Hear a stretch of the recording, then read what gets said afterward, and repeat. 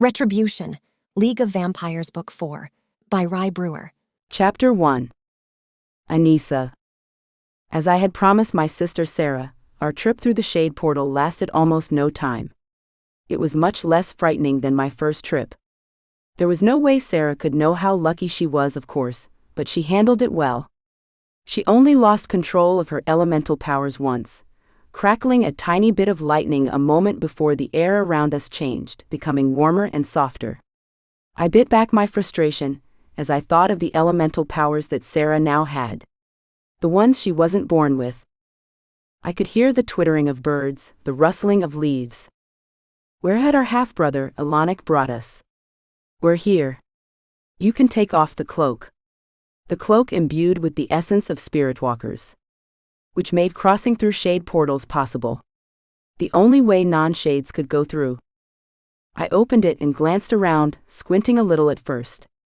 It was night here, of course, or else we would have burned up, but even the moonlight was brighter than the almost complete darkness I'd gotten used to in the tunnels that Stewart and Alanic called home. Sara's reaction was stronger, since she had been in the tunnels much longer than I had. Where are we? Her voice trembled dangerously. Calm down. Take a deep breath, I whispered soothingly, stroking her hair. Tiny sparks jumped from her head to my palm, but I didn't jerk my hand away. She nodded and did her best. After a moment, the sparks stopped jumping from her to me. Only then could I get a good look around me. It was beautiful. That was what I noticed first. We were in a forest, no, the countryside. There weren't as many trees as in a forest. Much more open space. Rolling hills covered in lush green grass, dotted here and there with trees and stone walls. What a charming place.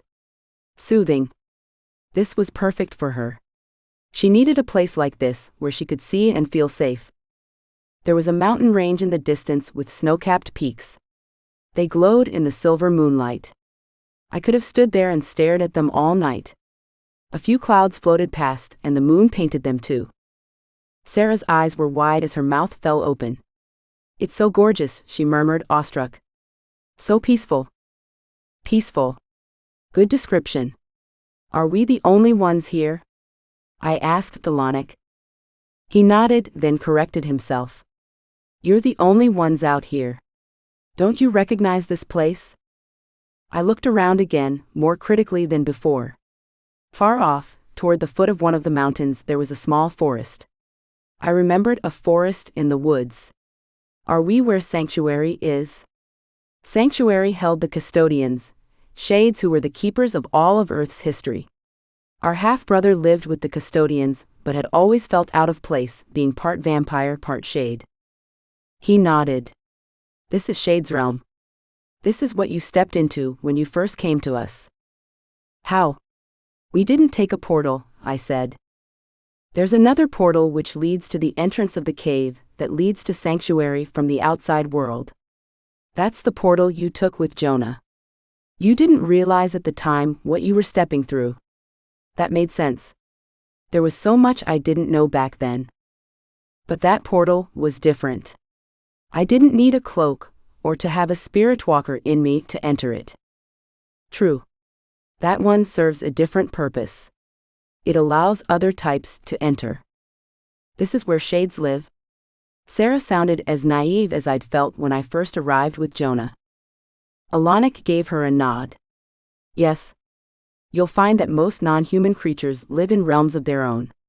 Not like vampires and were types who try to live alongside humans. It's safer this way. I swallowed hard at the thought of Jonah. It seemed a lifetime ago when we first met and fell for one another. He gave up being head of his clan for me. But then things went off track, and he kept secrets from me. I told him I needed space to think things through. Of course, the thought of Jonah Burke made my heart ache, and I wondered where he was right now. Was he okay? Did he miss me? I chewed on my bottom lip, then released it. Now that we're here, I have so many things to tell you. Including telling Sara about Alanic's relation to us. It would be best to tell her in a wide, open place like where we stood. Less chance of me getting fried with her newly acquired electrical skills.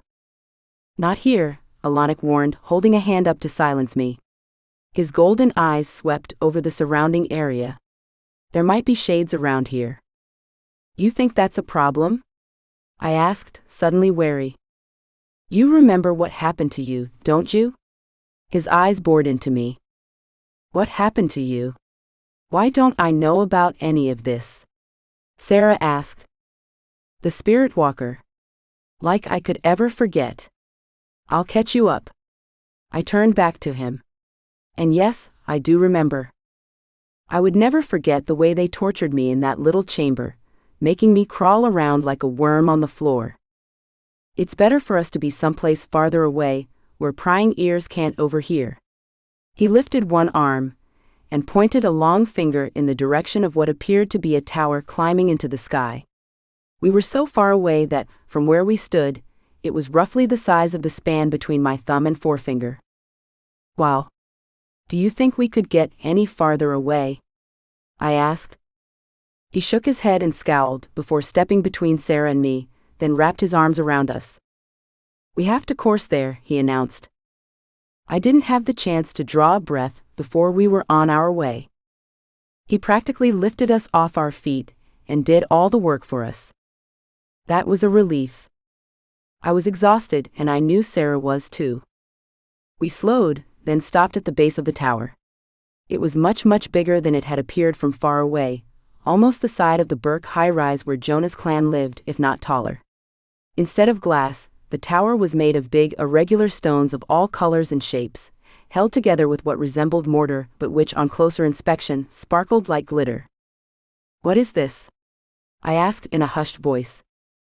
Legend has it, the stones are held together with diamond and gold dust. I've never actually found out for sure whether that's true, but it makes a certain sort of sense. Diamonds and gold mean little to us. They're as good for holding stones together as they are for anything else. I shook my head in amazement. The stones were cool to the touch and seemed to vibrate with magic. I could feel the magic moving up my fingers, then across my palm. I looked again at the vines which had wrapped their way around the height of the tower, vines covered in flowers of every color in the rainbow. I could imagine how beautiful they'd be in daylight, and imagining was all I did, of course. What with the whole thing of vampires and daylight? How old is it? I asked, still marveling at its beauty. Here and there windows dotted the otherwise smooth appearance. They were narrow and tall, and all I saw through them was inky darkness. What was inside? Not sure, but some of the records I've found mention this tower as early as 700 years ago. And it's still standing, I murmured. Of course it would be. It was probably enchanted. No way something so beautiful could exist for so long without an enchantment or some other kind of spell. Sara craned her neck and stared straight up. Don't tell me we're going to the top, she muttered. What if we are? Alanic asked in a tone that was as close as he got to teasing. I would say you're crazy. The roof touches the clouds. You're not afraid of heights, are you? He asked in the same half-teasing tone. No. I'm afraid of falling from heights. They glanced at each other and exchanged a shy smile. My heart warmed. Come on. We can course up the stairs the way we coursed here. It will take much less time than taking them one step at a time, trust me. Alanic led us inside, and I realized I was holding my breath as I stepped across the threshold and onto the stone floor. It was just like the exterior. The interior walls, however, were framed in wood, and the stairs circling the inside in a spiral going all the way to the top were wood as well. It made me dizzy to stand in the center and look straight up. Alanic took us both under his arms again and coursed to the top, which took longer than I had expected. It really did touch the clouds. By the time we reached the end of the stairs, which led to a wide landing and a closed door, the air felt much cooler and damper than it had on the ground. I took hold of the railing to keep myself steady as I adjusted to being so high. I couldn't even glance out a window to get an accurate idea of how far up we were, but just knowing how tall the tower was seemed to be enough. I felt a little woozy at first. Sara started to crane her neck to look down. Don't do that, Alanic warned. Trust me, You'll get dizzy. I believe you, she murmured with a shaky laugh. Why are we so high up? I asked. I mean, did we really have to go so far out of our way to be alone? Hundreds and hundreds of feet in the air, up thousands of steps. It seemed a little much. We aren't here to be alone, he said. This is how our mother stays safe. I let out a strangled gasp. For years, Sara and I had believed she'd died in the Great Fire. But after I'd found myself in sanctuary and learned she'd survived, I dreamed of seeing her again. Our mother? I'd had no idea he was taking us to her. I'd only thought he wanted to keep us safe. Our mother. My heart beat double time and rang in my ears. Our mother. He nodded. Shades can't portal to the top of the tower, and can't course either, so she would be able to hear anyone who walked along the creaky stairs well in advance of their reaching the top. Except for you, of course, I added. Of course, since I'm not a full shade and I can course. In the middle of all this, I'd hardly noticed when Sara started to spark and sizzle. I should have been paying better attention to her. It was so easy to forget sometimes she didn't know nearly as much as I did, and besides, I was too caught up in the thought that I was about to see Mom for the first time in so many years. Our mother? Sara's voice seemed to crackle like the rest of her.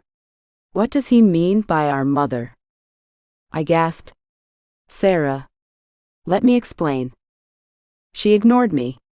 First of all, our mother, she pointed to me then to herself back and forth a few times, is dead and she has been for a long time. Then she turned to Alanik. And she's not your mother. Alanik didn't say a word. Sara, please. You have to calm down. I wondered if the wood all around and under us was flammable. She was working herself into a massive emotional state. I would have warned her if I had known we were going here, to the place where our mother had been living. I threw Alanik a dirty look as I tried to quiet my sister before she lost control again. Suddenly, the door opened. Our heads turned in that direction, and the figure standing in the entrance. Anissa. Sara. That voice. That same voice. I couldn't believe it. I had seen Alanik's memories, and I knew they were true, but it wasn't the same as hearing her sweet, familiar voice. A voice that had soothed me when I was sick, a voice that praised me, a voice that rang out in laughter so many times I'd lost count. It was her. Mom? I forgot about Sara for a second, and threw myself into my mother's arms. She held me tight, and she even felt like Mom. I would know her hug anywhere. Sara. Alanik's voice rang through the tower, echoing, bouncing off the walls. I turned to see my sister shaking, twitching, with bolts of lightning running up and down her body, until she collapsed onto the floor with her eyes closed. She went perfectly still. Chapter 2. Anissa. Oh, Sara. I threw myself over her. Sara, wake up. Mom sank to her knees opposite me and turned her head from side to side, patting her cheeks. I touched her forehead. Sara's skin was scorching hot, but she was breathing. Quick, get her inside. Mom rose to her feet and rushed inside. I heard water sloshing around. Alanik lifted Sara in his arms like she weighed nothing at all, and I followed him into the chamber. There was a chaise lounge by one open window, which Alanik stretched her out on. The air coming in was cool and fresh. Mom hurried back and sat on the edge of the lounge, wiping Sara's forehead with a cool washcloth. I still couldn't get over it. Mom. Our mother. She was real. Please get me a bowl with more water from the tub, Mom said without looking up. Alanik did as she asked while I stood there, rooted to the spot. I couldn't take my eyes off her. With the moonlight streaming through the window, and the glowing dancing light from a few lanterns placed here and there, I got a clear view of her. She was her but not her. I couldn't get over it. The mom I remembered used to have very pale, almost translucent skin. The woman sitting in front of me, however, had a deep tan. Not quite as dark as Alanik's skin, but much darker than what I was used to. She bathed Sara's forehead with so much tenderness my chest ached. Dipping the cloth into the cold water, wringing it out, touching it to her cheeks, her neck, her chest. She ran it down the inside of her arms, her inner wrists. "She's burning up," Mom murmured, and there was no question as to who she was when I heard her voice again. "I guess it's from all the electricity," I uttered. "It created too much heat for her to bear." "When did this happen?" Mom waved her hands around wildly. "How did it happen?" She glanced at me, and did a quick double take when she noticed the intensity of my stare. What was a frown turned into a soft, tentative smile on her face. The lines on her forehead smoothed out. "I know I look different now," she said, her voice low. "I'm sorry if that's a shock to you." "It's all right," I whispered back, and I couldn't get my chin to stop trembling. She blurred and doubled as tears filled my eyes, then spilled over onto my cheeks. Mom opened her arms and I fell into them, weeping helplessly. I knelt there in front of her and she stroked my hair, rocking me back and forth the way she used to when I was a little girl. She was humming the same old tune. I never knew what song it was or if it was actually a song at all, but it was the song she had always hummed when she was rocking either of us. I closed my eyes as the tears continued to flow, soaking into the soft, cream-colored tunic she wore. She even smelled the way I remembered her smelling. I breathed deep, wanting to capture all of her that I could. "My baby," she whispered. Her hand on my head was like a balm on my soul. I felt instantly soothed. All the hardship and pain and questions, endless questions of the last couple of months melted away as she stroked my hair. I was afraid of holding her too tight, thinking I might hurt her, but really I was just as afraid of letting go. What happened if I found out this was all a dream? What if none of it was real, or if she went away again? What if I never got another chance? "Mom," I wept. "I missed you. I missed you too. Both of you. Oh, you'll never know how much my heart has ached. How my arms ache to hold you again." She pressed her lips to the top of my head. "I love you so much. I've always loved you, every minute." I pulled away and smiled up at her. She wiped the tears from my cheeks with her thumbs, then took one of my hands as she continued to apply cold water to Sara's skin with the other. "You look well," she murmured. "Beautiful, the way you always did." "So do you." "Even if I look different?" she asked, her eyes cutting to mine before moving back to Sara's face. "Even so." I grinned. I glanced around the chamber. It was comfortable enough, or seemed that way. Along with the lounge which Sara rested on were a pair of plush, soft chairs. Off toward the back of the room was what I guessed passed for a kitchen, with a table and chairs, and a stove which vented out through the roof. To the side beyond that was a bed with a chest at the foot. I noticed the drawing supplies on the kitchen table, and wondered if she had been working on something when we arrived. "Are you comfortable here? Are you happy?" I asked. "As happy as I can be." She sounded the way a person does when they're trying to be diplomatic. She wasn't happy, obviously, but she was making the best she could of the situation. "You can't let anybody know you're here," I whispered. "Sweetheart, I'm not even supposed to be alive," she reminded me. "But let's not talk about that now. What about you?" "Oh. Maybe we shouldn't talk about that either." I stared at the floor. "That good?" Mom asked in her all-knowing mom voice. "Something like that, yes." My head snapped up. "I've met Gregor." "You have?" Her eyes softened and she smiled. "I always wanted you to." Her gaze held that faraway look. "I hope you understand." "I do. He told me all about you, and how you met and how you fell in love. And how you couldn't be together." She patted my hand. "It was all a very long time ago. He was very special to me. I want you to know that, and to know why I couldn't tell you the truth. It was bad enough that many others already suspected my child wasn't full-blooded." Her eyes darkened and her voice deepened. "So much prejudice and hatred, and for what?" "I know." I didn't want to share stories of how much worse things got for Sara and me, when she wasn't around to protect us anymore. There was no need to make her feel worse. "What do you think of your father?" she asked with a playful smile which wiped away her anger and sadness. "He's forceful," I said, trying to be diplomatic. "That's a nice way of putting it." She chuckled. "What else?" "He's protective. I know he only wants what's best for me." "That will always be so," she agreed. "Even when he couldn't be with you, he wanted to be. And he loved you, just like I loved you when we couldn't be together. He protected me when things got tough." "Tough?" she frowned. "Right. She didn't know about any of that." "Oh, there's so much to tell you. I don't know if I want to get into all of it right now." I glanced at Alanik, who sat at the table. He stayed quiet, letting us have our moment. "We have time now, my girl, and your brother told me about a few of the challenges you've faced, though I'm sure you have more to share. You were always so strong and brave. You never backed down from a challenge. That worried me sometimes, since we need to know when to turn around and walk away if a challenge is too great." She ran her hand over my head, down the side of my face. "You're so lovely. Both of you. My beautiful girls. My heart is so full right now, I can barely speak." She looked at Alanik. "All of my children, all together at once. It's something I never dared dream, but it was always hidden in my heart. I don't think I could be happier than I am right now." "I know what you mean," I whispered, and the tears threatened again behind my eyes.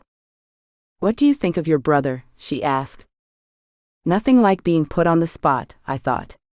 It's nice having a brother. I smiled at him. I called for him tonight when I needed help with Sara, and he came. I knew he would if he could. Mom seemed pleased, the way any proud mother would. Sara stirred, muttering something, and we turned our attention to her. Her skin had lost the flushed, sweaty appearance it had when we first brought her inside the chamber. "She's getting better," Mom murmured, putting a hand to her forehead. "What happened to her?" I looked again at Alanik, who nodded.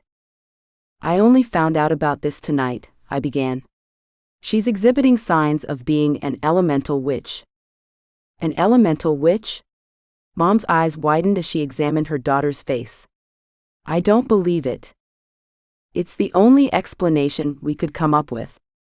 I mean, she shoots lightning from her hands, Mom." "Can she pinpoint when it began?" "Not long ago. She never said exactly when, but it hadn't been more than a few days since I last saw her. Maybe a week. Or more. I had lost track, hadn't I? I sort of left her in the protection of a family of vampires, while I took care of a few things. Including staying with Gregor for a little while." "I see. Well, you're not your sister's keeper. You couldn't follow her around all day." She met my gaze. "You're not to blame for this, you know."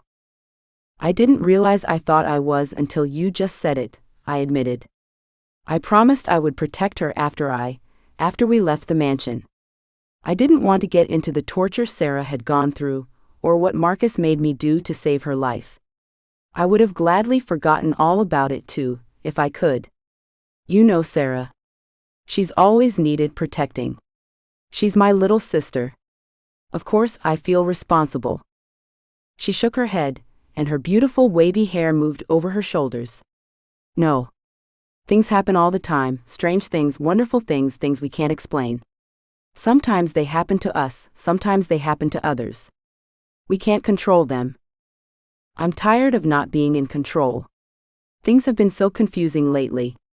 I leaned against her knees and she let me rest there. It was nice, being able to rest, letting go of my burdens for a little while. It was nice having a mother to talk to again. "I can imagine they have been," she whispered, glancing again at Sara. She was still out cold, but her eyelids fluttered every so often. "We're trying to understand how this happened to her," I said. "We thought she might have drunk contaminated blood, but Alanik doesn't believe she would possess these powers after feeding just once or twice." "I think it depends upon the concentration in the blood," Mom replied. "I did a lot of studying when I was in the sanctuary. I noticed for the first time the stacks of books on either side of the bed, not to mention another stack behind where Sara's head rested on the lounge. Well, no matter how it happened. She's struggling with this. We had to get her out of Psi before another vampire saw her and spread the word. I think a sparking, crackling vampire would attract attention. What about the one you found her with? Alanic asked. Mom gasped. She was with someone else? I waved a dismissive hand. Raze. You remember Raze? Oh yes. She grinned. He was always crazy about you. Mom. I blushed. I couldn't believe she was teasing me. We're just friends like we always have been. Anyway, he'll keep her a secret. I mean, he didn't have to hide her, did he? But he did. I trust him. Mom turned to Alanic. You were smart to bring them here. I had always intended to bring them to you, like we discussed. It was still so odd, thinking about them having a relationship apart from the one Sara and I had with her. They had their memories, together. I wondered if he knew the song she hummed too. Chapter 3. Anissa. I think I'll make us some tea, Mom announced. She'll be all right. She just needs some rest now. She stood in an elegant, fluid movement. I had always thought she could have been a dancer, she was so graceful. I loved watching her move around the chamber, soaking her in with my eyes. I had years and years of missing her to make up for. While she was busy in the kitchen, I motioned for Alanic to join me by the window. If Mom noticed, she was discreet enough to pretend she hadn't. I have a few questions for you, I said in a soft voice, glancing back at Mom and Sara. Perhaps you could make it a little more obvious we're having a secret conversation right now, he muttered. Perhaps we should whisper behind our hands. I scowled. All right. I'll let you have that one because I'm always giving you a hard time, but that's all. Deal? His chuckle was a deep rumble in his chest. All right. I grew serious. You never did tell me why you drank from Valerius when we were in Sorrow's Watch. His smile, faint as it was, faded completely. I thought I had. No. You said it had something to do with needing his blood. I'm sorry if I don't quite remember, it was a very hectic trip. A good way of describing it, he agreed. So? What was it all about? He gazed out the window, down to the world below. It was overwhelming, being so far up. I was sure I could touch the moon from where we stood. Everything below us looked small in comparison, almost minuscule.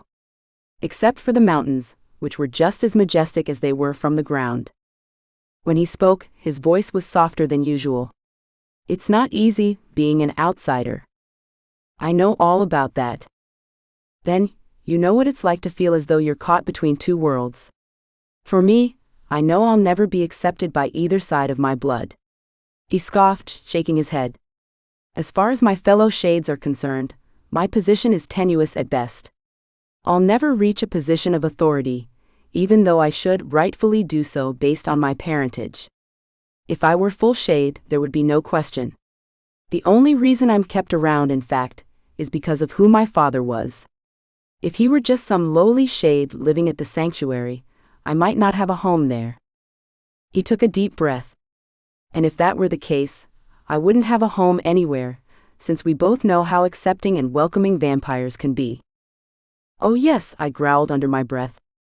If I'm barely existent according to the shades, I'm a non-entity as far as vampires are concerned. I'm nothing. I have no position. I shouldn't even be here, according to the beliefs held by a good many of them. I have no claim to a name, no respect, no anything. I simply happen to have a vampire mother. But why feed on Valerius? I asked, still not understanding. Because Valerius has power. Ancient, incomprehensible power. Power I would never have on my own, as myself. Power is that important to you? I glanced again at Mom. Her back was to us, and she was humming happily as she added tea leaves to a pot and poured boiling water from the kettle. Not power in and of itself. But when power can be used for protection or in times of crisis, yes. Wouldn't you prefer having power to the alternative? He stared down at me with searching, questioning eyes. He always seemed to be so collected and in control. It was slightly jarring to watch him have reservations about the way he was. When you put it that way, of course. I would want to protect those I care for, or cover my back in case someone challenged me. Yes, I would take the power if I could. He nodded. I could tell he was relieved, even if he didn't want to speak the words out loud. When I saw my chance, I took it. I didn't think much about it. I've spent so long wondering if there would ever be a time when I would fit in, or at least deserve a little respect. I don't worry about that as much from the shades as I do from the vampires, since I know the vampires actively hate anything slightly different from themselves. So I took Valerius's blood. I looked him up and down, noting how he appeared the same as he ever did. Do you feel different? I whispered. Not very, he replied in a hushed tone. But I have this knowing. I know the power is there, if I ever need to call on it. I placed a hand on his arm. For what it's worth, I hope you never have to call on it. Strange but true, I had started to become really fond of him, even outside the fact he was my brother. He was always there for me when I needed help. He nodded, smiling a little. He needed to do more of that. He looked handsome when he did. What about you? What about me? Are you going to tell the Borks about the contaminated blood? You should, and soon. What if there are others going through this same thing Sara's going through? That could be extremely dangerous.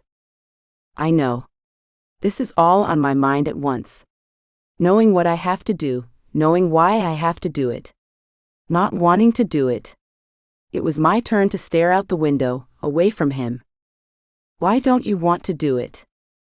Because I'm not sure I want to see Jonah right now. And yes, I know that's immature and I'm only thinking about myself, but haven't I spent enough time thinking about everybody else? I mean, for years. I had to work to keep Sara alive. I had to protect her when I rescued her, and I would do it again, don't get me wrong. It hasn't been entirely about me for a long time. Even with Jonah, I've been worried about him for almost as long as I've known him. Maybe it's time for me to be a little selfish. Just a little. It was a long time before he spoke again. I understand how you feel. I felt the same way when you first came to me. You did? Yes. It was a big risk, taking you in. And then you ran off. I remember, I said, wincing. But Anissa, this isn't simply one or two other vampires facing the possibility of getting these powers. He turned toward Sara. She was still resting. I wondered how much longer she would need to recuperate. There are thousands of Borks in that building. Any number of them might have gotten that contaminated blood. And one of them might have brought it to the clan, I added with a frown. There's no way of knowing yet how it got there. Don't you want to know? Of course I do. But it's definitely not my place to walk into a clan meeting and start asking questions. I leaned against the stone lining the window and wrapped my arms around myself, still staring out across miles and miles of land that appeared silver in the light of the full moon. I could talk to Jonah about it though, and he could go to the clan. That's his job. I turned away from the window and gazed up at my brother. Brother. The word still stuck in my mind sometimes. You're right. I'll figure something out, even if it's not to help them but to help myself. Because I do want answers. Who did this to my sister? That's a start, he said, then added, our sister. I smiled. Right. Our sister. Mom's voice floated to us from the other side of the chamber. The tea is ready. She practically glowed from the inside out. It hit me this was the first time she had prepared anything for all her children at once. No wonder she seemed so jubilant, even if she was only pouring tea for us. I breathed in the sweet, slightly spicy blend before drinking. What happened? The three of us turned to where Sara was sitting up, looking around with a dazed expression. Chapter 4. Anissa. Sara, sweetheart. Mom rushed to her side and sat with her as she had before, only this time she enfolded her in her arms. I'm so glad you're all right.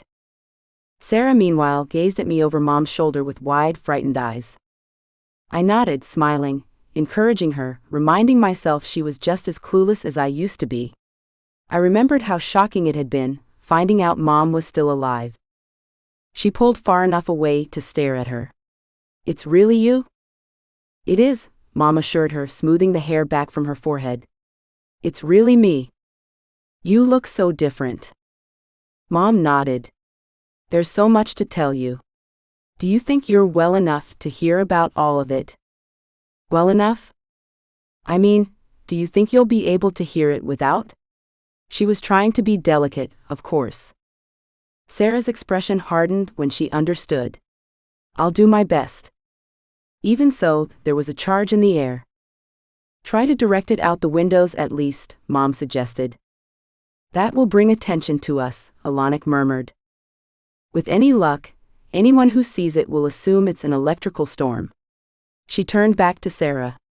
I was badly burned in the Great Fire. But not enough to kill me, obviously, though if I hadn't found my way to Shade's realm I wouldn't have survived. Why did they tell us you died? Sara asked. The charge in the room increased and the air crackled. Take a deep breath, I murmured, kneeling next to her. The way you practiced. She did, and the air shifted again. I couldn't hear the static sound anymore. Mom said, I suppose it was the easiest, most logical conclusion. I know many of us perished that night. I couldn't help but think about Lucian starting the fire, and how Jonah and his family suffered because of it. Why didn't you come back when you were healed? That wasn't such an easy question to answer, and I could tell Mom wrestled with herself before trying. Heal. She shook her head. It took many years for me to heal, for one. I was only hours, maybe minutes away from death when I reached safety. I had not only burned in the Great Fire, but I'd burned in the sun when I wasn't strong enough to get to shelter in time. It took a lot to heal, a lot of shade blood from Alanic's father, and that's why I've changed complexion, she explained with a wry smile. You still could have come back, Sara insisted. This isn't easy for me to admit, Mom said. You see, I had another child to think about by then too. I couldn't bring him with me. He would be shunned at best, or worse, killed. Besides, I wasn't sure what would wait for me. And I couldn't bring you girls to Shade's realm, because I couldn't guarantee you'd be safe here either. I had to trust you would be all right since you were grown up, much more than Alanic was. He was only a baby, and couldn't fend for himself if I left, even to go and see you. She touched her own face. Can you imagine what the rest of them would say, if they knew I had consorted with the Shade? Life would be terrible for you both. It was a very difficult decision with many factors to consider, she finished. I had never thought about it that way before. When I put myself in her shoes, it made sense. I couldn't imagine what I would have done. Sara didn't seem quite so convinced, but she kept her opinion to herself. She looked at me. And you knew all of this? I had to wonder whether it was a good idea to be so close to her, when she could become emotional at any second. Not all, I admitted, waiting to see how she would react. Some though.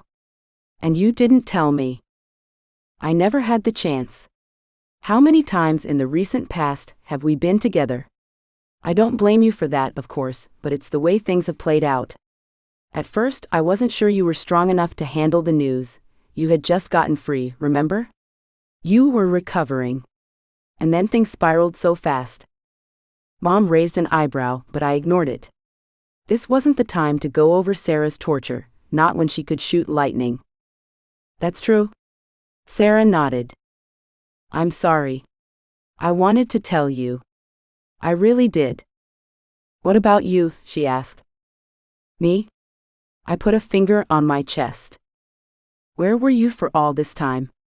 Scott kept giving me all sorts of excuses, and he kept telling me Jonah was keeping you safe, but he wouldn't give me any concrete information.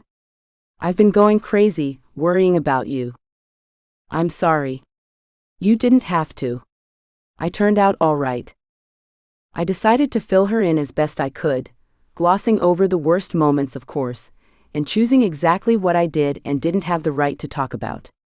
I didn't bring up Sorrow's watch at all, and I never mentioned anything involving Fane. It wasn't my place to announce he was really Jonah's father, Dominic Burke. Who is this Jonah you keep mentioning? Mom asked. He's the head of the Burke clan. Used to be the head. But that was a technically, that didn't seem worth mentioning at the Moeempton. I was careful to keep from looking her in the eye. A Burke? They've been protecting us, Sara explained. We didn't have any place to go once we left the mansion. Right. We knew Marcus would want us back, so we had to hide somewhere. And Jonah and I. The Borks started the Great Fire, Mom said. No, they didn't. It wasn't them. Not everybody knows this, in fact, almost nobody does. I felt a sudden desperation to get Mom to understand the Borks weren't the clan she thought they were back when she was a carver, and they were the enemy. It was someone else who started the fire, but he blamed it on the Borks. Who? Lucian, I whispered. I tried to explain it the best I could, leaving out all the parts about Fane and making it sound like Gage overheard the story at headquarters when he was hiding out there. It wasn't easy to edit myself as I went along. I wondered if there would ever be a time when we could let go of all the old secrets and live freely. I couldn't remember a time when there weren't secrets between me and almost everybody I knew. I also hoped I remembered the lies I was telling, in case I needed to in the future. I turned to Sara. What about Scott? Does he know about your new powers? She shook her head, staring down at her lap. I couldn't tell him about it. I was too ashamed and scared. At first I thought it was neat. She shook her head again, laughing a little. It sounds so stupid saying that now. It isn't stupid, Mom said, rubbing Sara's back. You discovered something new about yourself, and you were excited by it. That's natural. Excited, yes. I felt special. More confident. Like I could take on anything or anybody. She looked at me from under her lowered lashes. After everything that happened before, it meant a lot for me to feel powerful. I bet it did. I patted her knee. But after a little while, just a few days, maybe a little more, I started losing control. The power got stronger and stronger, and I couldn't make it stop. I thought it would kill me, or I would kill somebody else by accident. I don't think Scott ever noticed a difference in me. Nothing negative, anyway. He might have liked my confidence, but he didn't know the reason for it. He must be worried about you, I said, trying to be gentle. Do you want me to get in contact with him, to at least let him know you're all right? Oh no. No.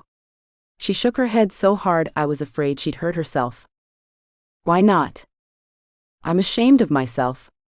I even turned off my phone, so I wouldn't have to see when he was calling, she whispered. There's nothing to be ashamed of, Mom reminded her. And Anissa wouldn't tell him the reason you went away. She only wants to assure him you're not in trouble. I don't think so. I mean, I'll think about it. I don't know. I don't know about anything. The crackling started again. Mom and I exchanged glances. All right. We won't talk about it now. I took a few deep breaths, and she followed along until the crackling was down to a minimum. When she was calm again, with a cup of tea clasped in her hands, Sara asked, What am I supposed to do about this? If I can't stop it, and I don't know how to harness it, I have no future. None with any vampires, anyway. Don't talk like that, I said. I didn't want to think it. Bad enough we couldn't go back to the Carver mansion, but never being able to live around vampires again? I can't help it. This is what has been on my mind ever since I started losing control. I know they'll shun me. Maybe even kill me. I didn't mean for this to happen. Mom shot me a look to quiet me down before speaking. No one is going to kill you, sweetheart. But what are we going to do? What can we do about this?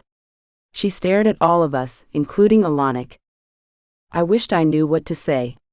Judging from the heavy silence in the chamber, none of us had any idea. Chapter 5. Philippa. I had to get outside.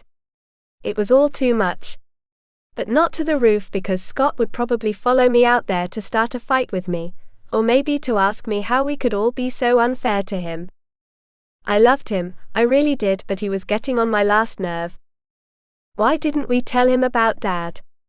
Why didn't we tell him about Mom? Why wasn't he good enough to go with us to Sorrow's Watch? On and on. Sometimes he asked the same questions over and over again because he didn't like the answer the first time.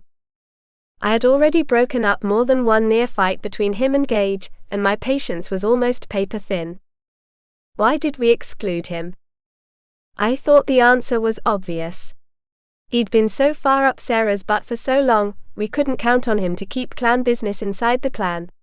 He hadn't even been around half the time. How were we supposed to share huge game-changing secrets with him then? Forget taking him to Sorrow's Watch. He'd have wanted to take little Miss Mopey with him, and she'd probably have shot lightning bolts at us the way she did at me. Freak. I still shivered every time I remembered that night. If Scott knew anything about his girlfriend's powers, he hadn't said. I took the elevator straight down to the basement, and went out through the side door where I used to meet Vance. Just thinking about him, and remembering all the times we had met up out there, made my chest ache. Where was Vance? Or rather, where was his body? That was the real question. My Vance was in the vault. Locked inside an ancient body. No way out.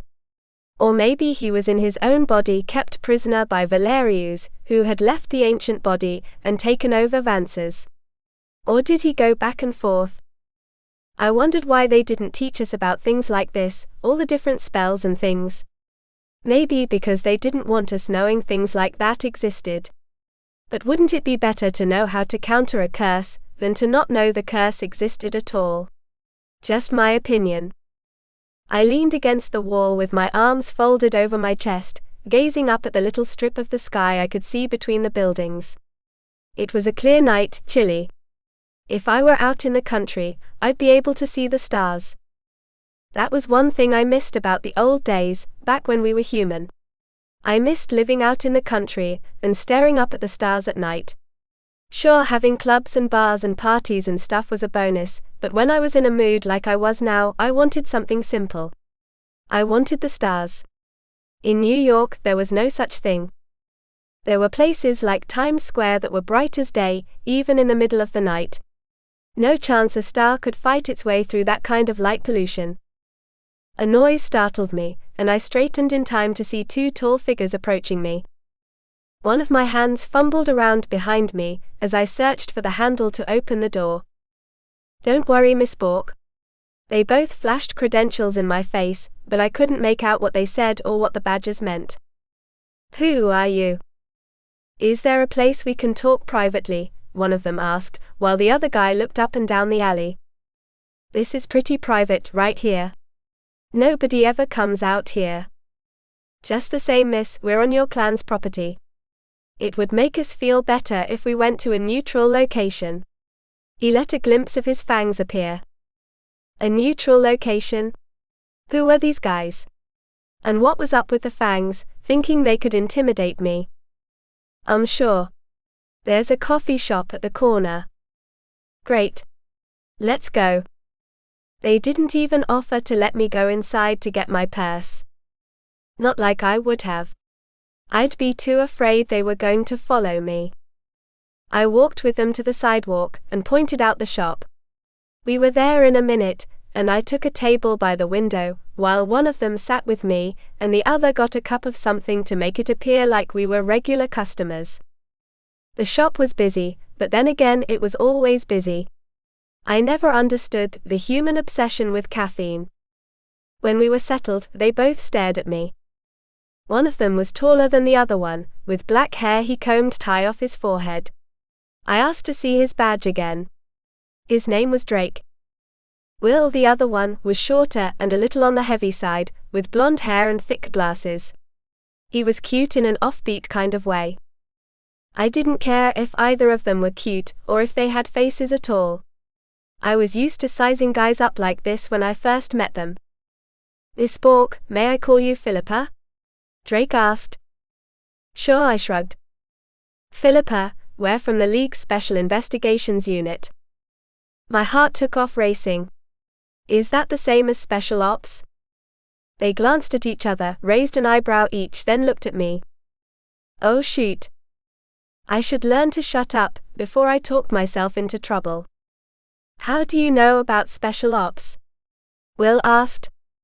And what exactly do you know? Drake added. Did I give Vance away? I wasn't supposed to know Special Ops existed at all, right? Oh, I don't know. I heard the name once. I didn't think about it until just now. I shrugged again, but I made sure I stared them both in the eye when I could. I didn't want to seem guilty. Even so, that seems like a fairly strange thing to overhear, Drake murmured, tapping one of his long fingers on the tabletop. He was sharp. It wasn't going to be easy, getting around him. I giggled. I think I was out one night at the club. You know our club, the one we Burke's own? I was in the ladies' room with the stall door closed, so I couldn't see who was talking. One of the girls was bragging about how she was sleeping with a guy from Special Ops. She acted like it was the greatest thing in the world or something. I don't know. I rolled my eyes. I think she was lying, anyway. Who randomly walks into a bathroom and announces something like that? Even when they've been partying? I saw confusion cross both their faces and smiled to myself. It was working. Okay, Philippa, keep playing it up. There was an advantage to being known as the party girl in the family. Do you know where Vance is? Will asked. We understand you two were close at one point. Vance? I frowned, like that was the last name I expected to hear. Gosh, we broke up ages ago. Believe me, I don't miss him. It wasn't easy, but it was the best decision for me. I needed somebody I could trust, you know? He's always been such a player. Yes, well, we understand there might have been contact with you before he went missing. They were trying to trick me. There was no reason I should have known he went missing at all.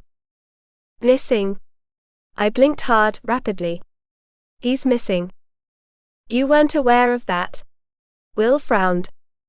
Do I look like I was aware of that? I asked. No, of course not. How long has he been missing? That's unimportant, Drake said, cutting Will off. When was the last time you saw him? Okay.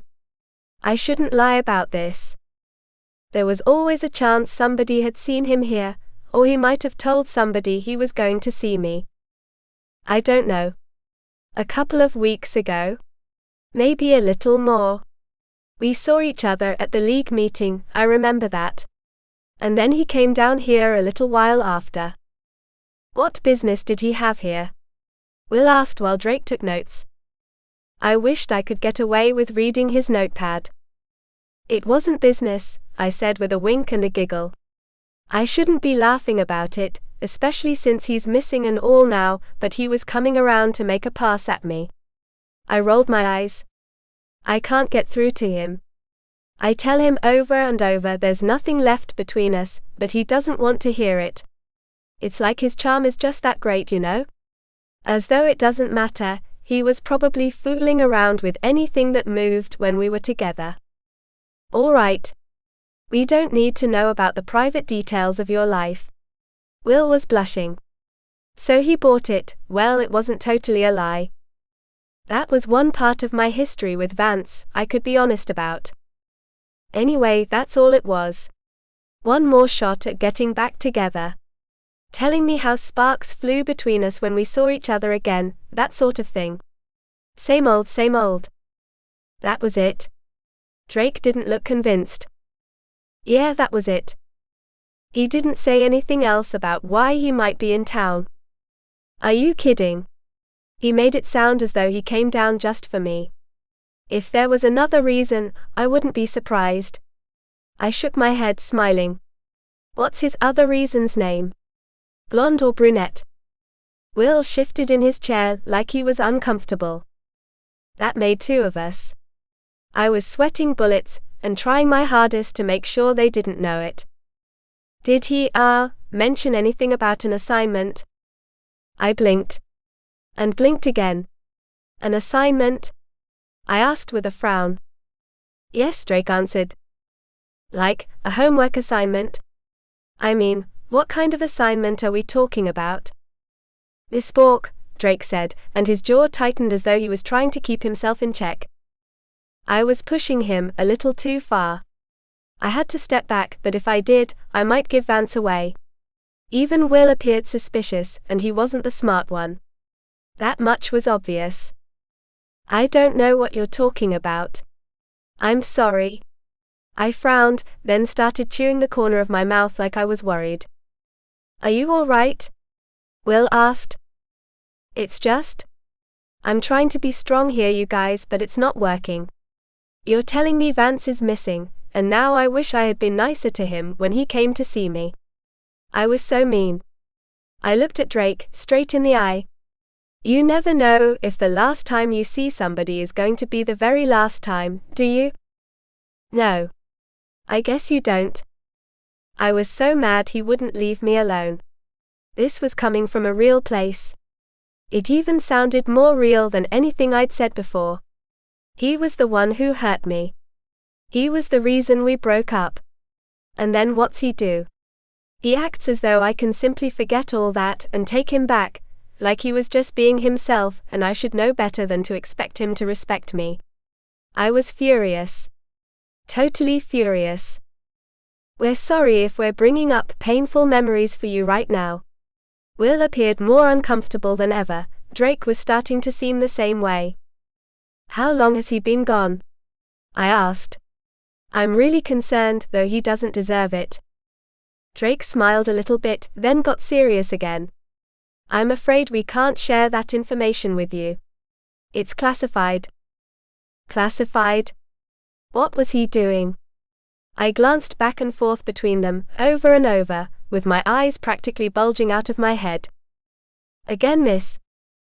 I can't imagine Vance would ever do anything important like that, I said. He's smart and everything, but I wouldn't call him trustworthy. Yes, well, we're starting to have concerns of our own about that, Drake muttered as he scrawled a note in his book. I wondered how much longer this was going to last. I wouldn't be able to keep going without contradicting myself, or forgetting what I wasn't supposed to know. I had already slipped up with the whole special ops thing. Was it Valerius? What was he making Vance's body do? Of course everybody would think it was Vance. Why wouldn't they? He looked like Vance and probably talked like Vance. If something bad happened, they would blame him. I knew this was the kind of thing Valerius was planning.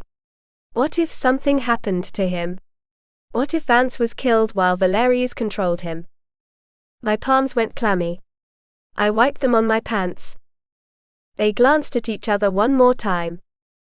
I could feel myself just about wriggling off the hook. Almost, but not quite. Contact us if there's anything you remember. Or if you hear from him. Of course. I took Drake's card. This sounds really serious. I'm scared for him. I don't think you have anything to be afraid of, Will said. I could tell he was trying to be generous. He was the nice one. Drake didn't appear convinced I was as clueless as I sounded. Thank you, I said. Is that all you needed from me? For now, Drake said. I wanted to remind him he might have been the League's idea of a cop, but he wasn't a cop. I didn't have to answer questions. I didn't owe them anything. All right. I hesitated. You can go. He didn't bother to hide his irritation either. I smiled at them both and slid off the tall stool, then forced myself not to run out the door and down the street to the high-rise. I had to walk like a normal person, at a normal speed, as though there was nothing wrong. I even had to keep from pushing people out of my way when they didn't walk fast enough. I had to act like I wasn't going straight to the vault that held Valerius's body. Chapter 6. Philippa. It wasn't easy, getting my hands to stop shaking long enough to enter the code on the vault's electronic lock. When it flashed green, I turned the handle but didn't go inside until I took one more look up and down the hallway to be sure nobody was watching. I was still paranoid about somebody finding out who we were hiding in here. I was paranoid about a lot of things lately. The dark hallway was empty except for me, the way it always was. I stepped into the cool, total silence of the vault and closed the door behind me. My eyes adjusted to the darkness, and there he was. Right where I'd left him. I let out a deep sigh and went to him the way I always did whenever I went in to check on him. I had left a few cushions on the floor to make it more comfortable. There was nothing like sitting on concrete for hours to make my butt fall asleep. "I was worried about you," I whispered. I sat next to him as always, folding my legs under me. I took his hand. It was old, wrinkled, and the skin was paper thin. Sometimes it was hard to remember. It might have been Valerius's hand, but it wasn't really Valerius. It was Vance, or it might as well have been. Because if anything happened to this body, Valerius would never leave Vance's body. So basically he was as precious to me as Vance was. It was twisted logic, but it was the only thing I had to hang on to. "Things are starting to get scary," I whispered as I held the cold hand. The body didn't move. It never moved on its own. It sat there with its eyes closed, propped up against the wall like a puppet. "I don't know where Vance is." "What did you do with Vance?" "People are looking for him. They're asking questions." "What are you doing right now?" "What's the plan?" "If he gets caught trying to hurt Lucien." "I mean, if it was anybody else hurting Lucien, I would love it, but this is Vance. If he gets caught, they might kill him." "What happens then?" "I don't know what would happen to you if he got killed and you were still inside him. Did you ever think about that?" "Huh? No. Probably not. You don't care about what happens to the body you inhabit, right? You only care about getting what you want." I let go of the hand. I didn't want to touch it anymore. It disgusted me as much as its owner. The ancient. "It's not like I don't feel sorry for you," I said. "I know how it feels when Lucien screws you over. He screwed my family over big time. I never knew how big until a while ago. So yeah, I want him to pay for that. But not like this. Not when Vance could get hurt. That's not fair." I stood up and walked back and forth over the length of the vault. "I mean, I sort of get it. It's poetic. He's Lucien's son. Wouldn't that be a great twist, if Lucien's own son killed him? But that doesn't make it right for you to screw with Vance like this. He didn't do anything wrong." I turned back to the body in time to see something that set my hair on end. I bit back a gasp. 2 tears trickled from Valerius's closed eyes, one from each. Tears of blood. Holy hell! I screamed with my hands over my mouth. I watched horrified as the tears of blood slid down his cheeks. I held my breath as I waited for something else to happen, but nothing else did. Not like anything else needed to happen for me to be scared out of my mind. Oh no. What does this mean? I held my head in my hands and didn't know what to do. Should I tell one of the boys?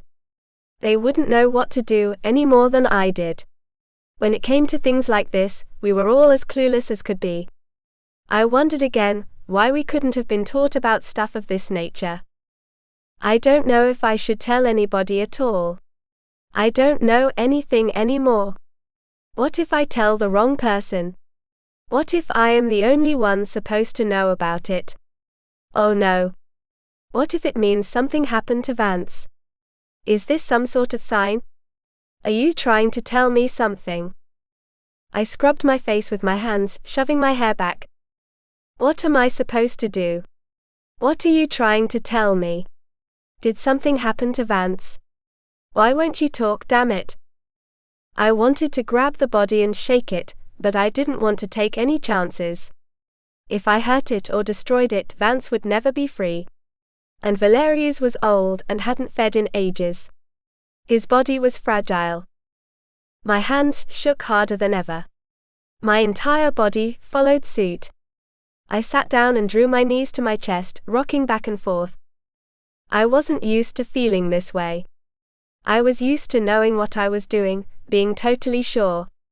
I almost never gave anything I did a second thought. I had confidence in my decisions, except when it came to the clan. When I had been in charge when Jonah was gone, I hadn't been so confident. But I did a good job then too. This was different. I never thought I would care about anybody the way I cared about Vance. It seemed every decision I made had life or death consequences for him. I can't wait, I decided. I know Fane is going after Mom, or Mom's body. I don't know what to think about that anymore. But there's no way to know how long he will take, and when he's finished, do I know he'll help me save Vance? I don't know that at all. He might decide not to. He might be too wrapped up with Serene or something. It might be too late by then. I don't want to think about it that way, but it might be the way it goes. Why was I talking out loud? As if Valerius might suddenly offer me sage advice. I stared at the body again, and those trails of blood down its cheeks. It was so horrible looking. But I wouldn't drop my gaze. It was time to harden up a little. I used to think I was fairly tough, and not much could hurt me, but I was starting to see I had a long way to go.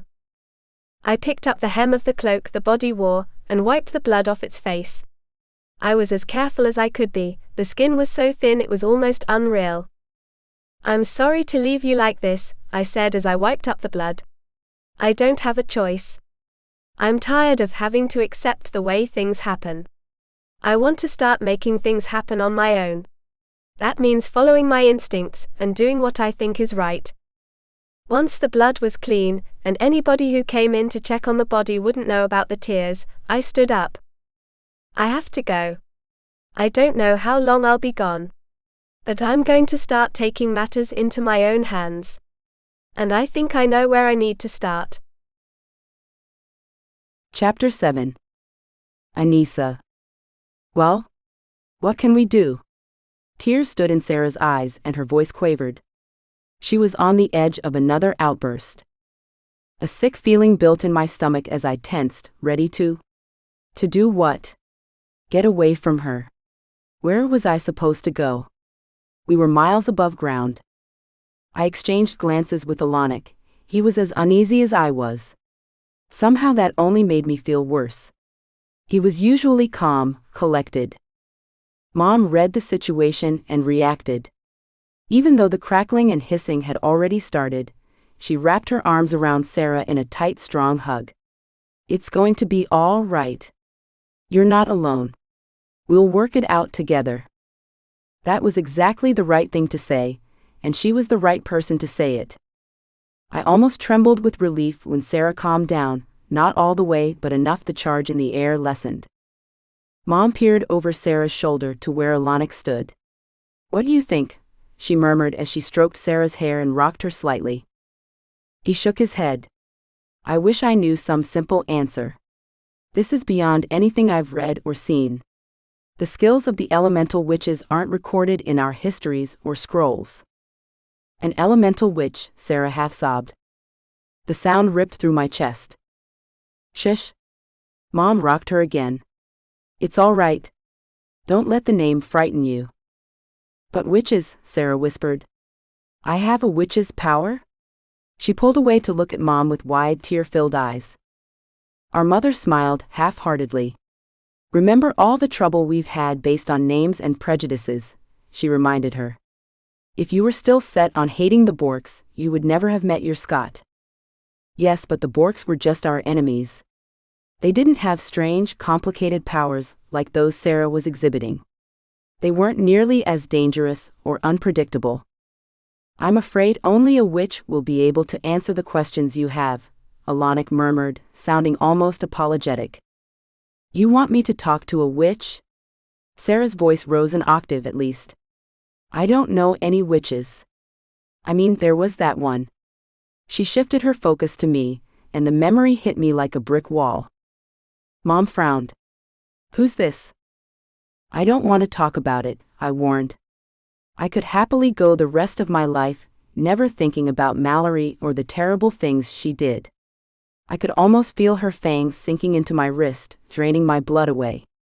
She won't help us. Let's leave it at that. Who then? Sara's tears were still flowing. I felt the time until her next breakdown ticking away, and my mind raced for an answer before that time came. Who could we go to? Who would know a witch willing to help us? I realized I had been overlooking someone. I knew a witch, didn't I? At least I knew of one. Seren. Could I trust her? Fane did, but I wasn't Fane. I wasn't even one of his children. She had no allegiance to me, and no reason to help a vampire. Nonetheless, she was the only option I kept coming to over and over. I think I know someone who might help, I offered. All eyes fell on me. You know a witch? Mom asked. One corner of her mouth twisted up in a smile. We're not friends, I said, but I've met her and she doesn't seem to be a threatening witch. I know that sounds unbelievable. She's right, Alanic said. I'd almost forgotten he knew her too. She's a powerful witch, but she's a good one. She doesn't use her powers for evil or selfishness. Where can we find her? Mom asked. I faced Alanic. Can you take me to Duskwood again? He frowned. What?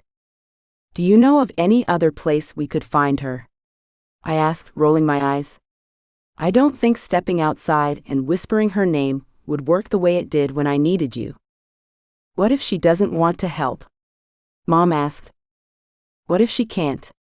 Sara added. I waved off their questions. If she can't or won't, she'll tell us about someone who can. I don't know how I know. I just do. Seren didn't seem bitter or hateful toward vampires, the way so many other witches did. There was a warm feeling that flowed from her. Nothing like Mallory's cold, evil nature. Another idea hit me, probably because I was thinking about Seren. And if we find her, we'll probably find Fane too. I can tell him to warn the Borks of the contaminated blood. My secret agenda, I wouldn't have to face Jonah. How odd, feeling relieved I wouldn't have to see him, when he had been the center of everything for me after we met. Who's Fane? Shoot. I almost gave him away. Sara's face was all innocence. So was Mom's. That was a lucky break. Someone Seren and the Borks have in common. I shrugged. He'll get the message to them much quicker than I will. Just their father. No big deal? I reminded myself to be more careful. There was so much she still didn't know, that she would probably never know if Fane had his way. It was bad enough, I knew. Alanic, meanwhile, turned his gaze away. I could only imagine what an idiot he thought I was. Okay. Where's this Duskwood place? Sara looked and sounded more hopeful, which was a start. We'll have to use another portal to get there, Alanic explained. I'm not used to all this. What do I call it? Alternate dimensions or realms or what? She asked, glancing around. There's much more to the world than you know, Mom said with a gentle smile. She helped Sara to her feet. I noticed the way my sister stumbled a little. She was near exhaustion. I couldn't imagine how much energy it took to kick up the sort of electrical storms she produced. Alanic removed his outer cloak and handed it to me to wrap around Sara and me, then held his hands up, palms out. It would never cease to amaze me the way he could close his eyes, concentrate and create something that wasn't there before, a doorway. My eyes locked in the direction his hands pointed, as a circle of pulsing light in all shades of blue, purple and silver appeared in front of him, then grew bigger until it was as tall as he was. Sara's eyes went round and big. All right. Let's hurry. I turned toward Mom. She shook her head. I think you three should go on your own, she said, hanging back. I wanted to ask Mom why, but some instinct told me it was too long a story to go into just then. I threw the cloak over Sara's shoulders and ducked underneath with her, pulling the hood over our heads. She didn't tremble as much as she had the first time we took a portal. I guessed her resilience was improving. What a relief. We took a step forward, then another in perfect sync. And we hit a wall. What the? I moved forward again, but no go. My forehead bumped into something that felt like solid granite. Back up, I said, and we took a few steps back before dropping the cloak. The portal was still there. Alanic was frowning at us. What happened? I asked, still rubbing the bump on my forehead. I think your portal is a bust. It's not the portal, he said, glancing at Sara. It might be her. Me? She pointed to herself. What did I do? Relax, I said, touching her arm. Don't take things so personally. But I went through the first one, right? The one you set up to get here. She had a point. We both stared at our brother. His frown deepened. I suppose there's only one way to test my theory for sure. He bent his tall body to pick the cloak up from the floor. Here. Try it on your own. He handed it to Sara. What happens if it works, and I end up in this Duskwood place by myself? Come right back. The portal will look the same on your side as it does on ours, he explained as he wrapped her in the cloak. She couldn't do it for herself, frozen in fear the way she was. I don't know if I want to do this, she whispered. You'll be all right if it works, but I don't think it will. Just give it a try. That was the most reassuring he could be, and I appreciated him making an effort. He's probably trying to keep himself from getting cooked, the cynical side of my brain told me. Sara appeared a little more sure of herself before the hood covered her face. She took a deep breath and 3 steps. Wham! She rebounded off the unforgiving surface of the portal opening, and I caught her before she hit the floor. Now we know, Alanic murmured as I unwrapped the cloak. What do you think is causing this? Mom asked, rubbing Sara's arms. It was obvious we were coddling her, but there was no other option when she was so volatile. There may be some kind of enchantment, particular to Duskwood, that's preventing Sara from entering, he suggested. But if this Seren can be there, and she's a witch, she might have been the one who cast the spell. Maybe for her protection. All witches aren't as kind as she is. And what would they think if they knew she had consorted with Fane? Not to mention the fact she was pregnant. It could have been the baby, not herself, she wanted to protect from certain witches. Witches with elemental powers. But what did I know? Each realm had its rules. Maybe a vampire-witch hybrid was against Duskwood's rules. I wondered if I should start taking notes to keep it all straight. I hated to say it, but I did. I guess Alanic and I will have to go alone. It hurt to leave Mom after just finding her again, but knowing Sara was with her brought me a little comfort. And if anybody could keep Sara calm, it was Mom. Be safe, Mom whispered. I've been there before. It'll be all right, and we won't stay long. I wrapped myself in the cloak and stepped through the portal before I could think twice about leaving the chamber. It didn't matter how I felt about leaving Mom behind anyway. Sara was who mattered right now. Chapter 8. Anissa. As usual, the difference between Duskwood and practically anywhere else was unsettling at first. The air stopped moving. Everything went muffled, like I had cotton in my ears. I unwrapped the cloak and looked around, letting my eyes adjust. I doubted there was ever sunlight here, or moonlight. Any light at all. The sky was inky black as always, starless. How do we find her now that we're here? I asked Alanic as he closed the portal. It shouldn't be difficult. We walked side by side in the direction of the marble mausoleum, the easiest landmark to spot. I wondered if she lived there inside or somewhere close by. I couldn't imagine living in a mausoleum, even if it was empty. I doubted this one was. Whoever or whatever was inside had probably turned to dust by now, judging from the age of the language inscribed on the tombstones. Seren? Alana called out, scanning the area. His eyes glowed in his dark face, framed by an even darker sky. I glanced around for her, waiting to see the moving fog which would announce her approach. Alanik! A figure stepped out from inside the mausoleum, a figure with long black hair and a sweet smile. Her hands were clasped over her stomach like she was instinctively protecting her child. I told myself to stop imagining things. "We're sorry to disturb you," he said. "Yes, we are. The last thing I needed on my back was an angry witch. I already had enough problems." Her smile was as radiant as ever.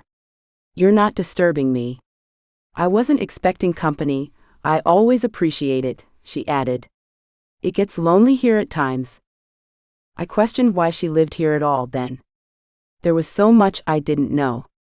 Was she in danger because of Fane and the baby? Or did she stay here to be closer to him? "We need your help," Alanik explained. "There's a situation with which we need assistance and questions only a witch can answer." "I'll do my best," she promised. I sensed he was waiting for me to continue. I cleared my throat to get rid of the lump that was suddenly there. "It's my sister. We think she may have fed from a batch of contaminated blood. She's exhibiting elemental powers." "Elemental?" Seren's wide, bright eyes opened wider. "Is there any chance of elemental witch blood in your family?" "None we're aware of. And this is the first time she's ever exhibited these abilities. I was fairly sure Mom would have mentioned something about it if there had been any chance of this being spread through the family. Then again, there was a lot she had never told us. Like who my father was." "What are these abilities?" "She shoots electricity from her hands," I said, realizing it sounded blunt and a little ridiculous. But still, it was the truth. "That must have come as quite a surprise," she said with a rueful smile. "It seems to be getting stronger and stronger, and she has no control over it," I explained. "Then she gets upset over having these powers at all. She's scared and angry at whoever or whatever is responsible. That only seems to make it worse. She's a danger to others and possibly to herself," Alanik added, sounding grave. I was glad he had the nerve to say it, because I didn't. I hated thinking about my sister, my gentle, sweet, brave sister, being a danger. Seren nodded. "She is. You were right to come to me, though I'm not yet sure what I can do to help you." My heart sank. Even though I knew better than to expect a miracle, I had hoped. I couldn't help but hope. "Can you try, though?" "Of course I'll try. I'll do my best." "Thank you," I breathed. I wanted to give her a hug, but didn't want to push my luck. "Where is she?" "I'll go to her now if you want." "She's in Shade's realm." Alanik made it sound like he was delivering a death sentence. I peered up at him with a frown. Seren clearly understood. "I can't go there." "Precisely," he replied, giving me a look, as if wondering why I doubted him. "Why not?" "Witches aren't allowed there." I glanced back and forth between them. "That's right. Witches aren't welcome there," she explained. "But?" I looked at Alanik again. He nodded. Then why had he taken Sara there? I wondered how much he had risked by doing that. "What if you brought her here?" she asked. Alanik shook his head. "We can't. We tried, but she couldn't get through the portal." "You couldn't?" Her forehead creased in thought, then her eyes lit up. "Of course. Fane must have an enchantment in place. So it was he who did that." I wondered if it was to protect himself, or to protect her. Maybe both. Or maybe to protect the baby. "If we can't bring her to you, and you can't go to her, what are we supposed to do?"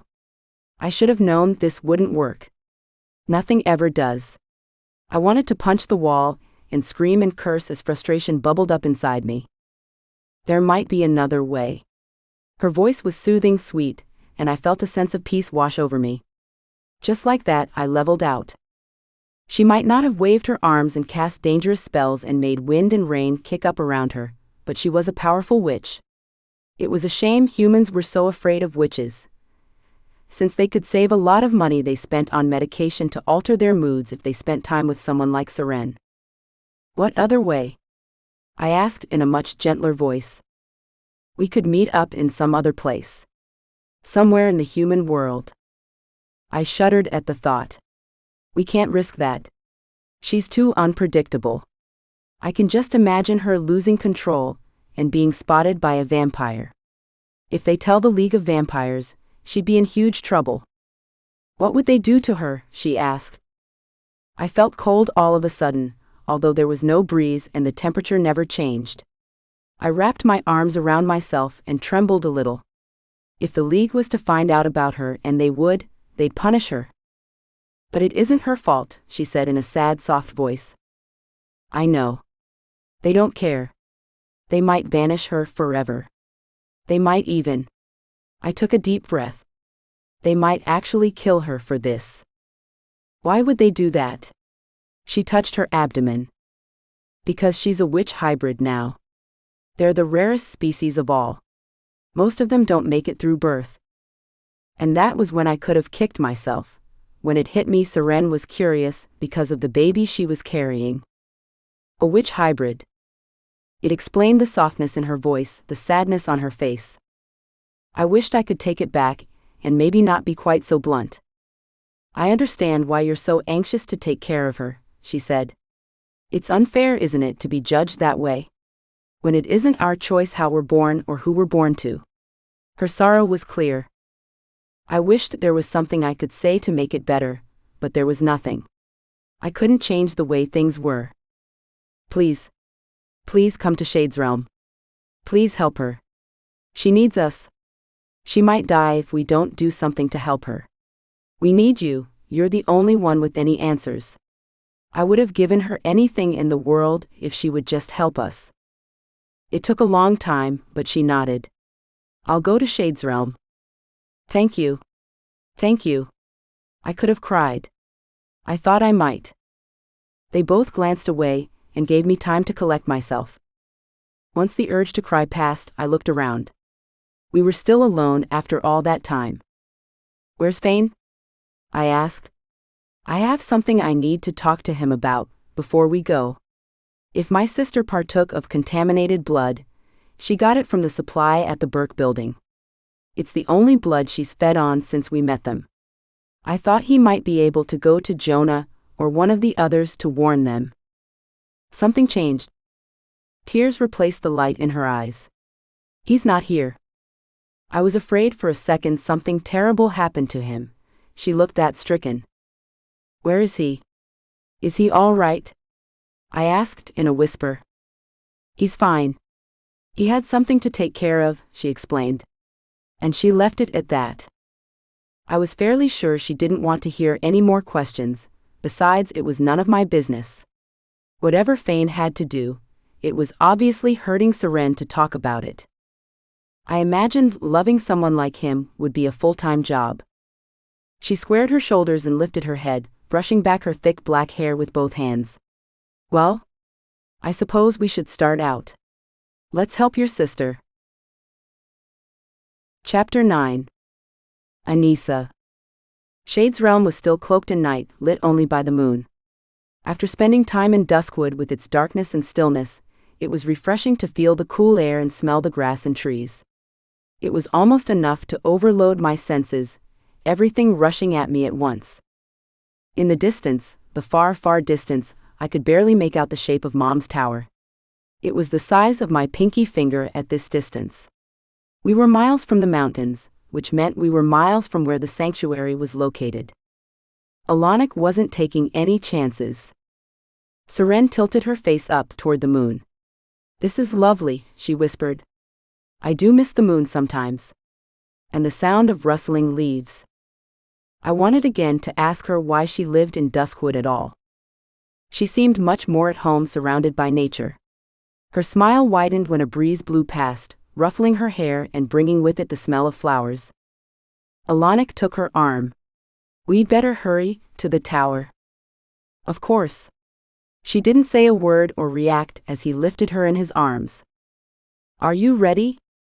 Alanic asked me. Sure. I'll be right behind you. In the blink of an eye, we were coursing to the tower.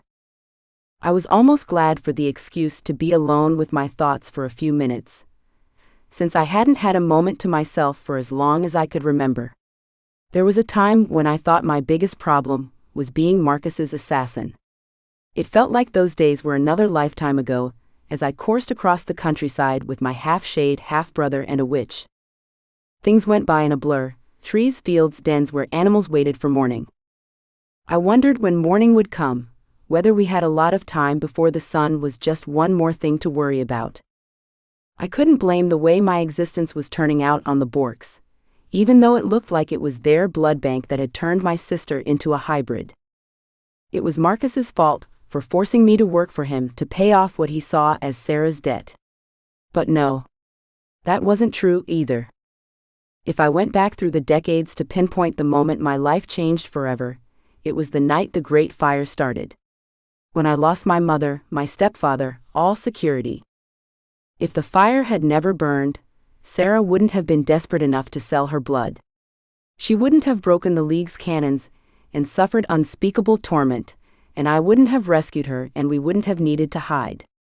There wouldn't have been refuge at the Burke high-rise, because we wouldn't have needed refuge. On and on it all spun out. And none of it was Marcus's fault.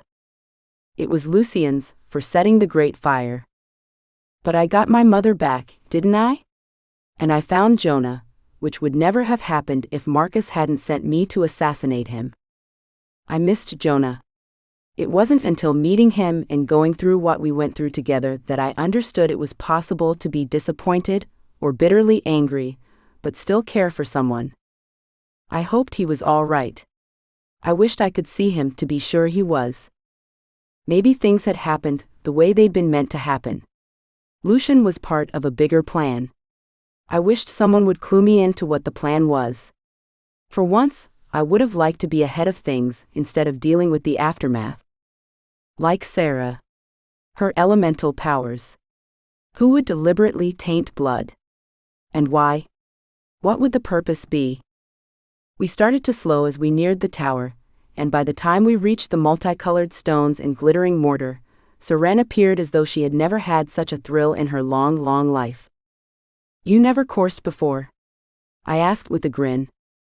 Her eyes were as big as saucers. Right when I thought I had experienced everything, she murmured, shaking her head. Alanic didn't put her down, since we would next course to the top. She linked her arms around his neck and peered up at the endless spiral staircase. I hoped she wasn't afraid of heights. Soon we were on the landing, outside the chamber door. Mom must have heard us. She opened it immediately. I heard crackling behind her. Seemed Sara was having trouble. It appears we've come at precisely the right time, Sara observed as Alanic set her on her feet. She strode into the chamber and glanced around for a second before focusing on Sara. My sister stood in the center of the circular room, arms crossed, hands in her armpits. It was barely helping. Little streaks of lightning raced all over her body like they were following an invisible path. I can't calm her down, Mom murmured as we stepped inside. Sara? We're back. This is Sara. She'll help you. But you need to relax first. I wanted to hug her or at least rub her back, but I didn't dare come too close. Please help me, she pleaded. I'll do what I can, but as your sister said, you have to calm down. This is not the end of anything. It is not the end of you. We'll protect you, I swear. Her voice was still sweet, but there was an edge to it I had never heard before. An intensity. I believed her. Slowly, Sara's breathing returned to a normal rate. The electrical charge in the air eased, then ceased. We all exhaled a little when it did. Mom, this is Sara. Sara, my mother, Tabitha. The two of them acknowledged each other, then Sara turned her attention back to Sara. Have a seat, she said, and sat beside her on the lounge. Mom fixed more tea. I could sense she was paying attention to every word, though she acted as if she was giving Sara space. I watched from a spot by the window, while the witch examined my sister. She inquired how long she'd been exhibiting this power, how it had progressed. "And you're sure this is because you drank tainted blood?" Saren asked. "I can't imagine another way it would have happened," Sara said with a shrug. Saren frowned. "I see." I didn't care for that response. Sara stared at her. "So? Is this temporary? I mean, will it simply go away as fast as it started?" I could tell Saren wanted to be positive. I could tell she was hesitant to admit the truth. "This is unfamiliar territory for me," she said. "I've never known of an elemental witch who was created. Elemental witches are born, at least that's been my experience until now. Your situation is entirely new to me." "Oh no." Sara's tears started flowing, and the longer she cried, the harder she cried. The hair on the back of my neck stood up, and crackling noise filled my ears. I cringed, taking a step back. "I don't want to hide for the rest of my life," she wept. "I would rather die than live in a hole somewhere." The crackling intensified. I held my breath. There was more than one reason why Saren was the perfect choice to help us. A warm wave of peaceful calm spread over the room, and it wasn't long until Sara calmed down again. Only the occasional crackling sound erupted. "You won't have to hide forever," Saren promised. "There's another possible solution. It would involve some time, but in the end, you would be able to rejoin your world without anyone knowing about your powers." "What should I do?" she asked. "You'll have to train with an elemental witch." "A what?" Sara almost shrieked. I would have reminded her that she too was an elemental witch, but my shoulder was still smarting from my mistake back at that place under the warehouse. Saren stayed calm. "Just think, you'll learn to control this. You won't have to fear losing control of yourself. It won't take very long, and you won't be in any danger, I can promise you." "Who would teach her these skills?" Mom asked, coming from the kitchen with a worried frown. "Someone I trust," Saren replied, and the way she said it told me there was no room for argument. "Someone who won't tell anyone who your daughter is or what she's capable of. No one in the human world will be any the wiser." I thought of something. There is one who knows. All eyes turned to me. "Raze?" I looked at Sara. "But I know he wouldn't tell anybody." "No. He helped me. I don't know where I would be right now if it weren't for him," Sara added with a fond smile. "I trust him." "Then that's all. Correct?" Saren asked. "You didn't tell anyone else?" Sara started to shake her head, then gasped. "What's wrong?" I asked, going to her side. "Someone else knows." "Oh no. I forgot all about her." "Her?" I raised a brow. "Philippa." "Philippa." I knew I shouldn't have lost my cool, but I couldn't help it. "Of all the people in the world, why did you choose her to tell about this?" "Anissa," Mom warned. Frustration got the best of me. "You don't understand. There couldn't be anybody worse than her. She hates us and has never once tried to hide it." I peered out the window and wished I could throw myself out instead. Philippa. There was no way she wouldn't tell someone. She hated me, and maybe hated Sara even more. It didn't matter if Sara learned to control herself or not. Philippa knew what she was capable of. And she would just love having a way to get rid of us once and for all. Chapter 10. Anissa. I couldn't sulk forever, and I couldn't make Sara feel worse than she already did. I reminded myself she was relying on me to be strong. My tantrum had ended the conversation. The chamber was silent. I felt a little embarrassed as I turned to Saren. "You said you know a witch you trust, someone who can help Sara?" "Yes. I know an elemental. We go back a long way."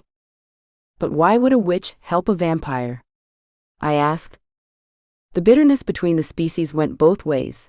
They hated us as much as our kind hated them. Maybe more. "Leave that to me," she said with a knowing smile before standing. Alanic, I need to create a portal out of here. He shook his head. I don't think that would be wise. A witch's portal in Shade's realm would be a beacon for the other shades. They would know a witch was here and swarm the tower. He turned to Mom. You would suffer Ressenden's wrath. My ears pricked up at the phrase Ressenden's wrath. Who's Ressenden? The name stirred something in my memory. I had heard that name before, but where? I remembered. Sorrow's watch. But I hadn't found out who the name belonged to, had I? Alanic scowled. A family member. From my father's side. I could almost taste the bitterness in his voice. His father's side. The Shade side. I guess there wasn't much love lost between them. Who is he to the other Shades, I mean? He makes decisions. His son rules the Shades, while Ressenden acts as an advisor. His scowl deepened. He's deeply against a half-blood ruling the Shades, hence my being unable to take a position of power, though it's my blood right. Power. Alanic's use of the word stirred something else. He had talked about power before, hadn't he? When he told me why he'd drunk Valerius's blood. He wanted the power in case he had to call back on it at some point. Was Ressenden part of that? What can we do if Seren can't throw a portal here? I asked. He looked at her. She had been sitting patiently as we talked things over, waiting with her hands folded in her lap. We should course away from here. Put as much space as possible between the tower and where we eventually throw the portal, he said. How far? I asked, though he wasn't talking to me. Not entirely out of Shade's realm, he decided. Are you sure we should do it here at all? I asked. What other choice do we have? Sara can't go to Duskwood. I could take you back to the human world, and Seren could throw a portal there, but there's a chance a vampire will see Sara. We can't risk that. If we're far enough from the tower, we won't draw attention to it. So even if another Shade knows the portal is there, they won't come here. His highest priority was protecting Mom. I wondered why she stayed at the tower at all, if she was in so much danger from the Shades. To be near him? To avoid the human world? There were other realms in which she could hide, if that were so. Just another thing that had changed about my life, knowing that the human world was only the beginning of worlds. Seren took Sara's hand and helped her to her feet. I'll take you to Hallowthorn Landing. You'll be able to train there, and you won't have to worry about a threat from your fellow vampires. And I'll take you wherever you need to go, Alanic told me. Wait. What? Sara came to me, reaching for me. No. You need to come with me. Why aren't you coming? Sara, I can't. I have to find out how this happened in the first place, remember? We have to be sure this doesn't happen again. If it does, and this vampire isn't lucky enough to have help, others will find out. And anyone who was staying at the Burke high-rise will be under scrutiny. Do you understand what that means? I took her face in my hands. Have I ever let you down before? No, she whispered. Her chin trembled. It'll be all right. I promise. You go and get your training done, and I'll find out who did this. And when it's all over, we'll be together again. Okay? I want it to be over now. I know. Me too. We'll get through it. Mom stood beside us with a hand on each of our shoulders. I'll go with you, she said, speaking to Sara. Sara stared at her. Mom, serious? She nodded. I don't want you to feel as though you have to be alone. I haven't left Shade's realm in a long time, but if there was ever a reason to do it. She shrugged, then turned to Seren. Would that be all right? Seren nodded. Of course. I'll be sure accommodations are made for you. It might go better for Sara if you're there too. I heard what she didn't want to say. If Sara was always in an agitated mood, her training would go much more slowly. Mom might be the presence she needed to hold herself together. I smiled at Sara. All right then. You won't be alone. And you'll feel so much better once you get your training done. We'll be together later, I promise. She nodded, then took my hands. Please do something for me. Name it. I smiled. Please don't tell Scott about this. Her grip was almost painful, and her eyes burned into mine. They shifted back and forth, like she was searching for reassurance. Please? I won't. I promise. If Philippa hadn't already done it, she'd keep her mouth shut if she knew what was good for her. I hoped. I'll think up a way to make sure they know there's a problem, but I won't bring you into it. Thank you, she breathed. I couldn't stand it if he knew. I'm sure it wouldn't change the way he feels about you. Scott's one of the good ones. A brief smile floated across her face. Even so, I don't want him to know. Understood. It's between us. We didn't talk about it anymore as we left the tower. Mom looked back at her chamber one more time before leaving, and soon we were coursing far enough away that a portal wouldn't garner attention on her hideaway home. Once again, I had the time to do a little thinking as I coursed behind the rest of them. I asked myself how I was supposed to tell the Borks about the tainted blood without telling them I knew someone who drank it. Chapter 11. Anissa. We let Alanik take the lead as we coursed away from Mom's tower, since he knew where he was taking us. I hoped it was far away enough none of Alanik's friends would spot us, not that they were friends. I couldn't help but see how similar we were in many ways. We both grew up on the fringe, but at least he knew why they treated him the way they did. It took forever for me to understand why Sara and I were never accepted within the Carver clan. And he had a mother there to help him understand. To protect him. I shook the thought out of my head before we slowed to a stop. He was a lot younger than either of us, and he needed protection more than we did. We were miles and miles away from the tower when Alanik decided we had gone far enough. I looked around and saw that both the tower and the mountains under which sanctuary was hidden weren't much more than blips on the horizon. The sky was growing lighter. We didn't have much time before the sun rose. The memory of the burns I'd received from the sun was still fresh, even if the burns had healed. I think this is a safe place, Alanik decided as he placed Seren on her feet. Much farther, and we would enter territory unknown to me. There's territory you're not familiar with? I asked. There's always something to discover, he informed me with a wry smile. I liked how he seemed to be discovering his sense of humor, just like I appreciated his intelligence. I was starting to depend on him more than I'd ever expected. Seren noticed the way the light was changing too. We'll have to hurry. Say your goodbyes quickly since the sun won't wait. She got to work on throwing the portal as I turned to Mom and Sara. Mom was smiling. I hadn't coursed in so long. She chuckled. I forgot how it feels. I wished I could smile with her, but all I could think about was how I had to say goodbye to her again. Seren didn't say how long Sara's training would take, and I had the feeling a lot of that was up to my sister, and whether she could control herself long enough to listen to what her trainer told her to do. I didn't know how long my work would take either. When will we see each other again? I asked. Whenever we're supposed to, Mom said. I can't wait for the day when we can be together and not have to worry about anything.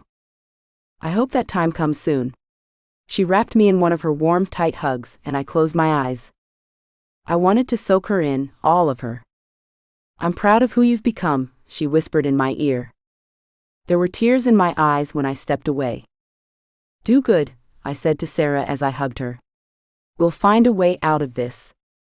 I love you, she said. I held her at arm's length. You told me what you wanted me not to tell Scott. Is there anything I should tell him? A message? She shook her head. If he asks, tell him I'm thinking about him and I hope I'll be back soon. She didn't offer any explanation I could give for why she wasn't with him, but I guess I didn't expect her to. We need to go now. The portal was a swirling mass of pink and white light, shot through with gold. I would have expected Seren to make something so beautiful. I stood at Alanic's side while Mom took Sara's hand and gave her a sure, brave smile. Sara tried to mimic Mom but didn't do too well. They were still holding hands as they stepped through, followed by Seren. Seconds later, the portal vanished. I blinked hard to clear the spots dancing in front of my eyes. I hope the portal went unnoticed, Alanic murmured in his low rumble. We need to hurry away from here, in case it was. Too late. I whirled around, gasping at the sound of an unfamiliar voice. Not just unfamiliar, terrifying. It chilled me to the bone. The man approaching was not just a man. He was a shade, the same as Alanic. He had the same dark skin, the same smooth head, the same glowing eyes. Only his eyes seemed to glow with hatred. He had a long white beard that brushed against the dark red cloak he wore. I thought I saw a resemblance between the two of them, faint but present. He raised one long arm and pointed a bony finger at me.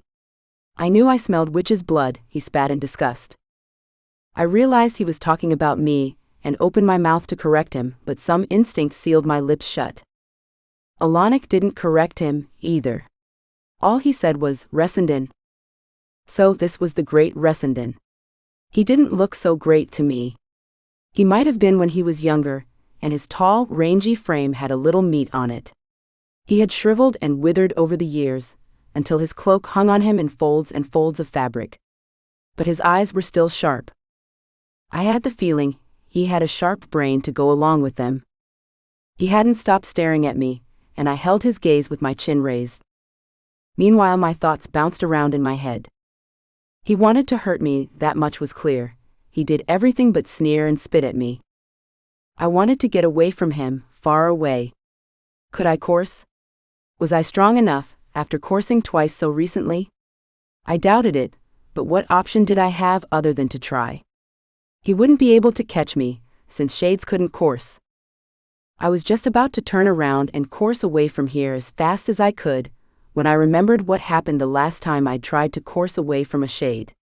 What was her name? The one who'd tormented me down in the sanctuary. Sara. I remembered the sensation of struggling through quicksand.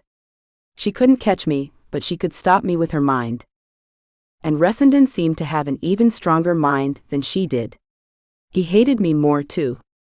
The hatred poured off him in waves and threatened to suffocate me. What could I do? I had to protect myself somehow.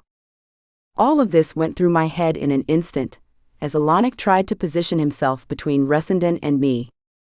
Resenden sneered. What's this? Trying to protect your little witch. You should know better than to waste your time. How could I keep him away from me? I almost wished I were a witch. I wished I could send lightning shooting out of my hands the way Sara did. That would make him think twice before he threatened anyone. Then it hit me. I didn't need lightning. I had something else tucked away in my boots.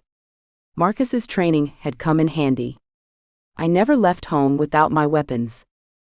Were shades as allergic to silver as vampires? It didn't matter. Shades bled and my blades were sharp. Ressenden's voice was cold when he asked, "What is the witch doing here?" He didn't take his eyes off me. Again I stayed quiet. It was better for Seren and Sara if he thought I was the witch. I was more concerned with waiting for his concentration to break. I needed enough time to get to my blades. All he had to do was shift his eyes in one direction or another, and I could have them out. You must be mistaken about what you thought you sensed or smelled, Alanic said in a much calmer voice than I could have come up with. He hadn't stopped trying to protect me either, standing slightly in front of me.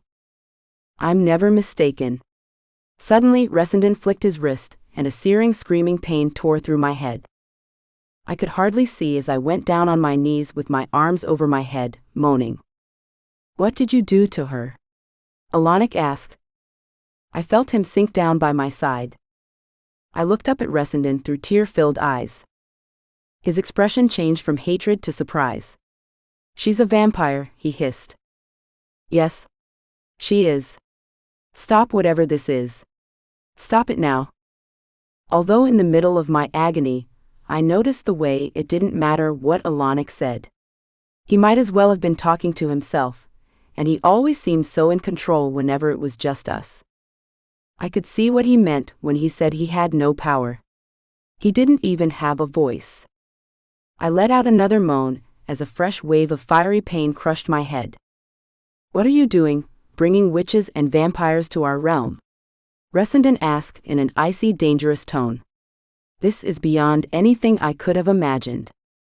He took a step in our direction, and the surprise of finding out who I was must have been too much for his concentration. The vice he squeezed my head in loosened a little, enough to give me the clarity I needed. It all happened at once, in less time than it took to blink an eye. I slid one of the longest, sharpest blades from inside my boot in a single smooth, graceful movement, and pulled my arm back. Meanwhile, evidently Alanic saw no other choice than to throw a portal. He didn't have my weapons at his disposal and had to use what he could. He must have seen what I was about to do because he cried out, probably to stop me, but it was too late. I had already released the blade, and it was singing through the air on its way to Ressenden's throat. I never had a chance to see if it landed. Alanic tore off his cloak and threw it around me. All I heard was a gurgling noise from Ressenden before the sensation of falling through a portal took over, and there was no more Ressenden because we weren't in Shade's realm anymore.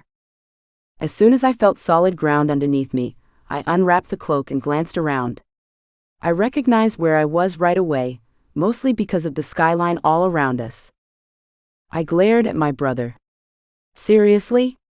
I shouted over the wind. "You brought me here?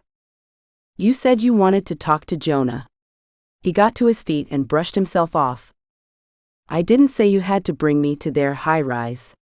Not like this, not right now." I didn't have much time to think, since I was trying to get us away. I was trying to protect you, but you tried to kill Ressenden anyway. I got to my feet and shoved the cloak at him. "I'm sorry if I had to think fast."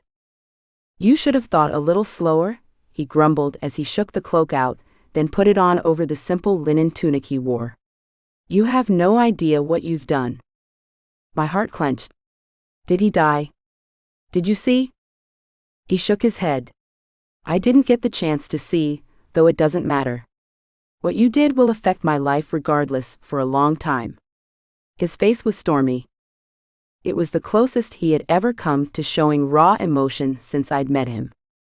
I didn't know if I felt sorry or angry. He was hurting me, killing me, or did you forget that part? Was I supposed to not defend myself? Was I supposed to let him tear my head apart? The pain was gone, but not the memory of it. I had never felt anything like that, not ever, and I hoped I never did again. "You didn't have to throw that blade. I had the portal ready." I didn't have much time to think. I had to raise my voice to make myself heard over the rushing wind. "The things you do without thinking have real consequences for the rest of us." I opened my mouth to tell him he had no right to lecture me, when a third voice interrupted. "What the hell are you two doing here?"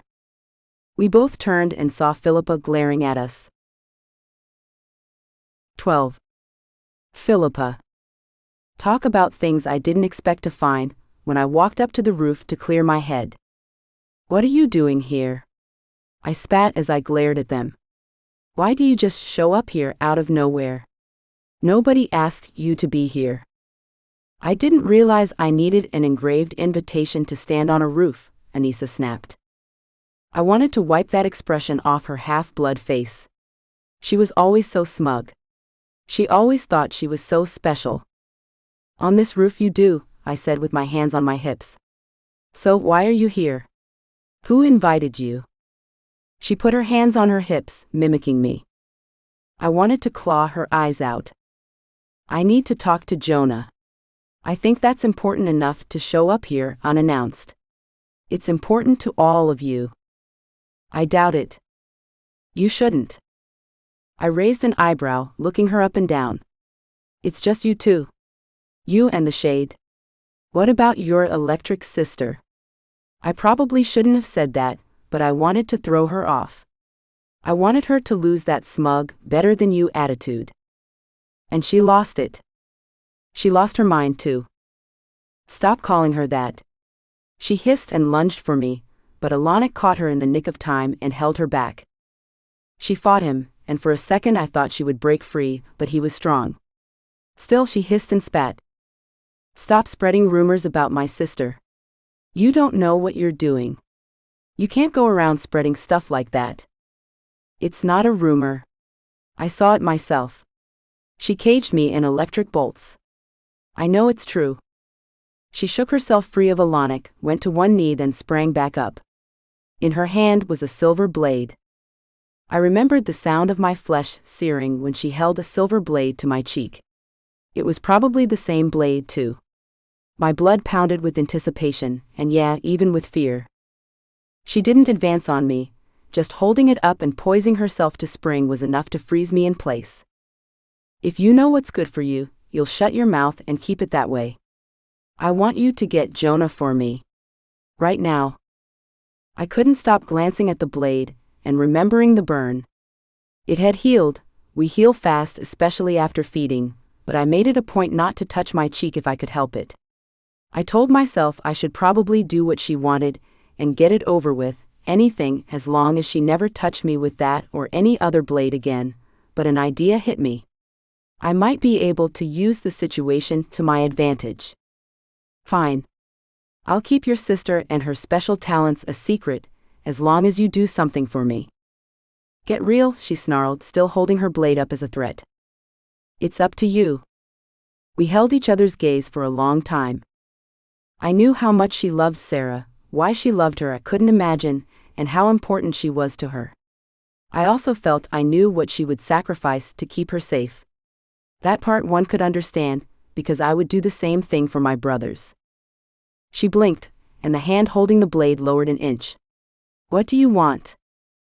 I have to find Vance. I think he's in trouble. She scowled. Yeah, I think that's a safe bet. I ignored her attitude. He can't help whatever it is he's doing with that hijacking bastard still inside him, but nobody else knows that. If Valerius goes too far, nobody will understand it's not Vance who's doing these things. He needs help. She shrugged. What do you think I can bring to the table that you can't yourself? Not you. I looked at the shade. Him. He can throw portals. Oh hell no. Her voice was raised. It's not up to you to answer for him, I reminded her. If he wants to help me, he can. And I do need the help. Alanic put a hand on her shoulder, and she glared up at him. It's not a bad idea. So, he was a lot more reasonable than she was. You don't know exactly what she wants you to do yet, she reminded him. There could be conditions. There aren't any, and it's still not your job to speak for him, I called out. She had control issues. Like she had to tell everybody what to do, like she always knew what was best. It got under my skin worse than just about anything except her smugness. He ignored me and addressed her. This way, we'll know Sara is safe until her problem goes away. Her problem? That was an understatement. They had to be talking about the lightning thing, unless there was something else I had missed. I looked at Anissa, then back at him. Neither of them elaborated on what they meant. I decided it didn't matter so long as they agreed to my terms. We can't trust her. Anissa shouted. He turned from her to me, and I did everything in my power not to shrink away from those eyes of his. They were creepy, otherworldly, like nothing I had ever seen before. Burning gold. I wanted to tell him to keep his creepy eyes to himself, but had the feeling it would be a bad idea. I still wasn't sure whether or not he was dangerous, and I was trying to win him over to my side. I realized he was reading me, somehow. As though he could see inside me or something. He wanted to know if he could trust me. I felt exposed. Vulnerable. I didn't care for it. But I needed his help. I kept thinking about Vance, and how much I wished things had turned out differently between us. I wished I had been nicer to him when I had the chance. Could Alanic see that? I put all my desperation and fear and frustration out there for him to read. Finally, after what felt like forever, he nodded. She's trustworthy. She'll keep her promise. I breathed a sigh of relief, but Anissa didn't seem so sure. How can you tell? She asked. I have my ways. He stared down at her. Don't worry. That didn't help.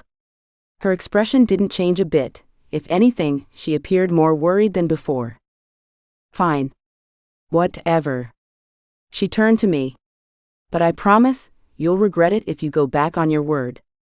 She was still holding that blade, and I wished she would put it away. Yeah. I rolled my eyes. No way I was letting her see how nervous she made me. Can you put the silver away, please? She smirked but did as I asked. I need to see Jonah. Either I go down there or you bring him up here. I swallowed back my distaste to keep from starting another fight. It wasn't easy. I'll bring him up now. I glanced at Alanik, who was obviously amused by the way we kept sniping at each other. It was a change from how serious he usually looked. Can you wait over there? I pointed to the opposite corner of the roof, far from where we were standing. Why? Anissa put her hand on Alanik's arm to hold him back. Because I don't feel like listening in on your conversation when Jonah comes up here, and I want to get going right away. Why am I explaining anything to you? I turned and walked away before she could make another comment and waste more of my time.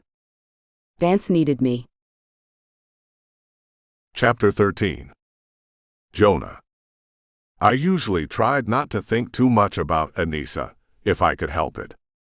There were too many other things going on that needed my attention, and all the thought of her did was make me miserable. When I was alone at home, it was a different story. As soon as I stopped thinking about the clan or my family or everything we had been through, Anissa was all that was left. She was the only thing I could focus on. She was all that mattered. It was late at night, and I was stretched out on my back, lying across my bed with an arm over my eyes. Even when I stared up at the ceiling, she was all I could see. I wasn't happy about that either, which was tough to deal with. I was more pissed off than anything else when I imagined her face in my mind. It was never this way before. I could trust the thought of her to lift me up and give me a reason to keep moving forward. She was my reason for everything. And then she walked away. How could she do that? Because I lied to her, or so she said. I didn't see it that way, and I never would. My blood boiled when I remembered how sanctimonious she had been. She didn't know what it meant to make tough decisions, the sort of decisions a clan leader had to make every day. There were times when being completely open and honest just wasn't a good idea. It didn't make me a liar. It made me a leader. She didn't get that, and wouldn't bother trying to either. It was easier for her to walk away, say she needed space and time to think things over. How nice for her that she got to decide. It didn't matter that I needed her, or that I needed to know she was all right. That was the worst, not knowing. What was she doing? Knowing her, she was walking into danger without thinking twice. What would she do when I wasn't around to help her? The memory of losing her in Sanctuary was still fresh. And why did I lose her? Because she had refused to stay put, as always. She had to do things her way. It would get her killed if she wasn't careful. And where would I be? What could I do about it? Nothing. I curled my hand into a fist and heard a tearing sound. I looked down to find I'd ripped a hole in the bedspread. My claws were out. I was losing control. It was all her fault. It had to be because I'd always been in control of myself before I met her. The knock on my door wasn't a welcome sound. Can't I have a minute to myself? I called out. It was more of a snarl than anything else. I hoped it would be enough to discourage whoever it was. No such luck. I want to talk to you. It's important. I sighed.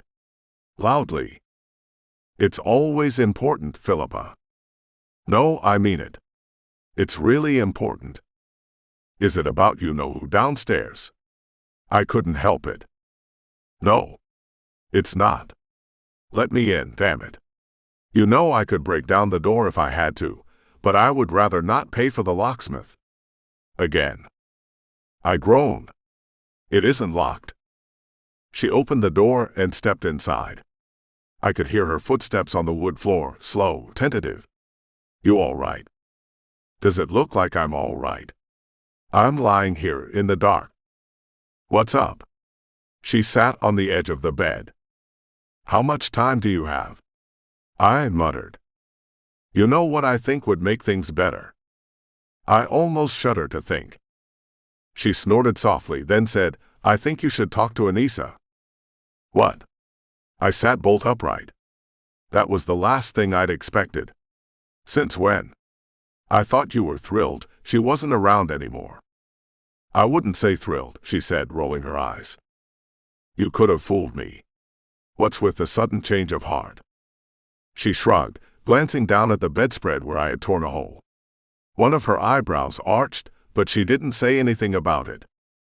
Instead, she said, I don't like seeing you this way, for one thing. And that's more important to me than how I feel about her. Big of you, I observed. Besides, I think she wants to talk to you.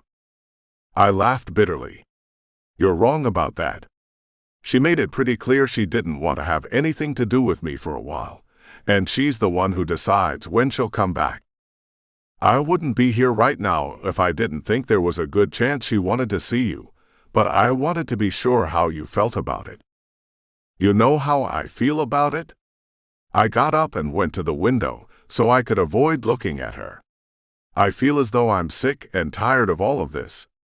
1 minute I'm getting pulled in one direction, the next minute I'm getting pushed in another direction. She wants to see me, she doesn't want to see me. And all revolves around her, what she wants. Not what I want. Maybe I don't feel like talking to her. Did anybody ever consider that? Okay. You're feeling conflicted. That's understandable. Conflicted? I whirled around to glare at her. Who are you supposed to be? And what did you do with my sister? Come on. Stop being so touchy and think rationally. Rationally?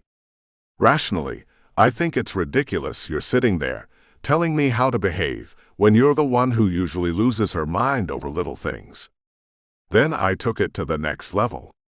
Interesting, you want me to be rational. The kind of rational that puts corpses in our vault? Is that the kind of rational? She recoiled.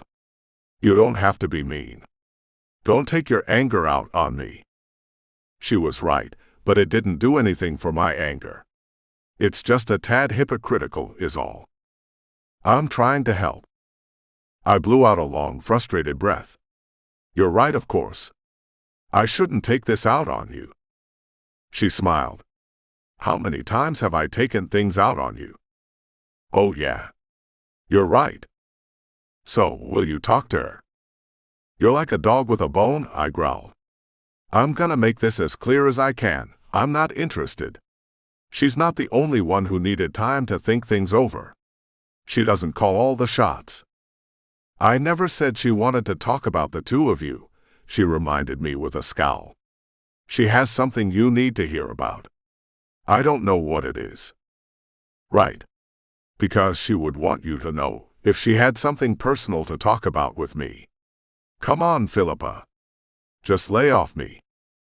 It's crucial you speak with her. Stop being selfish. I was across the room in 2 strides and stopped short of picking her up and throwing her out of the room. Selfish? Well, maybe it's about time I started thinking about myself. When have I ever been able to think about just myself? It's always been you guys and the clan. That's what comes first, right? Not me. I'm always last. She didn't shrink back or even blink. Don't tell me you don't want to see her just a little bit. It doesn't matter. What if I told you she's on the roof waiting for you? I took a step back, and the satisfied gleam in her eye told me how pleased she was with herself. Why couldn't you have told me that before? What kind of game is this? It's not a game, she said. What is it then? I wanted to see how you felt about talking with her before telling you she was waiting, is all. I thought it would be better to feel you out first. She grimaced. I see that might not have been the best idea. You think? I didn't know what to do. Should I go? Should I stay in my room to teach some stupid lesson? What if it was really important? You have to go. Please. Go. Her voice cracked a little. Why are you so desperate to get me up there? It's a long story, all right. And we don't have time for it. I trust her when she says it's important she sees you. I think that's saying something, don't you? I didn't quite believe her. There was some other, deeper reason for Philippa to plead with me the way she was. Even so, the temptation of seeing Anissa again was too strong to deny. I told myself I could at least be sure she was okay. Sure, I was kidding myself, but Anissa did that to me. How the hell had she gotten to the roof? I almost asked my sister, then stopped myself. Anissa could do anything, couldn't she? She was an assassin. Sometimes I forgot about that, even when it was what had brought us together. Philippa tapped her foot impatiently. Well? You're coming, right? What could I say? Yeah. Okay. What I didn't say, what I couldn't say as we walked out to the balcony and up the stairs to the roof, was that I loved Anissa and wanted nothing more than to see her again. Just to see her. I didn't have to touch her. To see her and hear her voice would be enough. Over there. Philippa pointed to the far corner of the rooftop, away from where we were. She didn't wait to see what I would do and instead walked away. I barely paid attention. Anissa was the only thing I saw that mattered right then. She was staring out over the city and the bright lights which cast her profile in shadow. I knew every line and curve of her profile by heart. There was something about the way she stood, head down a little, shoulders slumped, that told me how tired she was. Defeated, even. What had happened to her in the short time we had been apart? I wanted to wrap her in my arms and make everything better. She had already been through so much. She turned to me as though she'd heard my thoughts. My heart swelled when our eyes met, but I reminded myself to play it cool. She didn't need to know I missed her more than I thought possible to miss anyone. I went to her when it was clear she wasn't coming to me, but I kept my distance when I reached her. Hi, I said, hands in my pockets. My palms were clammy. Since when did my palms get clammy? Hi. Thank you for coming up to see me. Nothing about her tone of voice or the look in her eyes told me what she was feeling. I couldn't tell if she cared. We were together again for the first time since she'd walked away. What's going on? Philippa said it was important. She nodded. It is. I have to warn you of something, and I need your help too. I raised an eyebrow. That wasn't what I had expected to hear. Warn me of what? Help you with what? She took a deep breath, then pressed her lips together in a tight line before speaking again. My sister was born a pureblood. That's the first thing I need you to understand. She's pure vampire. Why were we talking about Sara? Okay. Something has changed. She's not just a vampire anymore. She has elemental powers. She shook her head. I didn't mean to tell you that, but I don't know any other way to warn you about this. Wait. How is that possible? And what did it have to do with a warning to me? Well, we're still not completely sure, but we have a theory. Reyes came up with it. I tasted bitter bile at the mention of his name. Reyes. I remembered him. I saw him at the League meeting, and he saw me when he wasn't staring at Anissa from where he sat at Marcus's table. It was obvious he was crazy about her. She'd been with him. Was that why she'd left me to be with him? Anissa went on, not noticing the way my attitude changed. Reyes overheard some of the Euro vampires who came in for the meeting talking about contaminated blood. It has to be the way Sara developed these new abilities. She must have fed from a contaminated batch of blood, and your blood bank is the only supply she's fed from since we left the mansion. So that was what she was driving at. I let the idea sink in, then shook my head. You know, she got blood exclusively from Marcus for a long time before she ever came here. Did you think about him? This sounds like something he would do, either keeping tainted blood and accidentally giving some of it to her, or doing it on purpose for some crazy reason. I don't think so. I never noticed anything different about her until we came here. What's that mean? She shrugged. I don't know, there was like a glow about her. An aura. I didn't notice it until after we got here. Not when I first rescued her from the mansion, not when we were together in the woods or at Mallory's. When we were here and she fed to get her strength back, that was when she started changing. Her forehead creased as her frown deepened. I should have followed up on it. I know I should have. But there were so many things going on, and I figured there had been so much time when we were apart that maybe she changed, and I just didn't know about it. Excuses, excuses. Don't blame yourself, I murmured, watching her closely. You're right. I can't blame myself. Her eyes went cold. I blame you. Me. I pointed to myself with my jaw hanging open. What would you blame me for? Okay, maybe not you specifically. But there's a traitor in your clan, and you don't know about them. Either that, or your security measures are seriously lacking. That still falls on your shoulders. I refuse to be your scapegoat, I said. Instantly, all the tenderness I'd felt when I first saw her dissolve. This was why she was desperate to see me. So she could blame me for some other screwed-up thing that happened to her. It was like she attracted drama. Her eyes narrowed and her jaw jutted out. Listen. I'm not trying to use you as a scapegoat, and I'm sorry if this hurts your ego or whatever, but facts are facts. She was one way when we left the Carver mansion, and she's another way now. The only change has been where she got the blood from. This doesn't make sense. What are the odds she would be the only vampire in the entire high-rise to feed from contaminated blood? She's the only one with these new powers. You don't know that. I chuckled. What, you think somebody around here could keep elemental powers a secret? Give me a break. When's the last time you took roll call? Was anybody missing? They might have run away to hide what's happening to them. My chuckle turned into a sneer. Please. This isn't a prison. I'm not a warden. We don't take roll call around here. She looked shocked. How do you keep track of the clan? That was one thing we had never discussed, our security measures. I wondered what Marcus Carver would think about how we did things.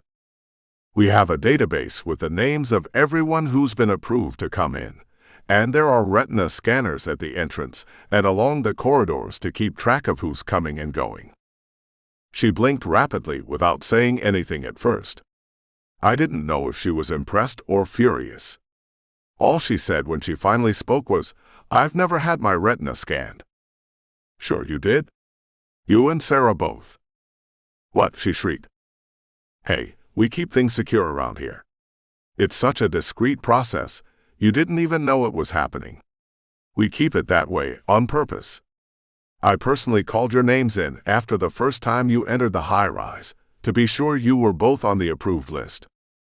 She let out a humorless laugh. Okay. I'll simply forget the whole invasion of personal privacy thing for a minute, because there are other issues at hand. What about the rooftop? There's no security up here. Sure there is. Come here. I took her to the door which led to the hall, and pointed down the stairwell. Step inside, and I'll show you what happens when an unauthorized person tries to sneak in from the rooftop. I pulled out my phone, and opened the security app. No thanks, she said, waving her hands. I'll take your word for it. I rolled my eyes but understood her concern. What I was going to do was set off the security system. If an unauthorized individual tried to enter the building through this door, a steel door would slam shut in front of them and behind them, and the floor and ceiling would seal shut too. They would end up encased in 6 inches of steel on all sides. I closed the app and shut the door. Wow. That's impressive. So you see, there's no way somebody could get in here if they weren't authorized, and I don't authorize just anybody. I had no idea any of this was in place. And all that time, I was sort of secretly worried Marcus or one of his goons would come after us when we were here. No chance. I smiled tightly. Besides, it's not like I ever had the time to show you our security system. We've been moving 100 miles an hour ever since we first met. There's barely been time to breathe. I know. She looked sad, wistful. We both went silent, though there was a mile of unspoken things between us. I couldn't leave them unspoken any longer, I realized, because there was no guarantee I would see her again. Nothing I feel for you has changed, I blurted out. Jonah. I still love you. Her expression softened, but she said nothing. I guess that was to be expected, even if it stung a little. I couldn't help but wish she would reciprocate. Moments spun out, longer and longer, with neither of us saying anything. I had to fill the silence. Where's Sara now? I wondered what sort of power she had, but it wasn't for me to ask. She would have volunteered the information if she wanted me to know. She's safe. I waited for more. When she didn't keep going, I said, And what? And where is she? Safe isn't a place. Why do you need to know where she is? She sounded suspicious. Why don't you trust me? It's not like you to distrust every little question I have. Yes, well, this is a little different. You know how dangerous elemental powers could be for her, what the League could do to her. Forgive me if I'm a little protective, Jonah. Still, you know I would never do anything to hurt her. You can trust me. I was only trying to be supportive, but it was obviously the wrong choice of words. Her eyes flashed fire as she glared at me. Really? The way you trusted me and told me things? Chapter 14. Anissa. I shouldn't have said that. The second the words were out of my mouth, I wished I could reach out into the thin air and pull them back. I'd gone too far. And it hurt him. Pain filled his eyes as he winced a little, like my words were blades. It wasn't fair for me to throw that at him, and I was mad at myself for taking a cheap shot. He hadn't been trying to deceive or hurt me when he'd kept Fane's identity a secret, but still he'd kept me in the dark. It was beyond hypocritical of him to challenge me when I didn't tell him every last thing he wanted to know. Even so, I couldn't afford to make an enemy right now. I needed him. We had to work together until we figured out the tainted blood situation. I could sort out my personal feelings afterward, and I had more than enough to sort through. I swallowed my pride and wished I had it in me to apologize. Will you help? He opened his mouth, then closed it. I was afraid he would tell me to jump off the roof, and I wouldn't have blamed him if he did, because I'd been rude and nasty. Instead, he nodded. Yeah. I'll help. What do you want me to do? My knees went weak with relief. I don't know, I admitted. You don't? I was hoping you would. I'm at a loss. I shrugged. I needed him so much, more than I wanted to admit to myself. I could almost see the wheels turning in his head as he thought it over. I'll have the database cross-referenced with all records of anyone going and coming, to check for anyone who's been gone for more than 48 hours. I'll make sure to have the records checked for any evidence of attempted unauthorized visits too. I usually get an alert when that happens, but it's worth checking out. Don't you think somebody would have noticed an unauthorized vampire trying to get in here? He frowned. I'm putting this all together as I go along, you know? It seems as good an idea as any. He was right. I was being too hard on him. It was easy to forget he didn't always have all the answers, and here I was, telling him there might be a traitor in his midst. I couldn't blame him for scrambling a little. What about the blood? I asked in a quieter voice. What if there's more tainted blood in your supply? I'll lock down the current supply. You're right. I don't trust what's there now. He pulled out his phone and started sending messages off to other clan members, or so I assumed. We'll put it in a locked cooler, so there won't be any getting into it. The next batch will be from a new source, anonymous, he added as an afterthought. We won't let them know who's ordering, just in case somebody's targeting Borks. There was the Jonah I knew. Good thinking. But it's not enough. He paced a few strides in one direction, then back again, tapping the phone against his chin. I don't know who to trust anymore.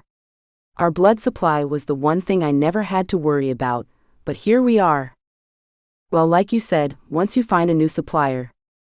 It's not enough, he replied, shaking his head. No. I want my own lab.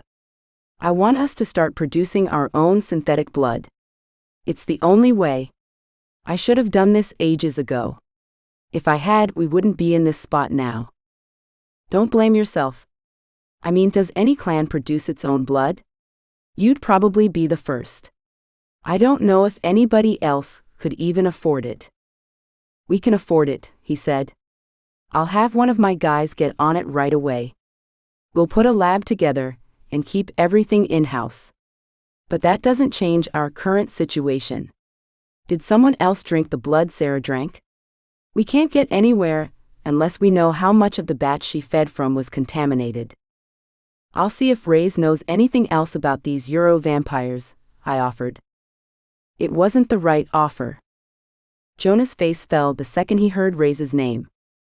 There's nothing going on between us, I added. Does he know that? I'm serious. He's just a friend. If you say so. I was about to say something I'd probably end up wishing I could take back, when the access door slammed open from inside. We both jumped. Gage was standing in the doorway, and when he saw me, he frowned. What are you doing here? I thought the two of you split up. I shot him a dirty look which he didn't seem to care about, because he immediately turned to Jonah. I need to talk to you. Jonah's shoulders slumped. What else is new? What's that mean? He shook his head. Forget it. What do you need? It's not what I need. It's what we need. We need to be aware of a new breed of shifters in town. That got my attention, and Jonah's too. Who? How are they a new breed? And how did Gage know about them? I thought that was a worthwhile question too, but kept my mouth shut. They're not like the ones we're used to. You know what I mean. They're not thugs. They dress well, they're classy and flashy. Tailored clothes, designer suits and sunglasses, and nice cars. How do you know they were shifters? I asked. Both he and Jonah gave me a look that said I must have been crazy. And I understood why. We could smell shifters. It was something about their blood or something on their skin. Whatever it was, we sniffed it out easily. I followed some of them. Followed them? Jonah appeared ready to explode. Gage winced but didn't back down. Hey, I had to do something. I couldn't let them get away without finding out something about them. Jonah sighed. What did you find out then? Tell me it was worth you putting yourself in danger. For one thing, they can shift at will. I glanced at Jonah, whose eyebrows shot up in surprise. Really? Really? They're not like the ones we're used to, the ones who can't control it when the moon is full. The moon doesn't have to be full for these guys to do their thing. I was speechless. I had never seen anything like that before, or even heard of it. There was always something new to discover. I was tired of making discoveries. I looked at Jonah, who didn't seem as surprised as I was. Concerned, I thought. I've heard of shifters who can do that, but they live in Europe. Europe. Meanwhile, Reyes was concerned about the Europeans who might have contaminated the blood. Was there a connection? I glanced at Jonah to see if he was on the same page, but his face was blank. I guessed he was used to concealing his thoughts. Okay, he said after a lot of thought, I'll check into it. Thanks for the heads up. Gage gaped. That's it. What? That's all? I mean, I think this could be dangerous. We should at least find out why they're here. Which is why I said I would check into it, Jonah said through clenched teeth. There are more pressing issues I'm dealing with right now, Gage. Gage's expression shifted from anger to interest. Is it Fane? Or Mom? No. What is it then? He pressed. Don't worry about it right now, all right? I'll catch you up later, once I have things under control. I can't believe you. Gage exploded. I took a step back, and suddenly wished I wasn't there to witness them tearing into each other. What now? Jonah's anger was just as strong as Gage's. I took another step away from them. When are you ever going to trust me, huh? What do I have to do to get you to be straight with me for once? Don't you think I've earned a little bit of trust after all this? I winced as Gage's voice cut through the air and pierced my ears. I expected Jonah to shout something back. He was close to the end of his rope, so it wouldn't take much to make him lose it. Instead, his body language changed. He relaxed. You're right. It was my turn to tense up. He couldn't tell Gage. He couldn't tell anybody. What was he thinking? There's a problem with blood we have in storage, a potential problem, he quickly added. It might have been contaminated. So you see, I have my own issues to take care of. And he hadn't mentioned Sara. What a relief. Gage frowned. I shouldn't have blown up like that. I didn't know. But you've got to trust me a little more, man. I know. I'm a little preoccupied. I have to find out who contaminated our batch, and how we'll move forward from here. Was it an inside job? Or did somebody from outside find a way to do it? Was it a deliberate move against us? I get it. And I want to help, Gage said. Keep an eye on the shifter situation for me, and keep me informed. When I have more of this figured out, we'll touch base. Fair enough. Gage shot me one more look before turning and going back down the stairs. I waited until the door was closed before I faced Jonah. Thank you for not giving Sara up. Do you think I would ever do something like that to you? He asked. Do you have any faith in me at all? Of course I have faith in you. I wasn't sure if he thought I was worth going out of his way for anymore.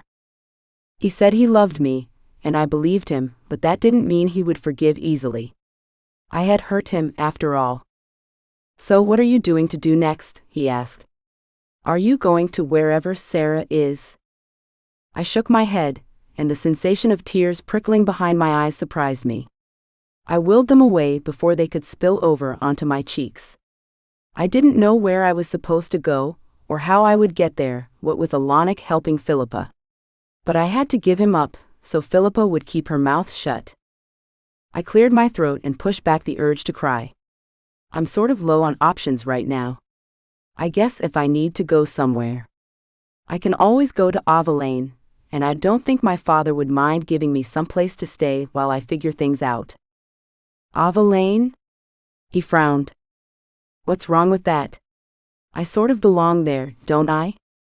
But I sort of didn't too. Same as how I sort of did, but sort of didn't belong with vampires. I didn't say there was anything wrong. I was only wondering why you have to go so far away. I wouldn't be able to contact you if I needed you for something. What would you need me for? His lips curled up into a half smile. I can think of a few things. Listen. Why don't you stay here? I mean, you have a pretty large stake in the outcome of this whole blood contamination thing. Don't you want to know how it turns out? You could help too. It was tempting, but what about the others? Won't they think it's sort of weird, me being here? Gage sure thought it was weird. What about Scott and Philippa? Only they know we broke up. The muscles in his jaw jumped when he clenched it. And they know my feelings for you haven't changed, so I think it'll be okay. My eyes started stinging again, and my chest went tight. I gritted my teeth and fought it back again. Thank you. He nodded, then glanced around. I wondered if he was really looking around, or just trying to avoid staring at me. Where's Philippa? He asked. Your stupid freaking sister hijacked my brother, and now I can't get to my sister because of her.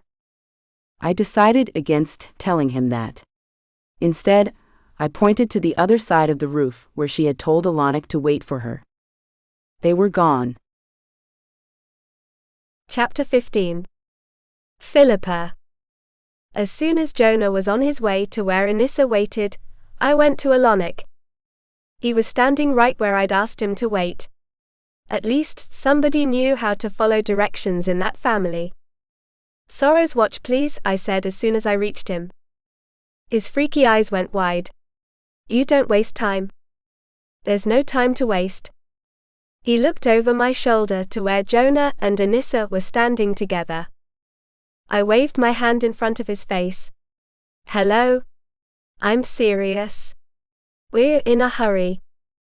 He sighed, but he took off his dark grey cloak and wrapped me in it. I didn't ask questions as he led me forward through the portal. A moment later, there was no more wind around me.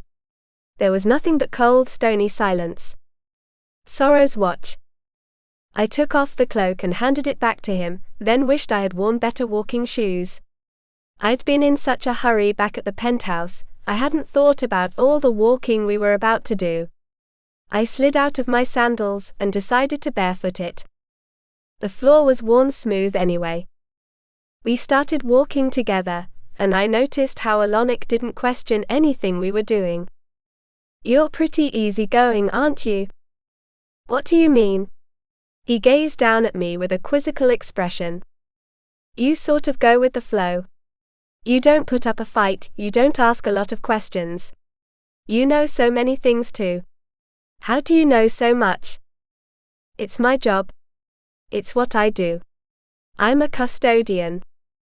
I waited for further explanation. When I got none, I asked, what does that mean? Custodians are the memory keepers. We're in charge of all the scrolls and books and other ancient documents which tell the story of the history of the world. Especially our world, the world beyond what others believe is the limit. I took that in. Did you get to decide who you wanted to be? Not exactly, he said with what I guessed passed for a chuckle for him. Then again, I suppose you didn't get the choice of who you wanted to be. You were born into your clan, into a certain position within the clan. And that was that. It was my turn to laugh. Yes? I guess you're right. It's all about duty, he said. And whether or not we decide to follow through with what we know we have to do. Was there ever a time when you didn't think you would follow through? There was a time when I didn't think I would be allowed to, he said in a low voice. There are still some who don't believe I should be allowed to take on the duties of a shade. Because you're part vampire. Correct. He looked down at me again with a half smile. I used to envy vampires like you. The ones who knew where they belonged. Who were accepted as they were. I snorted. Sorry. I don't mean to laugh at you. I'm not trying to make you feel bad. But that hasn't been the case for me at all. I guess the grass is always greener, you know? That hasn't been the case? I shook my head and focused on watching my step. Not hardly. I'm a girl in a family full of boys. They were the ones who were supposed to be in charge. So I was never expected to be anything, or do anything but. I blushed. But be pretty. I heard myself as I was about to say that, and felt full of myself at the last second. You do a nice job of being pretty, he said. Thanks. That was all they wanted you to do? Be ornamental. You said it so much nicer than I did. I smiled in spite of myself. You're very smart, he offered. I've noticed that already. I always knew I was smarter than I was supposed to be, but it never got me anywhere. I mean, I could joke with my father, he always enjoyed a good verbal spar, you know? It was one of the only times I felt as though we spent quality time together. Otherwise, I was supposed to go shopping or go out with friends or go dancing. Maybe Dad wanted me to marry the right person one day. We never exactly discussed it. Although, I thought Dad liked when I was dating Vance. My heart hurt when I said his name. He wanted his daughter to be involved with someone in a position of power. Although now I understand he might have wished it were anyone but Lucian's son, I mused. I never knew it at the time, of course. I figured he wouldn't like anybody who dared date his little girl. Fathers can be that way. I wouldn't know. I turned my face away and winced at the sound of emotion in his voice. I didn't mean to be clumsy like that. No one ever does. I understand. It's all right. He was so mellow and understanding. I questioned how much it would take to make his calm facade break down. You're a lot nicer than your sister, I muttered. He let out a sharp laugh. Anissa? I observed tension between you two. I guess it was pretty obvious. It was. Well, we don't get along. That's the long and short of it. Have you ever wondered why? Anissa isn't a bad person. A bit impetuous, maybe. She thinks I'm worthless, and I think she's pushy and always getting my brother into trouble he doesn't need to be in. I don't think she thinks you're worthless. I can't see how she would. As I said, you're nicer than she is. We fell into an easy silence for the rest of our long walk. I was comfortable with him. That was unusual. He was the only shade I ever knew, but I wasn't nervous. Though we were walking into something I was unsure of, I wasn't afraid. We're getting close, he said after what seemed like miles. Do you think he'll be there? I whispered. Do you? I shook my head, though I didn't want to. I doubt it. Whatever Valerius wants to do, it's not down here. He has an agenda. I agree. He isn't one to waste time. Still, we kept walking in the direction of the chamber. The fact was, I didn't know why I was going back to where Valerius took over Vance's body. Revisiting the scene of the crime, maybe. Wondering if there was anything I had missed, something I could use to find Vance. Or Nivea. We reached the inner chamber, where the two of them had been waiting for us, Nivea in her sarcophagus, Valerius in his roots.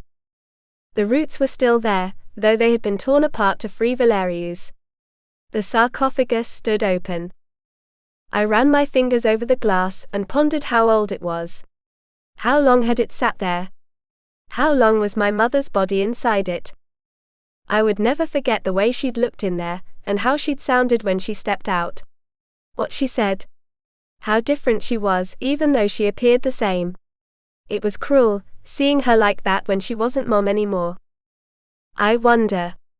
I didn't mean to whisper it out loud. My voice echoed in the chamber. Wonder what? Alonic waited by the doorway. I didn't know if he was standing guard, or simply trying to be respectful. I wonder if she's still in her body. The way Vance was sort of in there, even when Valerius was. Did she really die? Or is she alive in there somewhere?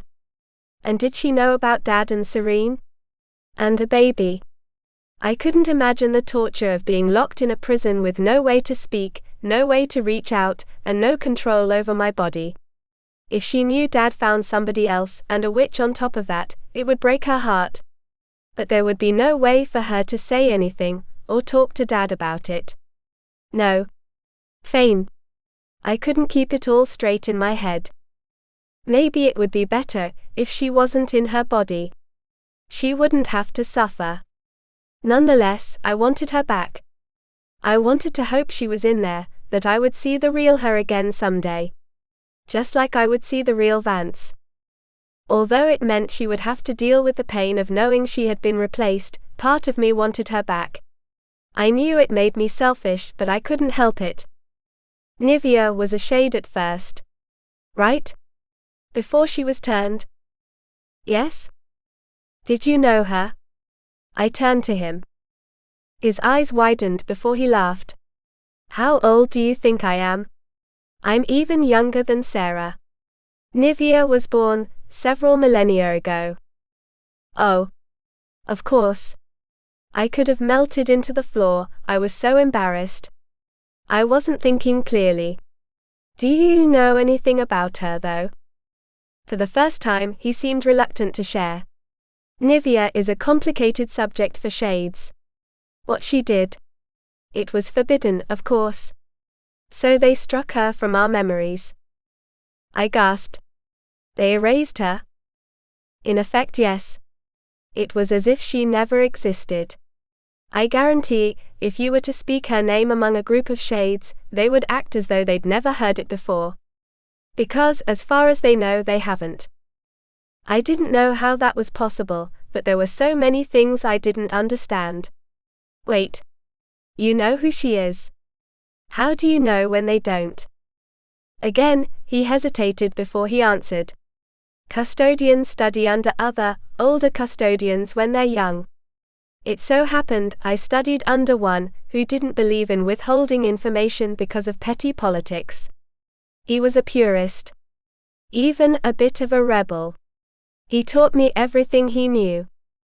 Wasn't that dangerous? I had the feeling shades were very serious, at least they were if Alonic was an example. And they had erased an entire existence because she went against their rules. Not exactly a fun bunch. Yes. It was dangerous. They executed him for his transgressions. I gasped, not just at what he said but how he said it. Like he was only reporting a bit of news. Nothing more. Then again, he'd had plenty of time to get used to it. I turned back to the sarcophagus, and thought about Nivea, and what it had taken for her to do what she did. Of course I hated her for taking over Mom's body, but I felt sorry for her. A little. She loved Valerius so much, she was willing to stop at nothing for him. I touched the glass again and sighed. They really have a love story, those two. Don't they? Love is for fools. I looked at him surprised, and he was smiling smugly. You don't mean that? Yes, I do. Did we come all this way so you could quiz me? Or perhaps you wanted to have a tender sentimental moment, in which we talked about love. I'll thank you to drop your attitude, I snarled. So he was like his sister after all. I should have known. Well? Why are we here? You haven't done anything yet to show me why I had to bring you here. I came here because I wanted answers. What answers? What questions? I threw my arms in the air. What do you think? I want to know where they went, Nivea and Valerius. I want to know where I can find them. Why would you come here? Do you think they created a map for you to find? He scoffed, shaking his head. There's a simple answer to the question of where to find them. You've wasted my time and energy. I sputtered in surprise. Don't talk to me that way. Oh, be quiet. If you had only asked if I had an idea of where Valerius went, I would have reminded you he named Lucian as the one who left him the way he was. He said he wanted revenge. Now he's in the body of Lucian's son. Who better to approach Lucian, without arousing suspicion?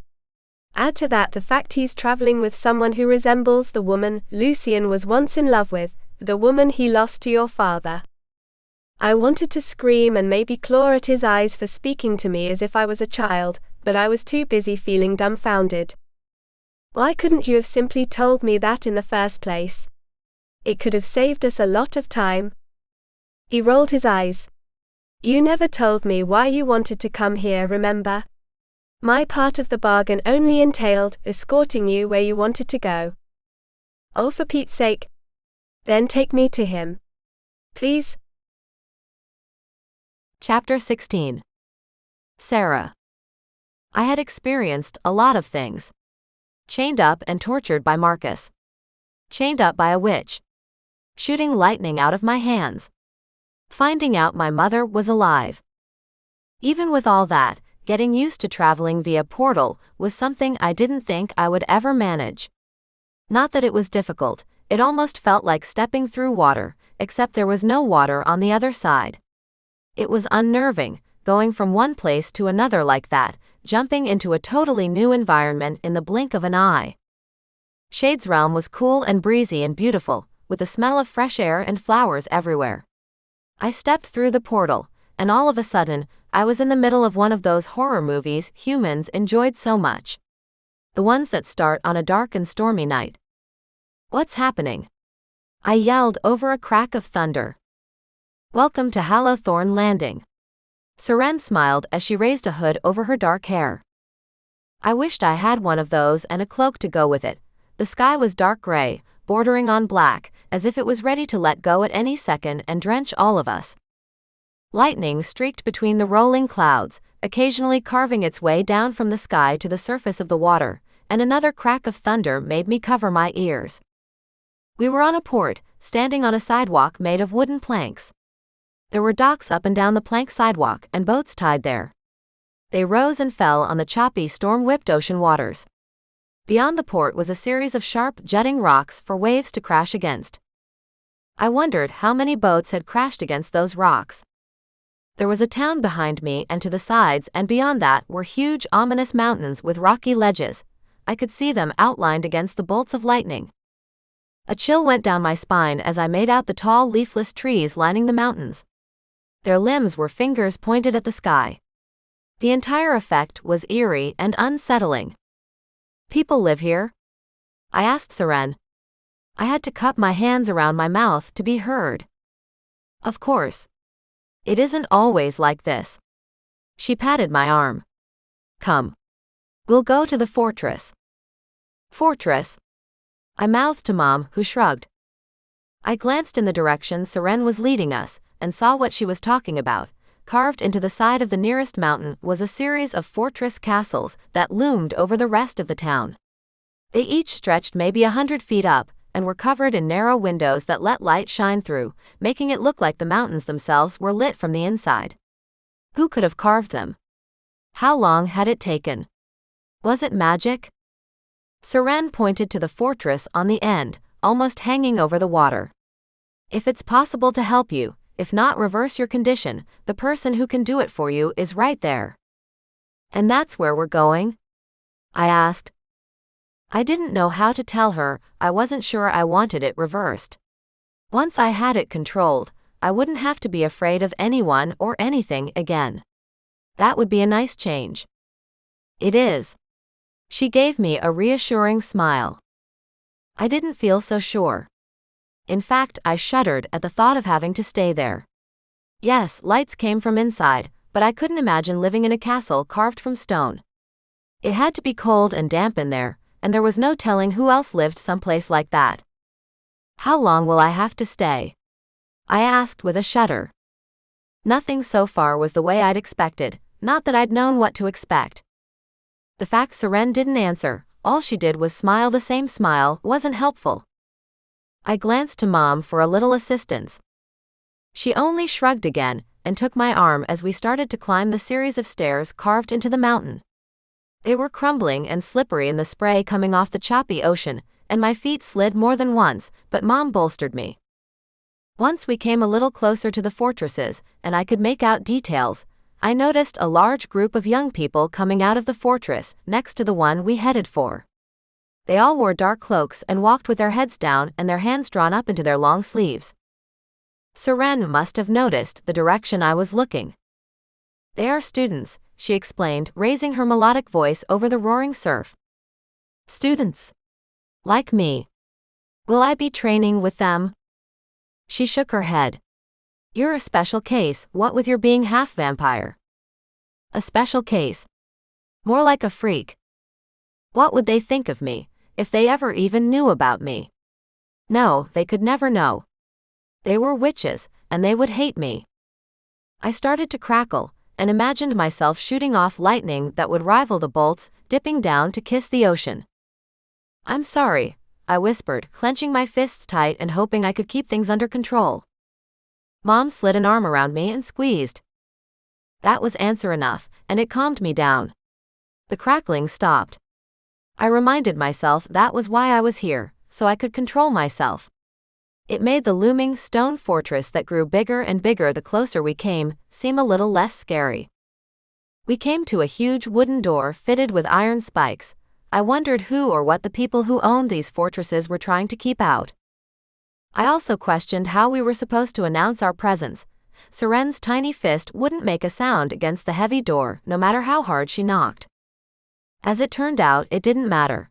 The door creaked open as soon as we stepped up to it. It swung slowly on screaming, straining hinges that chilled me worse than the nonstop thunder and lightning. I wasn't hopeful about what we would find once we were inside, considering how foreboding the exterior was. And I wasn't too far off the mark. There were torches lit along the walls and iron chandeliers full of candles that dripped wax onto the stone floor, so the cavernous entry hall was well lit, but I couldn't help feeling like I had just stepped back into medieval times. The tapestries on the walls were faded and worn, but I could make out the stories they told. Dragons and monsters, and the powerful witches and wizards who defeated them. Ships on the water, mountains, Hallowthorn Landing, and a storm. What had happened during the storm that it deserved to be embroidered in a tapestry? It was easier to ask myself questions than to imagine living in such a sparse, dank, ancient place. On the other hand, Mom's face glowed with enthusiasm and fascination. Her eyes sparkled the way they used to when I was young, and times were good. Come. I'll show you to your rooms. Saren sidestepped a glob of dripping wax as she showed us the way through the entry hall. Our footsteps echoed off the stone floor, and I lifted my gaze at one point to see how high the ceiling was. I couldn't make it out. It was so high I couldn't even see it. I tried to shake off the sensation of eyes watching me from up there in the shadows, and told myself it was just nerves. My thighs burned as we climbed yet another set of stone stairs. At least these were even and dry, not like the ones outside, until we reached the second floor. The hallway stretched almost endlessly in both directions, and the same torches dotted the walls. There was a plush, blood-red runner lining the hall, and muffling our footsteps as Saren led us past door after door. I wondered who was behind those doors. Or what. I realized we hadn't seen anyone yet. Is this all right? Why I whispered, I didn't know. Maybe, because I was still overwhelmed and more than a little scared. What do you mean? She seemed to glide down the hall, she was so graceful and fluid. Is there anyone here? When they see us, will they get angry? Oh no, everything is all right. You don't have to worry the way you did before. She glanced at me over her shoulder, and I believed her. Something about her frank, honest eyes gave me faith. We reached Mom's room first. The bed looked like it had been carved hundreds and hundreds of years earlier and could have slept 5 or 6 without anybody touching. Another intricately embroidered tapestry hung on the wall behind the head of the bed, and thick, faded curtains hung from the 4 posts. Sara, your room is the next one down. There's a door connecting these 2 rooms, by the way. Saren showed me, opening a door carved into the wall to the left of a wide, deep fireplace. My room was just like Mom's, except the tapestry and color of the curtains hanging from the bed frame were different. I'll take Sara from here, Saren announced in a soft but firm voice. Mom got the message and went to warm her hands at the fire blazing in the hearth. I swallowed back my fear as I continued down the hall, following Saren past another dozen closed doors until we reached the end of the corridor. There was another door there in front of us, and my heart raced faster than ever when Saren opened it. The first thing my eyes fell on was the view outside the glass doors at the opposite side of the room. From behind those doors, the storm clouds and lightning weren't as threatening. I could see the raging sea and jagged rocks, waves crashed against them and almost hypnotized me. I could have watched them all day and forgotten the reason I was here. Saren wouldn't allow for that, of course. Wait here, she instructed as she walked toward the door. What? I felt the energy building inside me as my anxiety grew. You'll be fine. Just relax and remember to listen to those helping you. She left then, closing the door behind her. Terrific, I whispered, glancing around. I wondered if I should sit in one of the ornate wooden chairs along both walls. They were intricately carved with waves and birds and clouds, but appeared about as comfortable as the floor would have been. The style of furniture made me think the fortress went back to the medieval era, or what the history books had taught us the medieval era looked like. Hadn't anybody ever thought about redecorating? I turned my attention back to the glass double doors and stared out over the water. What was on the other side? Where was I in relation to the rest of the world? Was I in the human world anymore? Probably not. I had never heard of a place such as this, where fortresses were carved out of the mountainside. The door opened again, and my stomach dropped. I took a chance and turned to see who had come in. A man. An absolutely gorgeous man. My eyes went wide when I took in his jet black hair, eyes resembling obsidian. He had a big, powerful body that moved with a cat's grace as he went straight to one of the chairs and sat down. He wore a black robe that matched his hair and eyes, and he arranged it around himself before turning his attention to me. "Hi," I whispered, then giggled nervously. I had no idea what to think or how to act, or even who he was. The fact he didn't reply wasn't helpful. His face never moved. I turned away, facing the water, and willed myself not to pay attention to him. Which was impossible. It was his eyes, specifically the way they bored holes into my back. I could feel him watching me and didn't know why. It was creepy. "Who are you? Do you live here?" I asked over my shoulder, wishing he would say something. "Anything." He didn't answer. My pulse raced. A flush crept over my skin. I felt my palms getting clammy. "How long has this fortress been here? Do you know?" Still nothing. I squeezed my eyes shut and willed myself not to get upset, but it was too late. The surge of energy had already started. A tingling sensation began in my core and moved through my arms. Don't let it get to you. Don't let it get to you. Control this. "Who are you?" I asked again. When his silence was the only thing that greeted me, I turned to glare at him. He had the same blank, unflinching expression on his face as he did before. As though I was an exhibit he was observing. The tingling overwhelmed me, and before I knew it, I lost control. Bolts of electricity shot toward him from the ends of my fingers. I gasped in horror and wished I could take it back. But he only smiled slightly, then raised his hands before the bolts reached him. His reflexes were incredibly sharp. Suddenly, a glittering opaque wall of ice appeared in front of him and blocked the bolts. I assumed they would hit the floor. Instead, the ice wrapped around the bolts, then vanished. Just like that, it was the two of us again, and I was breathless with surprise. "A toddler has better control than you." His voice was deep, rich, and condescending. Disgust with him and myself mingled and brought hot, angry tears to my eyes. "You're a jerk," I growled. My emotions roared and churned like the stormy ocean outside the doors, and the tingling didn't go away. It worsened. He was right. I couldn't control myself. I was worthless. Dangerous. Useless. In a last-ditch effort to get away from him and myself, and my situation, I flung the glass doors open and rushed out onto the balcony. Instantly, the wind caught my hair and blew it around my face in a cloud. The crashing waves and roaring thunder mingled together and drowned out the racing of my heart. Lightning flashed and danced. The sizzling bolts jumping from my fingertips were nothing in comparison. They dissipated in the gusts of wind that carried salty spray up to my face to mix with the salty tears streaming down my cheeks.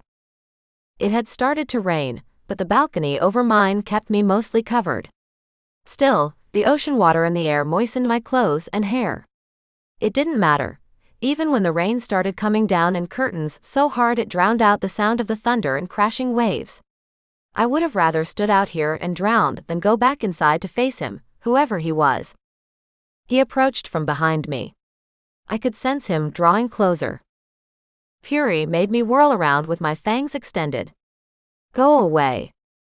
He didn't.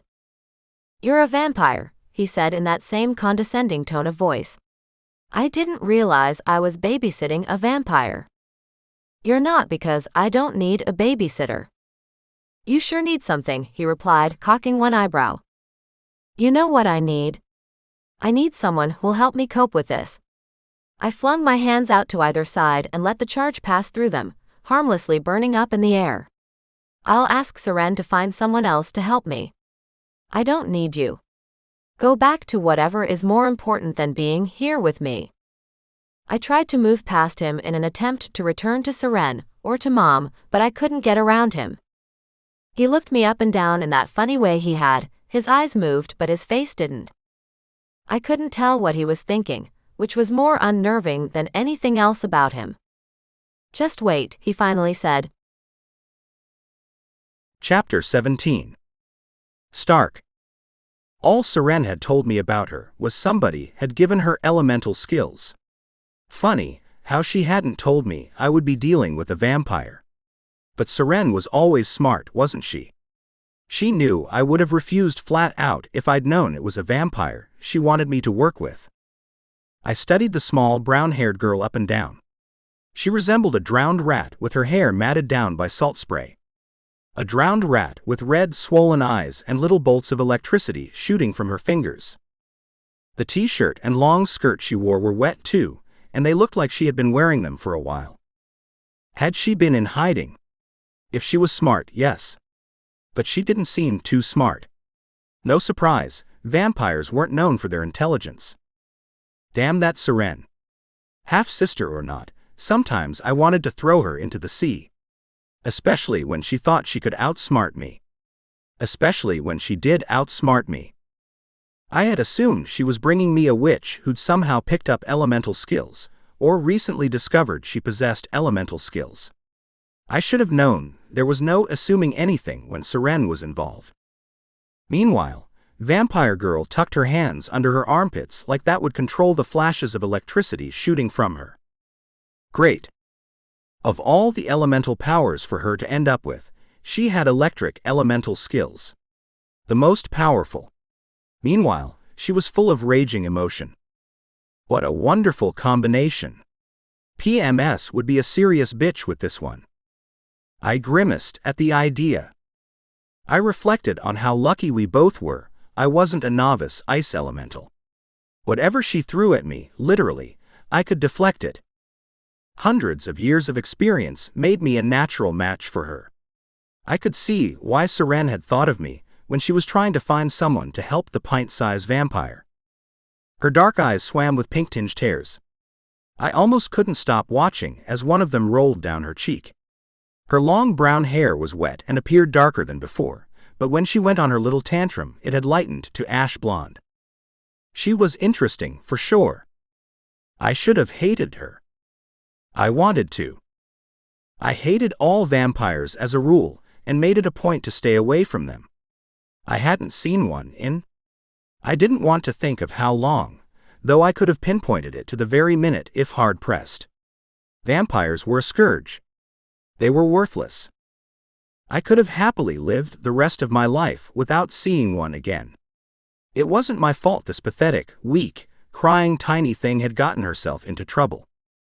This vulnerable, petite thing with her pink-tinged hairs and hair that changed color when she lost control of her powers. But she called out to me. Something about her, maybe the way she trembled with fear and disgust with herself. I could feel it, the way she hated herself for the way she was. That was probably it, and the knowledge she couldn't help it.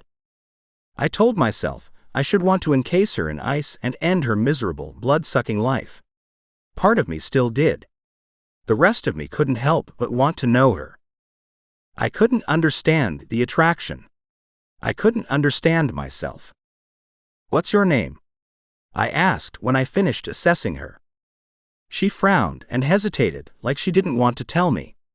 I couldn't blame her. She had enough to deal with without my picking at her. "Sara," she mumbled. "I'm Stark.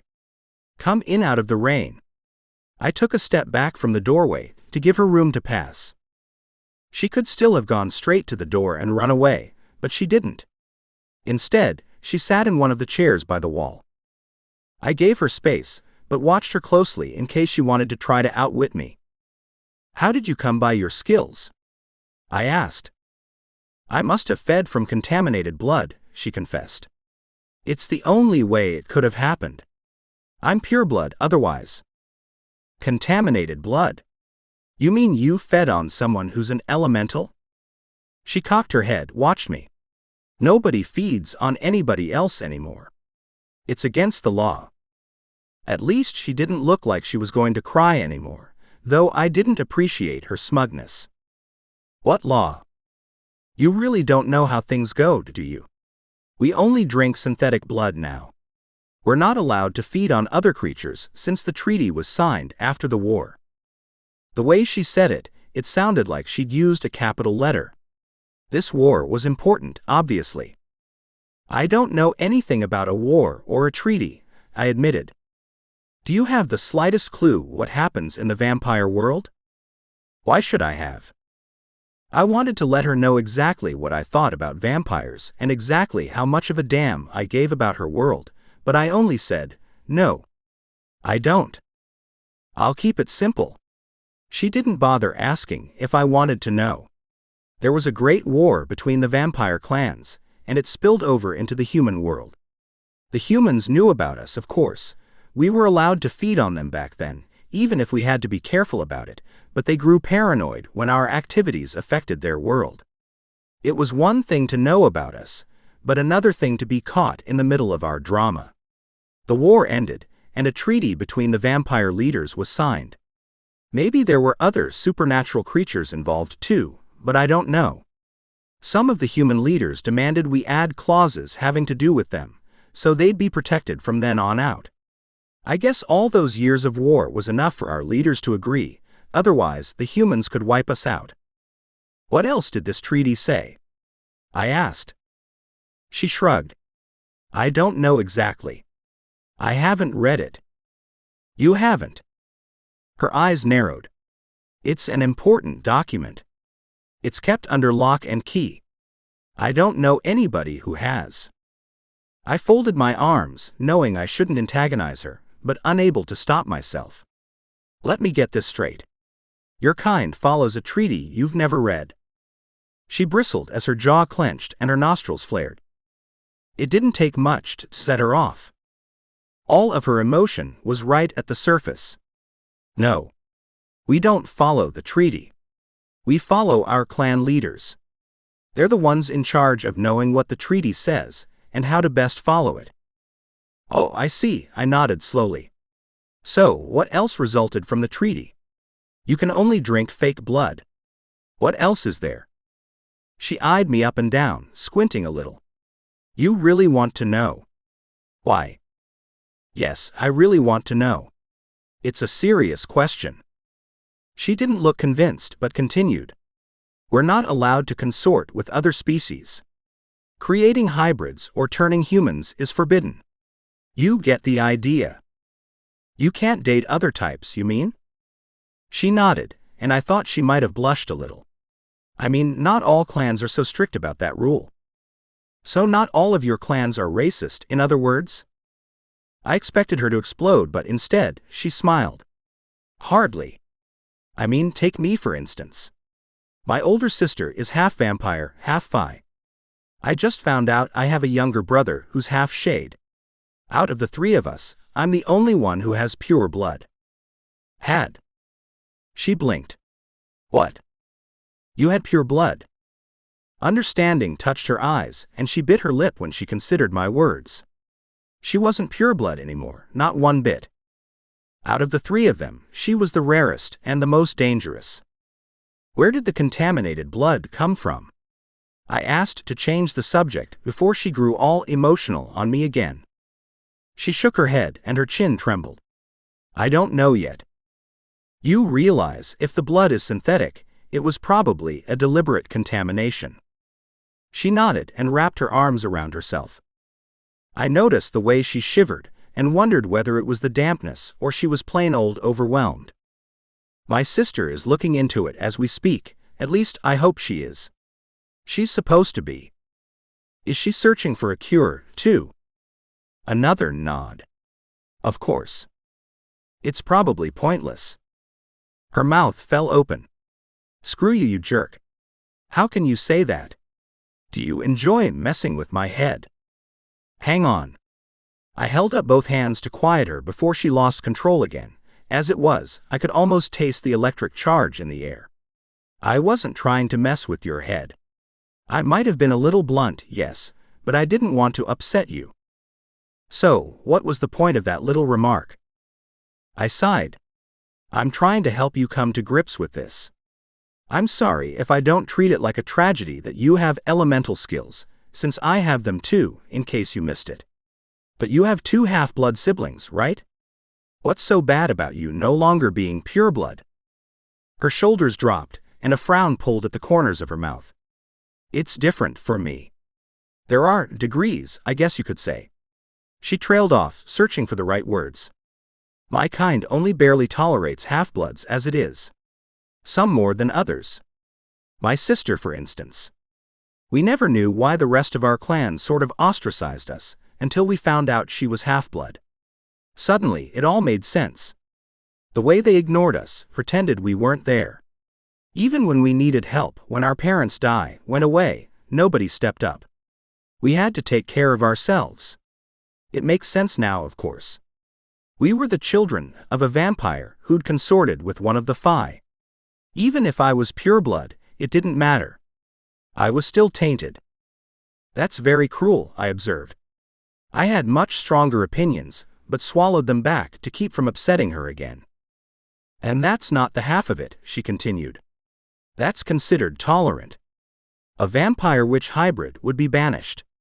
Maybe even put to death if the League decided to do so. They would kill her. My blood ran cold. Why is there so much hatred among your kind? I'm not sure, she said, her voice soft. So many things happened before I was born. I don't know where it all came from. I nodded slowly. So you came here to learn how to hide this. To control it. I can't let any of them know what's happened to me, or I could be killed.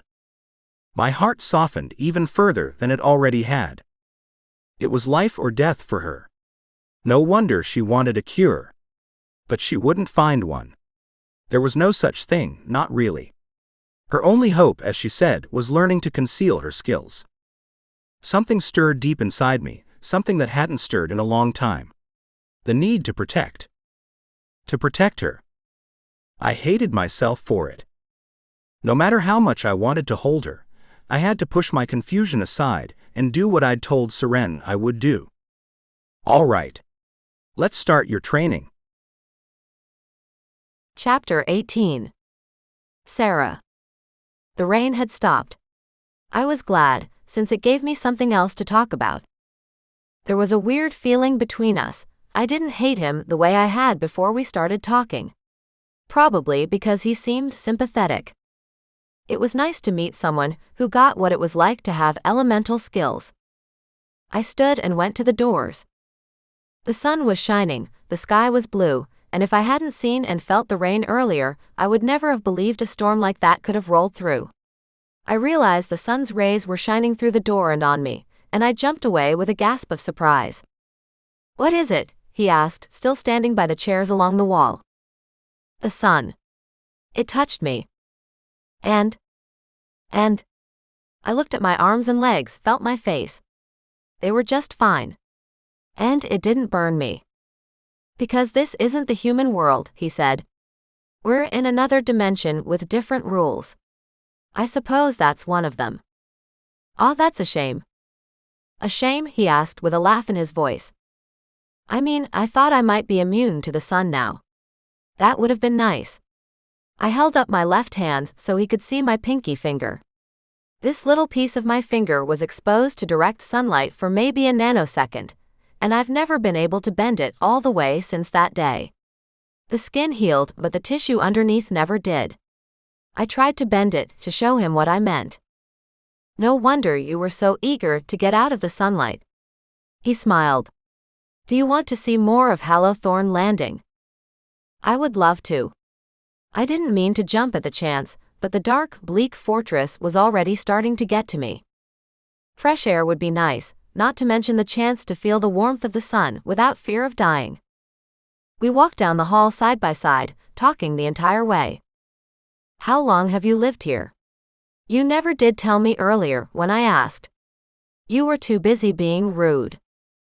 I wasn't being rude. He snorted. What were you doing then? I was testing you. I rolled my eyes. Thanks so much. How long have I lived here? He thought it over. Longer than I can remember. I know that seems like a dishonest answer, but it's the truth. Sometimes, when you've lived as long as I have, it's difficult to keep track of such things. And exactly how long have you lived? He seemed to be around my physical age, maybe a little older. If he were human, I would have put him somewhere around the age of 25. Hundreds of years, he said with a wry smile. Back when this style of decoration was in vogue? I teased, and I couldn't believe I was ribbing him when I had been so afraid and angry minutes earlier. For the first time since I started showing my new skills, I wasn't afraid. Don't bite the hand that feeds you. Have you ever heard that expression? I nodded with a grin, and he said, I might not have fed you, but I'm helping protect you. You shouldn't be sarcastic. But he was smiling, and his voice was light. I knew he wasn't offended. We walked down the stone stairs, and I realized I felt better than I had in ages. I almost bounced from one step to the next. All right, here's another question. How did a place such as this ever come to be? I mean, who could have carved all of this? Building it from stone blocks would have been enough of a feat, but carving it from solid rock. It's a long story, so I'll pare it down for you. It was a mixture of magic and hard work. I'm sure it would have been more difficult without the magic, of course. These fortresses protect the town and its inhabitants. Protect them from whom? Or from what, he corrected. Things were much different back then, of course. I noticed from the tapestries. I pointed to one of them as we walked past on our way to the huge front door. You're very observant. Yes, there's an entire saga behind Hallowthorn Landing, beasts and monsters and the witches and wizards who defeated them. Even I'm not old enough to remember any of it, but there are some who do to this day. I pointed to the spikes on the door. I guess these spikes were a sort of security system back then. He laughed and looked as surprised as I felt. He needed to laugh more. He had a nice laugh. But his face hardened as soon as the sound died, and his eyes went even darker. You're very smart, he said, then increased to a brisker pace than before. I hurried to keep up. We walked down the many stone stairs, easier to do when the sun had dried them, to the docks where Saren and Mom and I had first ported. Are there many fish out here? I asked, since I felt like I had to say something to break up the sudden tension. He nodded. Yes, these are all fishing boats.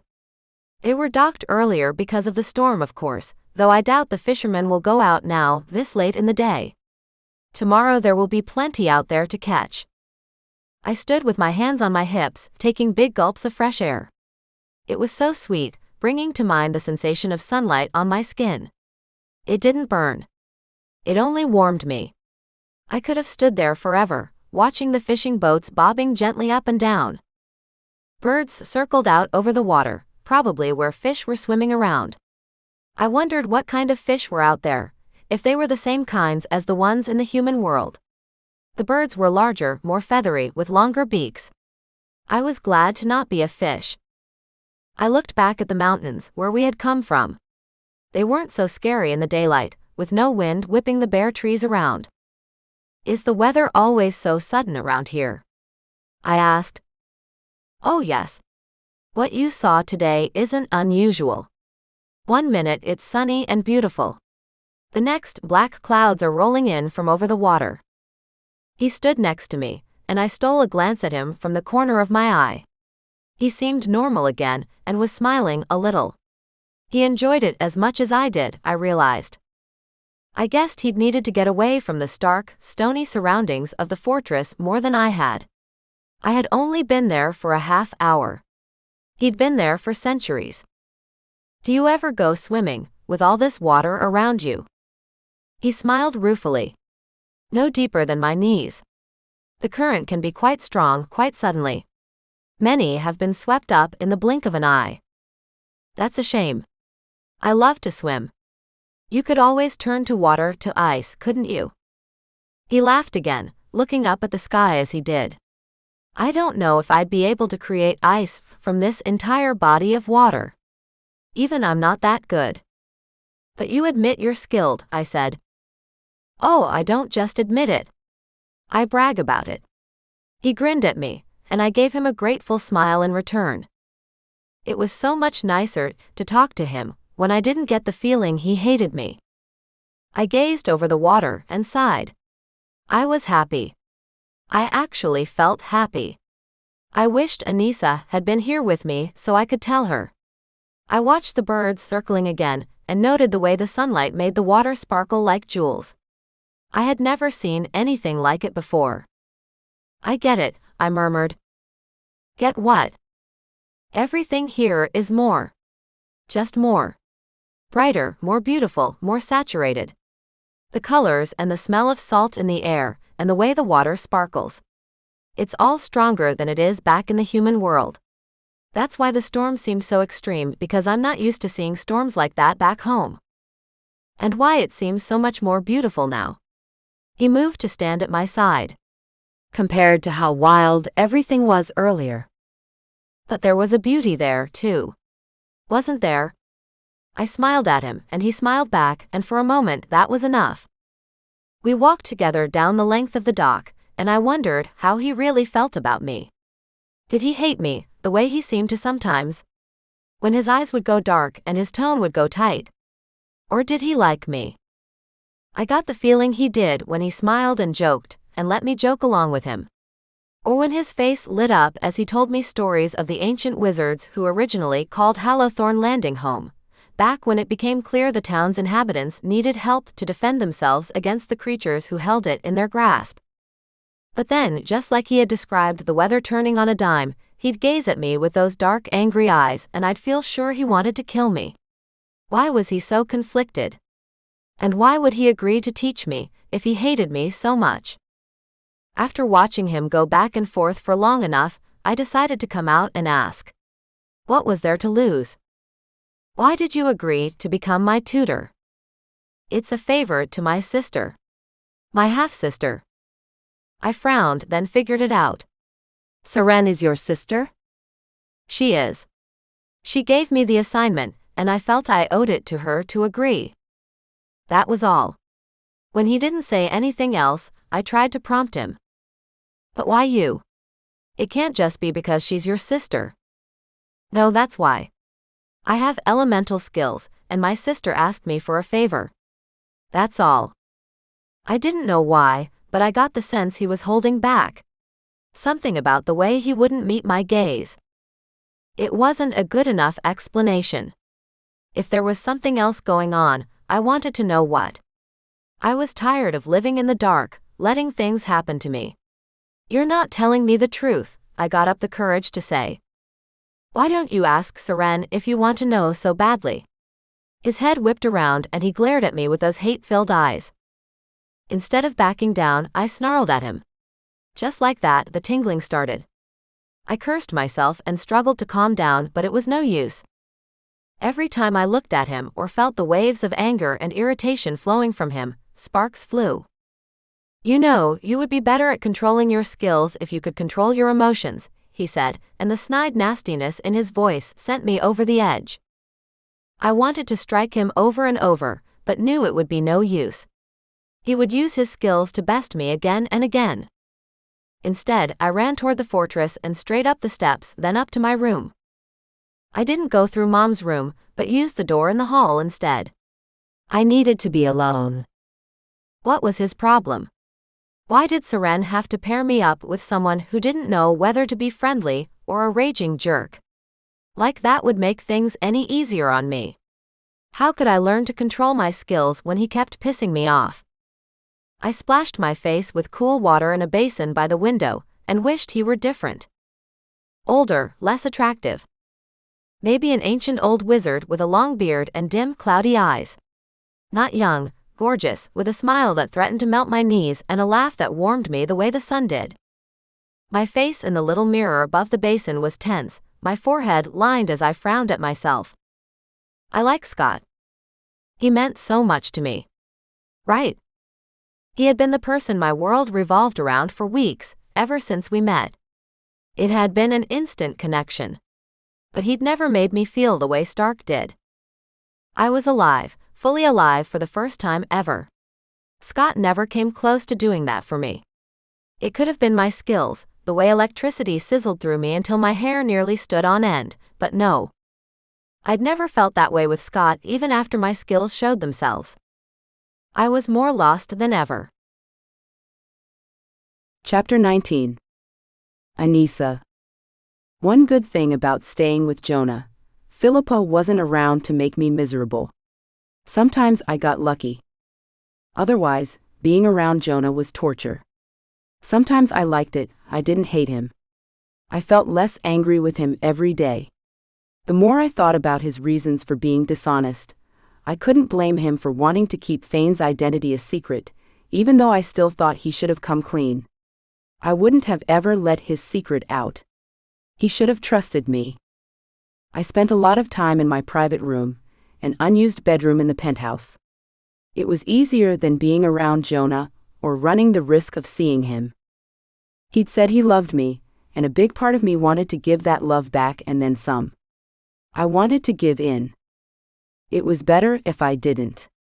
We had gone through so much, so fast, that thinking a little bit about whether we really worked together was necessary. I wondered whether he understood that was easier when I didn't have to look at him and navigate conversation. So being alone as much as I could was a priority. 2 days passed uneventfully. Gage came and went without saying much. He was still staking out the shifters, trying to get a sense of who they were and why they were around. I didn't like knowing they were in the city, doing whatever they wanted. Scott was still sulking over not being able to find Sara, and I could tell it drove Jonah crazy to lie to his brother. I didn't like it any more than he did, only being able to tell him she was all right and nothing more. The second night, I was sitting in my room wondering how Sara was making out with her training, when Jonah knocked at the door.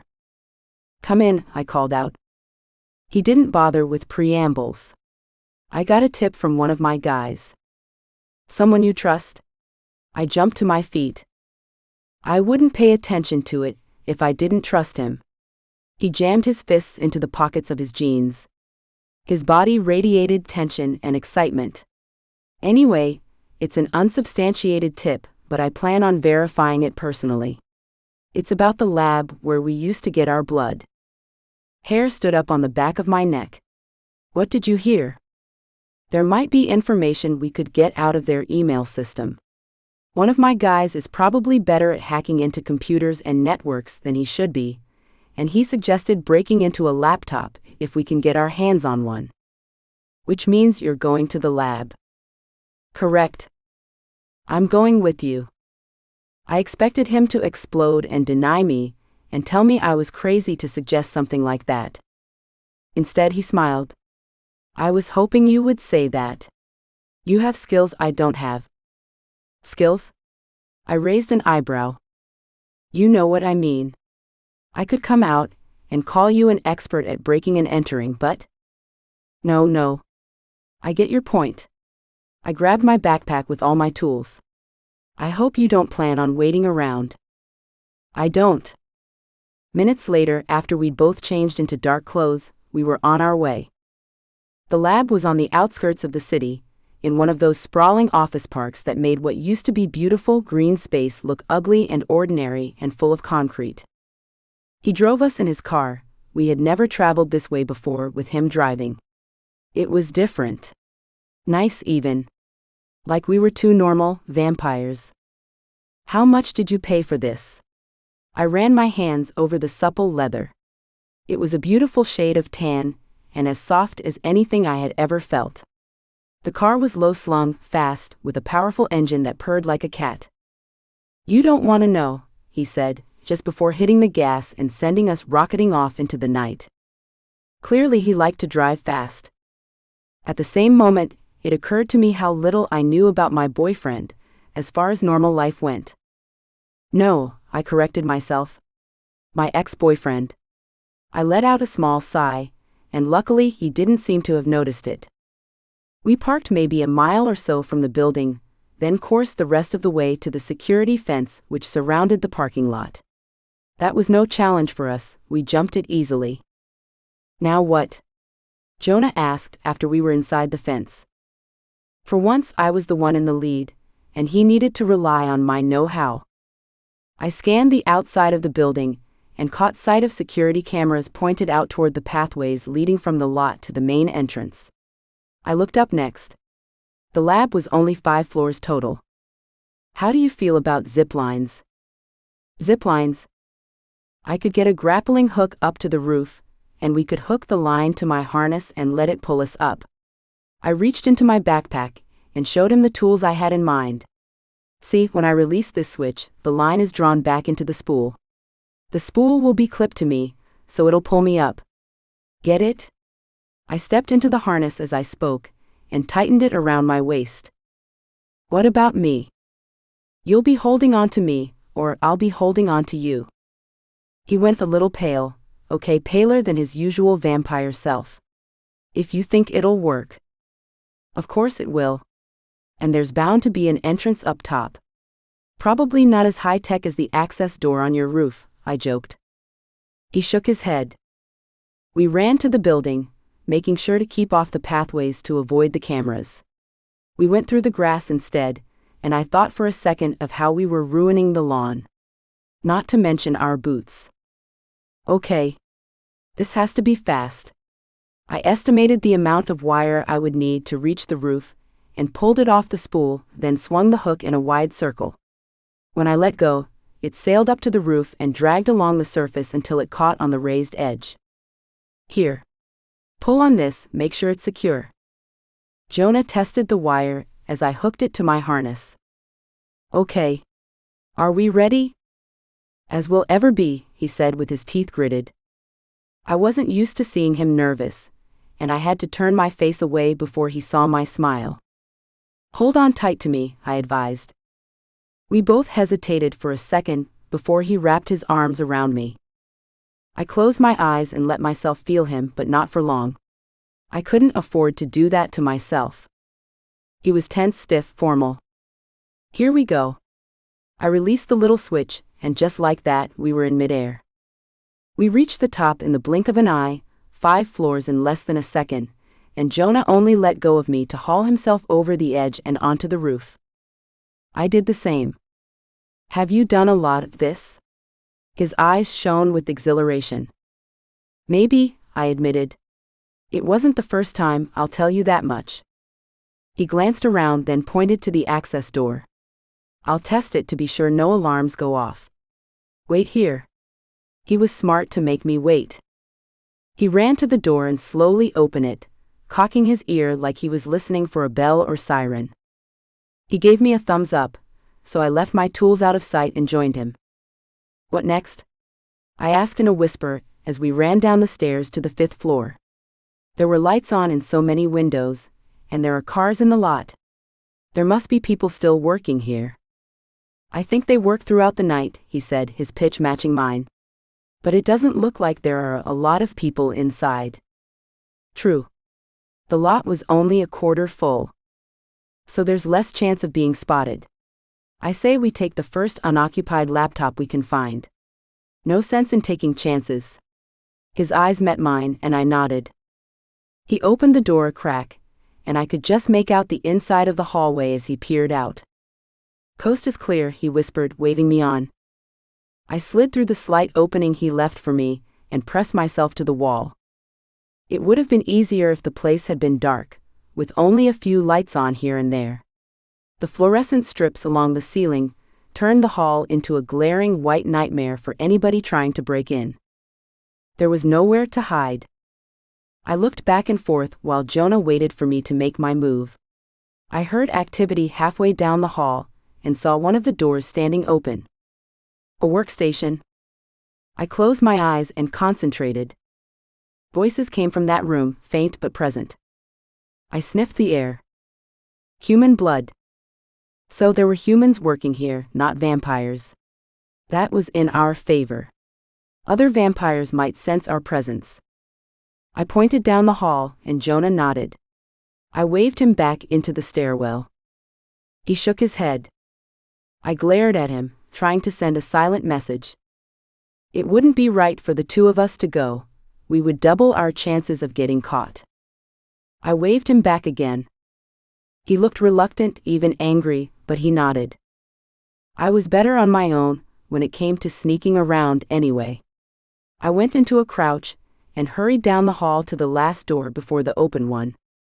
This door was closed. I tried the knob, and when it turned, I slipped inside the dark office. I peered through the crack I left. There were windows along the wall across from me, facing the occupied workstation. That was windowed too. I guess the room across from me was a workstation as well, but it was closed for the night. The blinds were shut, but that gave me a nice reflection of what was happening in the room next to me. There were 5 humans in long white lab coats sitting on stools around 3 different tables. All of them had laptops open in front of them. How was I going to get in there without one of them seeing me?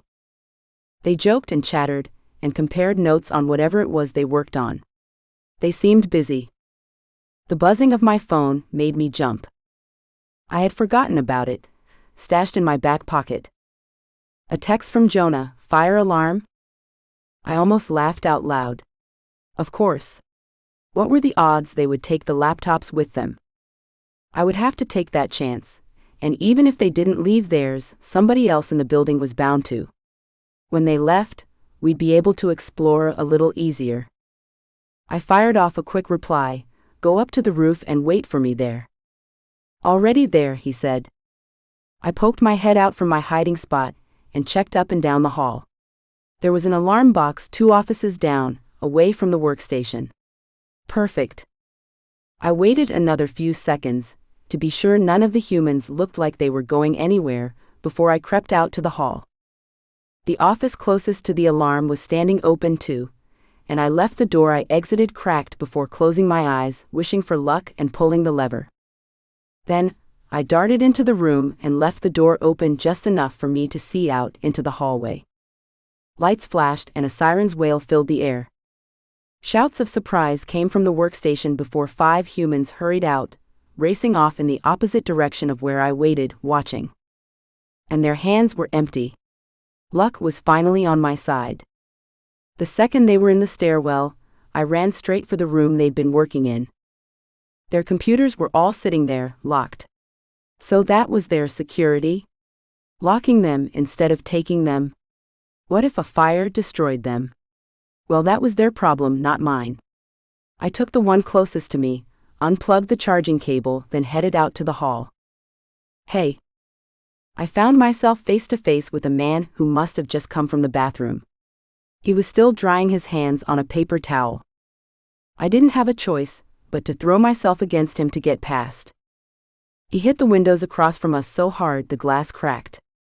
He let out a cry of shock, probably at how strong I was for my size, but I didn't stop to see if he was okay before running for the door to the roof. He yelled behind me as I hurtled through the exit and up the stairs to the roof. Jonah was waiting for me, and he had put on the harness this time. Come on, he said, reaching for me as I slid the laptop into my backpack and secured it on my back. We rappelled down the back of the building, away from the employees who were gathering out front, then coursed back to the car. We didn't stop to catch our breath until we were safely inside. I can't believe we just did that. He laughed. I almost got caught. And you used to do things like that all the time? He asked, eyes narrowed. I know. I forgot what a rush it is. I put my hands on his shoulders. You were brilliant. I couldn't have done it without you. It must have been the excitement of the moment getting to us. He took my face in his hands, and I didn't stop him as he drew me closer. In fact, I kissed him as hard as he kissed me. It felt right. It didn't last long enough, but it was best he pulled away when he did. We'd better get moving, he said, looking at me the way he used to. My heart ached as I nodded. We made the drive back to the high-rise in silence and dropped the laptop off with Jonah's hacker, a tall, brooding type one remembered seeing once before, sort of hanging out along the fringes of the clan. He only nodded in greeting when he saw me standing beside Jonah. Maybe he knew better than to question his leader. Philippa could have taken lessons from him. 12 hours later, maybe less, we got the laptop back, along with an email address and a message containing information about 3 units of blood. One name was mentioned in the email, Burke. The address is untraceable, the hacker said, sounding apologetic even though he had already proven himself invaluable. I guessed anything you found would be, but this is just what I needed to know. Jonah was already dialing a number on his phone as he spoke, and in a tight voice, gave the go-ahead to test the blood. 3 bags had been contaminated. Now they were looking for 2 units total. One of the 3 had already been used, of course. I knew that. Sara. I saddened. Waiting for the call from the team of scientists he'd put together felt like it took forever. Jonah was like a caged tiger, pacing back and forth, even growling in frustration every so often. Whenever his phone buzzed, he'd practically pounce on it. When the call came in from the team, his face was a mask of fury. His hands shook as he hung up. Well? I asked, crossing my fingers. Well, they found a contamination. They did? I beamed. In only one of the bags. His mouth set in a hard line. Oh. I sat down when my knees went out. What do you think? I think it means there's some else with elemental skills, just like your sister. Yeah. Only they're better at hiding it than she is, I said. Chapter 20. Philippa. I can't believe you did this. I turned in a slow circle with my mouth hanging open. How is this possible? Porting directly into Vance's chambers? Alonic almost smiled. Not just his chambers. Lucian's home. There's no way that's allowed. Of course it isn't. You didn't tell me to only do what was allowed, did you? I shook my head. Semantics. But it's good. No way they would have let me in here. What made you think of it? As you said, there was no way you would be allowed to walk into Vance's chambers, but it's the one place he's sure to visit alone. If he's here at all, I reminded him in a tight whisper. One of my ears was trained on the hall, listening for footsteps. Correct. With that, I have to leave you. What? It seemed so sudden. I can't possibly stay. The leader of your league resides here. The presence of a shade, even a half-vampire shade, isn't the sort of thing that can be swept under the rug. I realized I would sort of miss him, though we had only been together for a handful of hours. I had no idea what I was doing, so having someone along with me was comforting. But he had a point too. Lucian would never let him survive it if he got caught. Thank you for this. I wished I could say more. Be careful. I'll be back to check on you.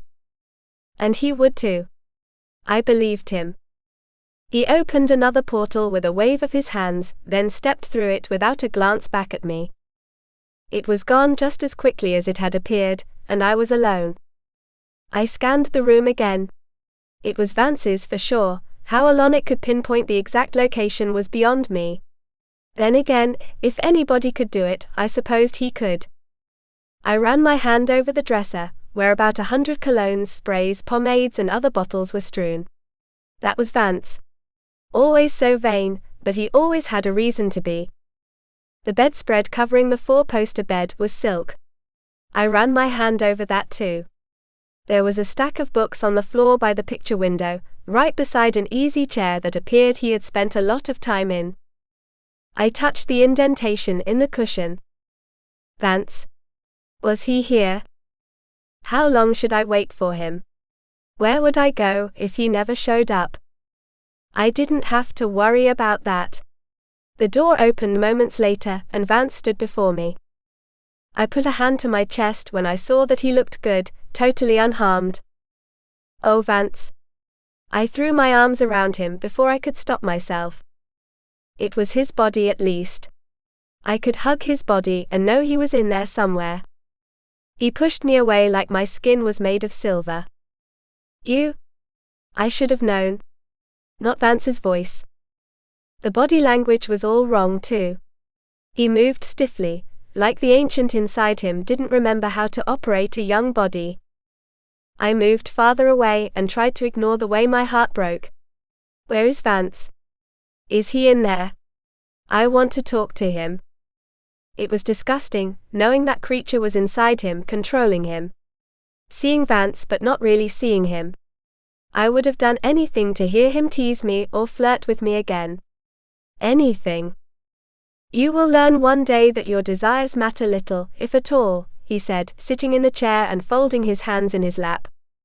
My fingers curled into fists, as I fought the urge to tell him to get out of Vance's chair. He didn't deserve to sit there. Then I'll go to Lucien and tell him what you've done, I said. Unless you let Vance go. Now. His eyes dilated. Then he laughed a high, bitter laugh that made me wince. That is fine. You should do that. And you should see if any of them believe you. But I'm fairly sure we both know none of them will. Meanwhile, when I've done what I intend to do, and I have no more use for this body, I'll kill him, simply to teach you a lesson for your defiance and interference. A shudder of disgust ran through me. He would do that too, wouldn't he? I didn't feel sorry for him anymore, the way I almost did back at Sorrow's Watch when I thought about him and Nivea and what they had been through. There was no excuse for what he was doing. Nothing made it okay. I held on to one of the bedposts to steady myself. All right then, I said, and my voice was much quieter because I felt defeated. It had all been for nothing, risking my neck by going there. I should have known I couldn't help him. At least let me talk to him. Can I do that? Please? For a minute. He stood and walked to the dresser.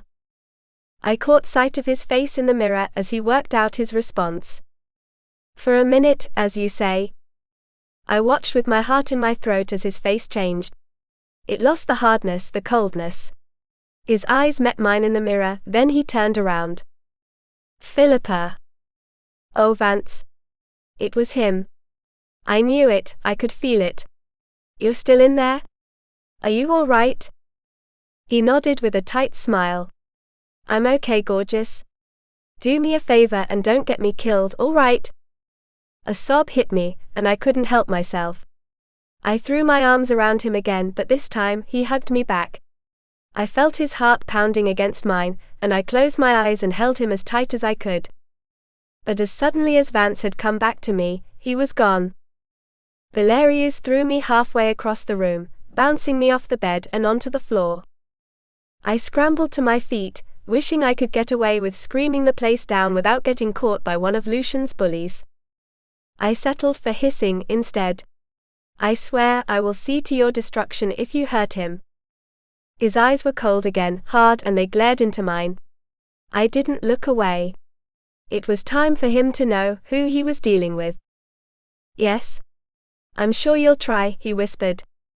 A thought hit me. Where is Nivea? He drew breath like he was about to answer, but the sound of the doorknob turning cut him off.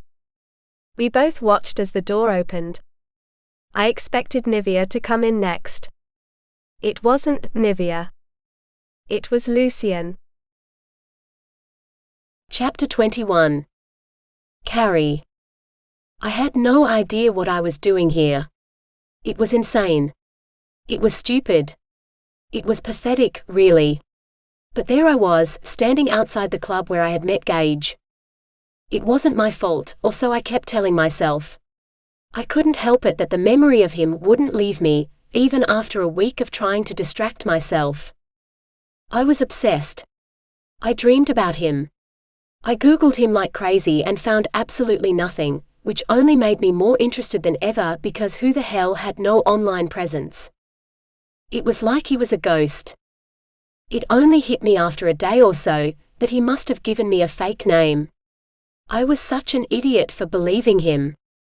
Nonetheless, I didn't stop wishing I could run into him again. I looked up the building I had watched him disappear into, wondering who owned it. Burke Limited. But there was no information on the company anywhere either. Maybe he really was involved in some sort of shady business. Maybe my mafia guess hadn't been too far off. Maybe I had imagined the whole thing and needed to take a long vacation. I peered at the sign hanging above the entrance to the club. I hadn't noticed it before. Jungle. What a weird name for a club. What was weirder was the fact none of my girls had wanted to come with me, even though all of them had gotten lucky the week prior. I had assumed they would be dying to go back for seconds, but they all had excuses. Come to think of it, I thought as I lingered on the sidewalk, none of them wanted to talk about what happened that night after leaving the club. Not even girl talk. Nothing.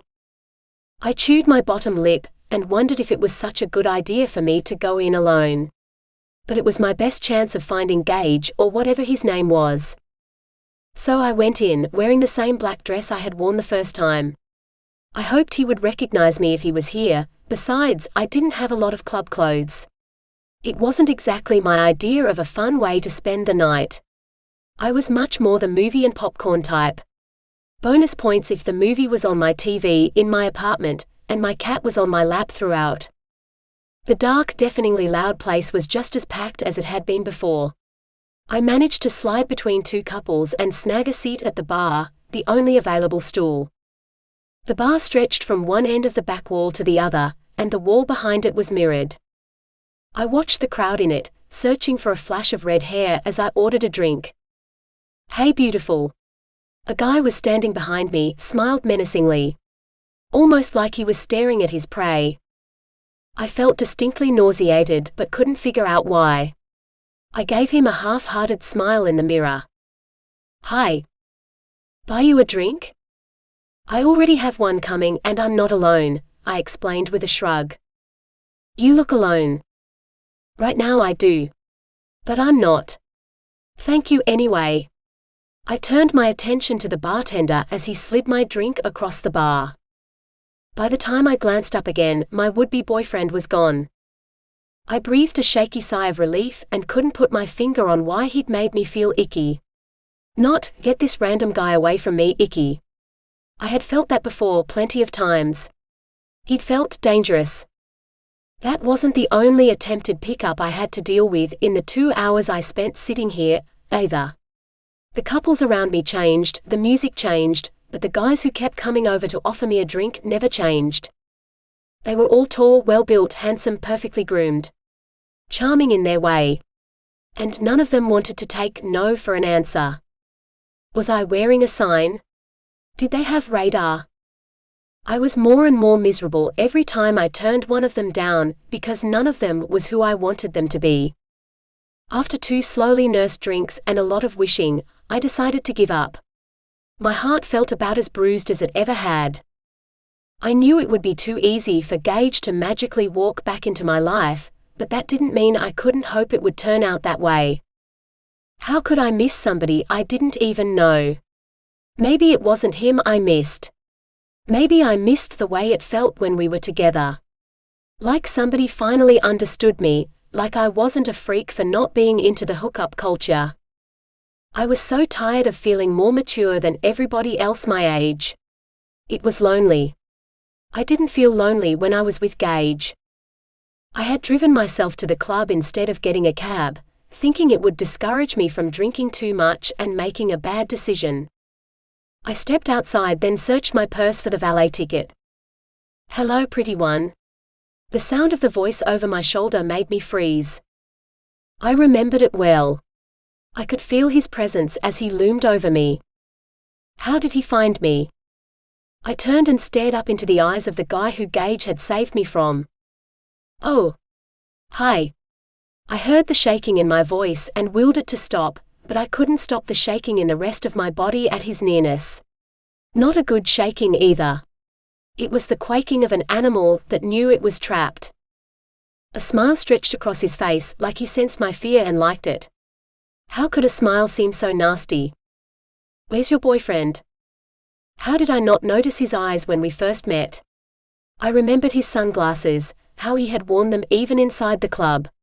He wasn't wearing them anymore. There was a red ring around his light grey irises. They seemed to glow.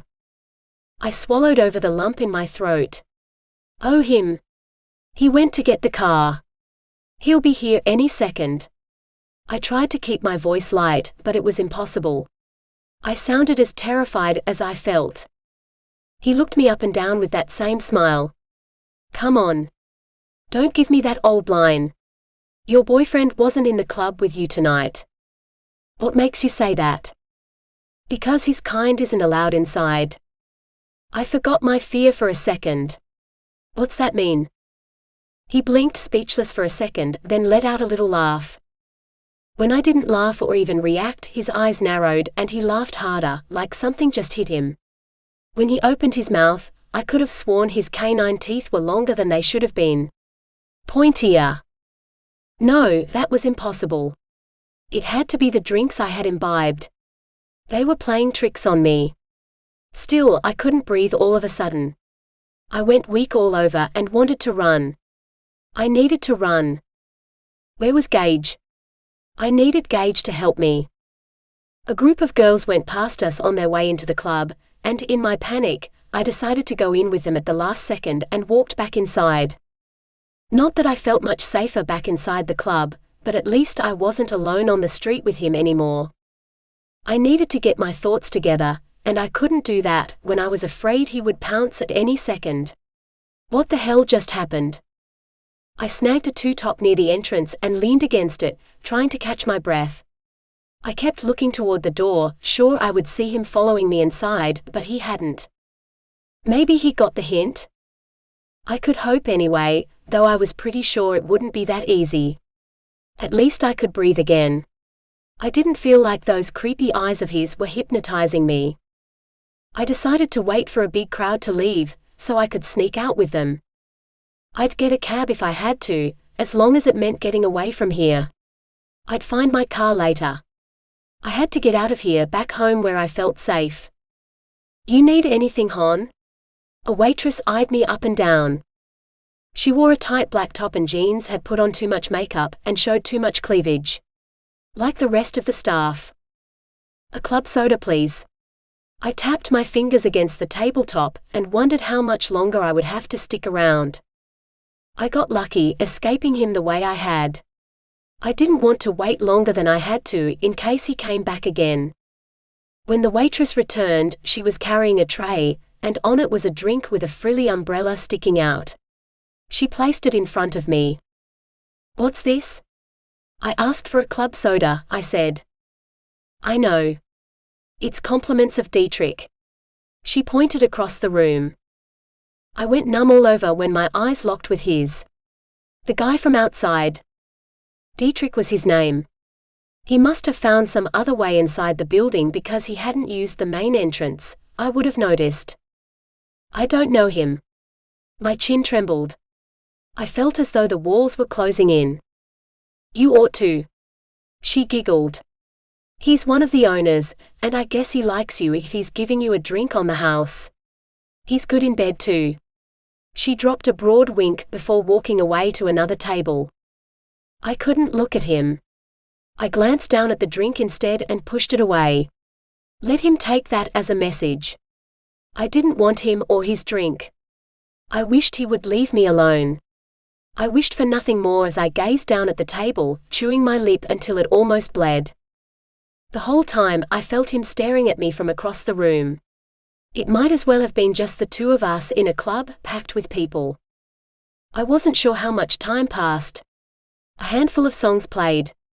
Still, I was rooted to my spot, and I could feel his eyes were glued to me. Didn't anybody notice how weird it was that he stared at me? Of course they didn't. They were busy having fun. Excuse me, miss. I glanced up to find two muscle-bound men standing in front of me. Two of the number of several bouncers I'd noticed at the front door. Yes? I looked from one of them to the other. What fresh hell was this? One of them said, "There's been a complaint against you." I gaped at them. A complaint? Against me. The other nodded. For stalking. I let out a shocked laugh. It had to be a joke. They weren't smiling. Stalking? Me? You must have the wrong person. I started to laugh again until I noticed they had eyes just like his. Light with red rings around the irises. My laugh turned into a choked sob. I wasn't imagining things this time. And it wasn't the alcohol, I was stone cold sober. I'm leaving now, I whispered, grabbing my purse. You shouldn't leave on your own. One of them took my arm, followed by the other. They started walking me out. I can walk myself. I shouted, trying to fight them off. That was a waste of time. They had hands like steel bands. They practically carried me out the door and down the stairs. I glanced around wildly, sure somebody had to notice and wonder what was happening. Somebody had to help me. We called a cab for you. You're obviously unable to drive. A car with tinted windows rolled up in front of us. I'm fine. I can drive. I'm sober. I tried to make eye contact with anybody at all, but they all looked away. I realized in the back of my mind that they probably thought I was a hopeless drunk, causing trouble in the club. It probably happened all the time. One of the bouncers opened the back door while I tried to fight them off, and the other shoved me inside and slammed the door behind me.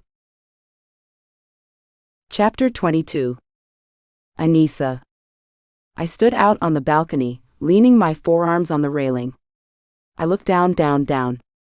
The people on the ground were like ants, except I couldn't squash them from where I stood. They rushed around like ants too. Mindless. Just going from place to place without thinking about it, doing things without thinking about them. Acting. Hurrying. Filling time. None of them knew I was watching them or who I was. What I was. Maybe it was better that way. I couldn't stop brooding ever since Jonah got that call from the scientists. There was another elementally skilled, hybrid vampire, running around someplace without our knowing who they were. Or where they were. Were they just as afraid as my sister? Or did they already know how to control the new powers? If so, how did they know? I wish Jonah would talk to me, but he was lost in his own world. As usual. He had a lot on his mind, so I couldn't blame him, but there was no way of getting through to him and letting him know how it felt when he shut me out. That was just another problem we had that he didn't understand. I could almost relate to Gage when it came to that. I barely noticed the buzzing of my phone when a text came through, and I slid it from my pocket only half-heartedly. The sight of Ray's name woke me out of my stupor. It read, "Library? Status update." I smiled softly. Ray's was somebody I could talk to, maybe not about everything going on, but about most of it. I missed being able to connect with him. I replied, "Sure. Be there in 10. I left a note for Jonah, telling him I was going to the library but would be back soon. I doubted he would get it. He didn't tell me where he was going when he went out, and I wasn't sure he deserved that respect from me. It would be good to get away for a little while. Ray's was waiting when I arrived. "We have to find someplace else to meet up," he murmured when I joined him in the history section. "Unless they decide to make this a 24-hour library." I giggled. We could have met at the coffee shop. Those places never close around here. "How's she doing?" I sat across from him in a leather chair, my hands folded between my knees. "I'm not sure where she is, but I know she's in good hands. They're training her to control herself." "That's good. So she's safe?" "Very safe." I gave him a reassuring smile, so he would believe me. His frown eased. "Hey, do you know anything more about the European clan?" He shook his head. "They're being pretty tight-lipped right now, but they're still around. That much I know. Please keep your ear to the ground on this. I need all the information you can give me." "Sure. I'll do what I can. I'm pretty interested in all of this, too, you know." "I know you are." He looked down at the floor. How's your boyfriend? Raze? It's an honest question. It's a rude question. I know you don't like him. I didn't say that. I don't even know him. What a crummy answer. I bit back the sarcastic response I wanted to hurl at him and said, "It's complicated. That's the best I can say right now. Besides, we have much bigger issues to deal with." You're right. Still, I could tell he enjoyed hearing that things weren't exactly perfect between Jonah and me.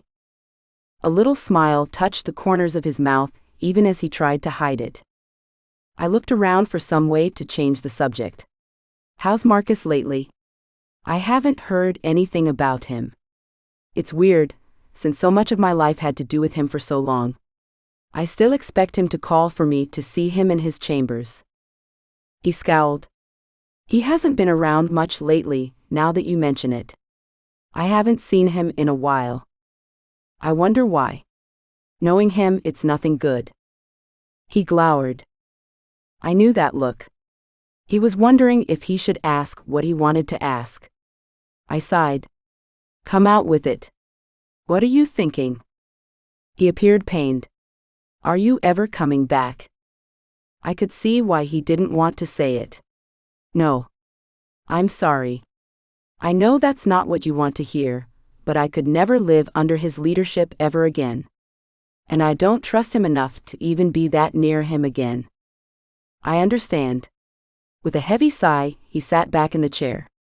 I might be in the market for a new clan myself. You're kidding. Really? Yeah, really? He shrugged. There's nothing to keep me there anymore. My heart sank. I knew what he was saying, and wished, not for the first time, I felt about him the way he felt about me. The feelings just weren't there. And without me in the clan, he didn't see the reason to stay. What about Izzy? I asked. How was it possible I hadn't thought about her in so long? One of my best friends. We used to spend time together and laugh and share secrets, even though I couldn't share every secret. Like what I did for Marcus. Like why I did it. The more I thought about things, the clearer it was I had never lived a really honest life. There was always something I had to hold back from somebody. Raze's face darkened and his shoulders slumped. I never see her anymore. She has her own life. I guess she has a new boyfriend or something. Who knows? Which meant he didn't have anybody anymore. It had always been the three of us back in the day. We were all sort of outcasts in our own way, and we didn't mind it. Or so we'd said. I couldn't see Raze becoming Mr. Popular overnight. It's funny how things have changed, isn't it? And so fast. He nodded. I need to feel like I fit in somewhere again. It's been so long since I felt as though I had a place in our world. I know what you mean, I offered. I never felt like I had a place, even when I was living with the rest of the Carvers. He had that look on his face again, like there was something he wanted to say but didn't know how to say it. I didn't need to prompt him this time. Do you think I could maybe join the Borks? I never thought I would ask that question, but like you said, things have changed. I wanted to say yes. I knew it was what he wanted me to say too. But I couldn't. It would never work. Even I probably couldn't join their clan, and I didn't know if I wanted to either. I hesitated, then shook my head. I don't think so. Because of your boyfriend, he sneered. Ex-boyfriend, I reminded him. But probably yes. Jonah would never let him join, even if we never got back together. Not when his face did what it did whenever he heard Raze's name. I guess I'd better let you go, he said after a long silence. We were usually so comfortable together too, but that had changed along with everything else. I wanted to believe it was only the fact that we hardly saw each other anymore, but I wasn't so sure that was true. He couldn't forgive me for not wanting him the way he wanted me. It would always be a wall between us. Yeah, I guess so. We stood and walked together to the entrance. The library was almost empty by then. The few girls we saw on our way out looked at Raze with obvious interest. Why couldn't I see him that way? Why didn't he notice them instead of me? Either way, it would have made life easier. We hesitated before parting ways. I felt as though I should apologize to him, the way I always felt. Instead, I said, "I'll let you know when I find out anything about Sara." "Yeah. Please do. And I'll let you know when I hear more about the Euro vampires." "Thank you." I gave him a brief smile, then turned away. I had to get back to the high-rise. No matter how uncomfortable things were between me and Jonah, it felt like I belonged there. "Where were you?" Jonah almost jumped on me the second I walked through the door to the penthouse. "I left a note," I stammered, feeling lame. "Yeah, I know, but you didn't say why you were there. Don't you understand I need to know where you are and why?" He stopped short of taking me by the arms and shaking me. "Don't you know I'm not a child? You have things to take care of, and so do I. I was trying to get updates on those Euro vampires." I left out the fact the updates, if there were any, would come from Ray's. His expression softened a little. "You should have said. You could have texted me if it was that big a deal." "So? What's going on? What did I miss?" I had to change the subject before Ray's came into the conversation. His eyes sparkled with excitement. Our hacker found more information on the laptop. I went with him to the desk in the living room, where it was waiting for us. He pointed to the screen. "What am I looking at?" He scowled, like he would know if the hacker hadn't already told him. This laptop was used at a hotel in the city. The St. Regis, to be specific. This IP address points to them. "Okay. So the person I stole it from stayed at the St. Regis recently." I shrugged, staring at him. "What's that mean?" "While this IP address was in use, this Bitcoin transaction took place." He pulled up a receipt. "There's no name, but the address linked to the account the Bitcoins came from is the same one we pulled from the email." It was starting to make sense. So, this laptop was used in the transaction involving the tainted blood, and whoever I took it from is the contact inside the lab which brought the blood in. Meanwhile, we know whoever sold the blood to the lab employee was staying at the St. Regis at this time. It's the only thing that makes sense. I nodded. Yes. It all fell in line. What's next then? A trip to the St. Regis, of course. Ooh, I've always wanted to stay there. It looks so nice. I even winked at him. He winked back. I was thinking more like a trip to the bar, or maybe the lobby.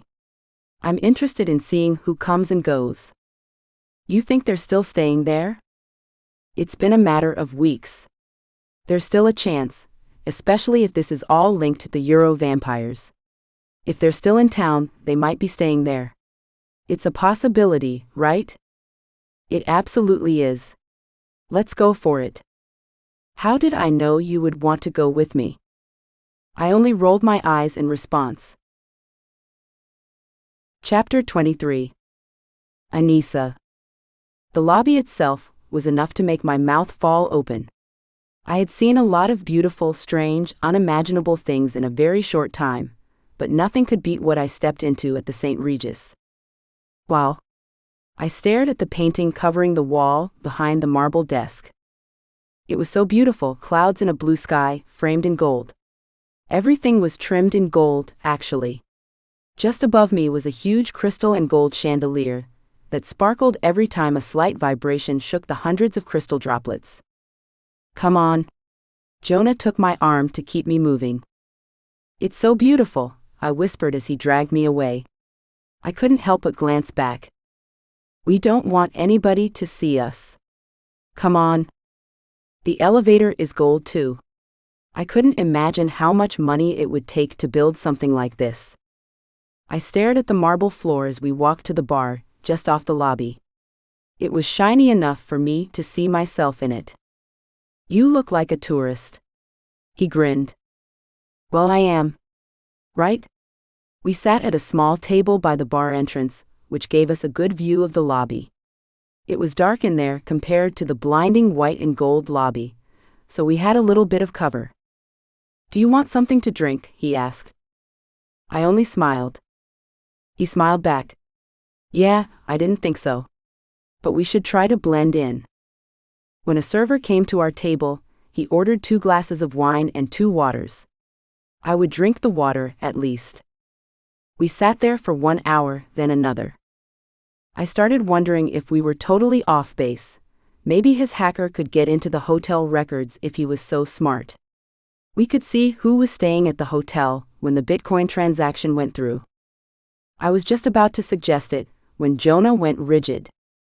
I followed his gaze out to the lobby. Genevieve, I breathed. She was walking in from outside, wearing a floor-length black dress with a startlingly low cutback. She was gorgeous, like a model, and all eyes were on her as she glided over the marble floor. What is she still doing here? Jonah whispered. She should have left weeks ago, after the meeting. Maybe the Euro vampires are from her clan, I suggested. We glanced at each other, and he nodded. It makes sense. Wow, I thought this was all an empty theory for a little while, when it didn't feel like things were going anywhere. Between you and me, I felt the same way, I admitted. Genevieve's presence didn't prove anything, per se, but it solidified the idea the Europeans were probably to blame. Let's wait and see if she comes out, he suggested. She might not be staying here. She might be visiting the person who is. I guess you're right. So we stalled longer, but this time we had more to think about. What was the point of bringing elemental skills to American vampires? What was it supposed to accomplish? Who would put something like that together?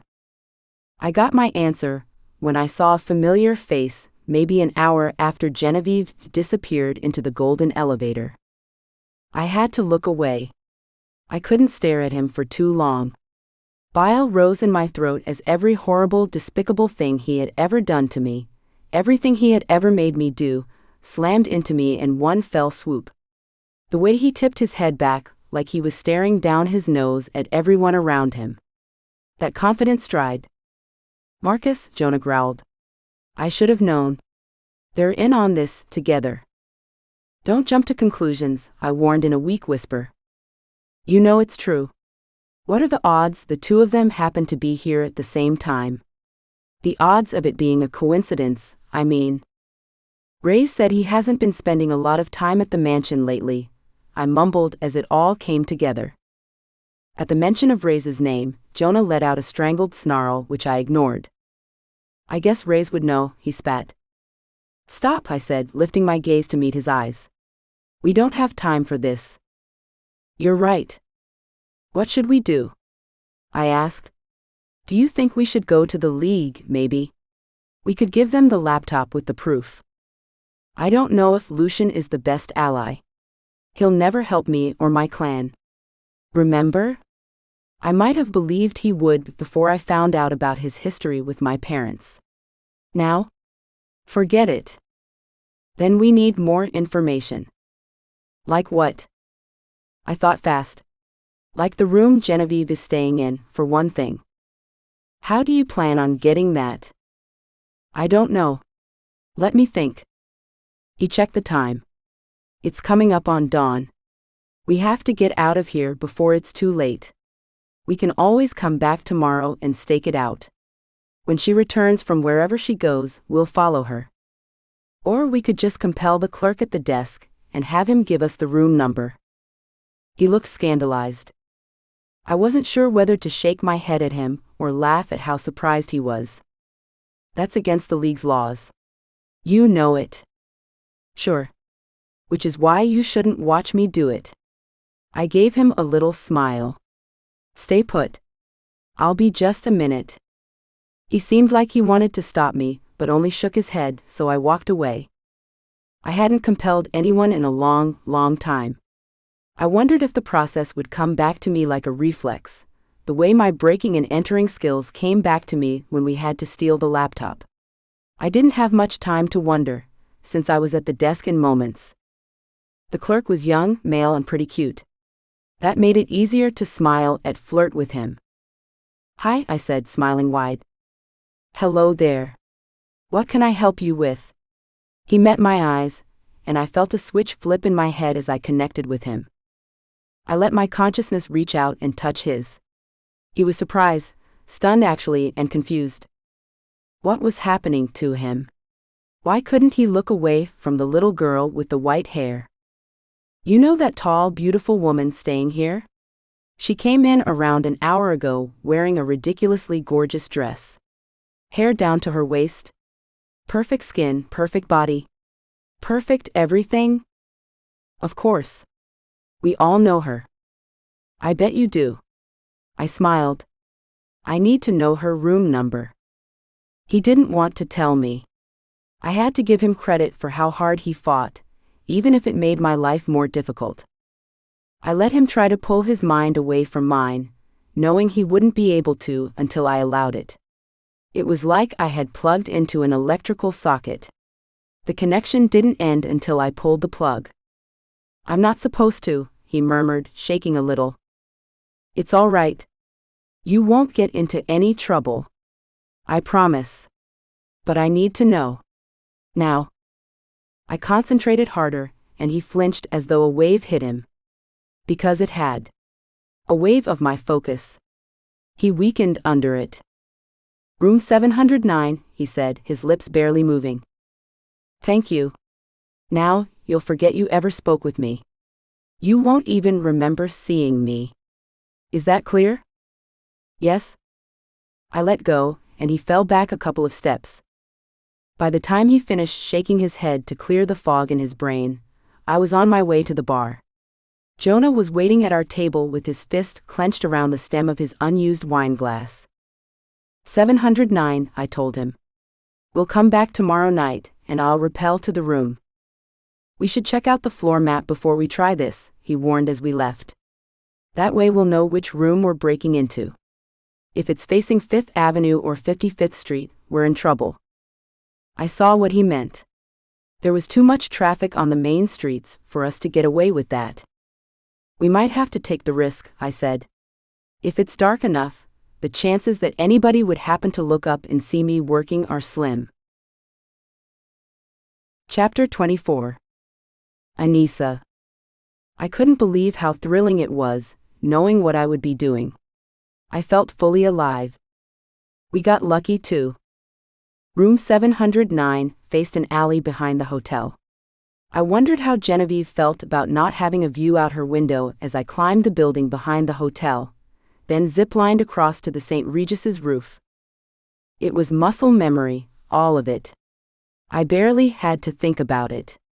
There was only one difference from all the other times I had used my many tools. Jonah was with me.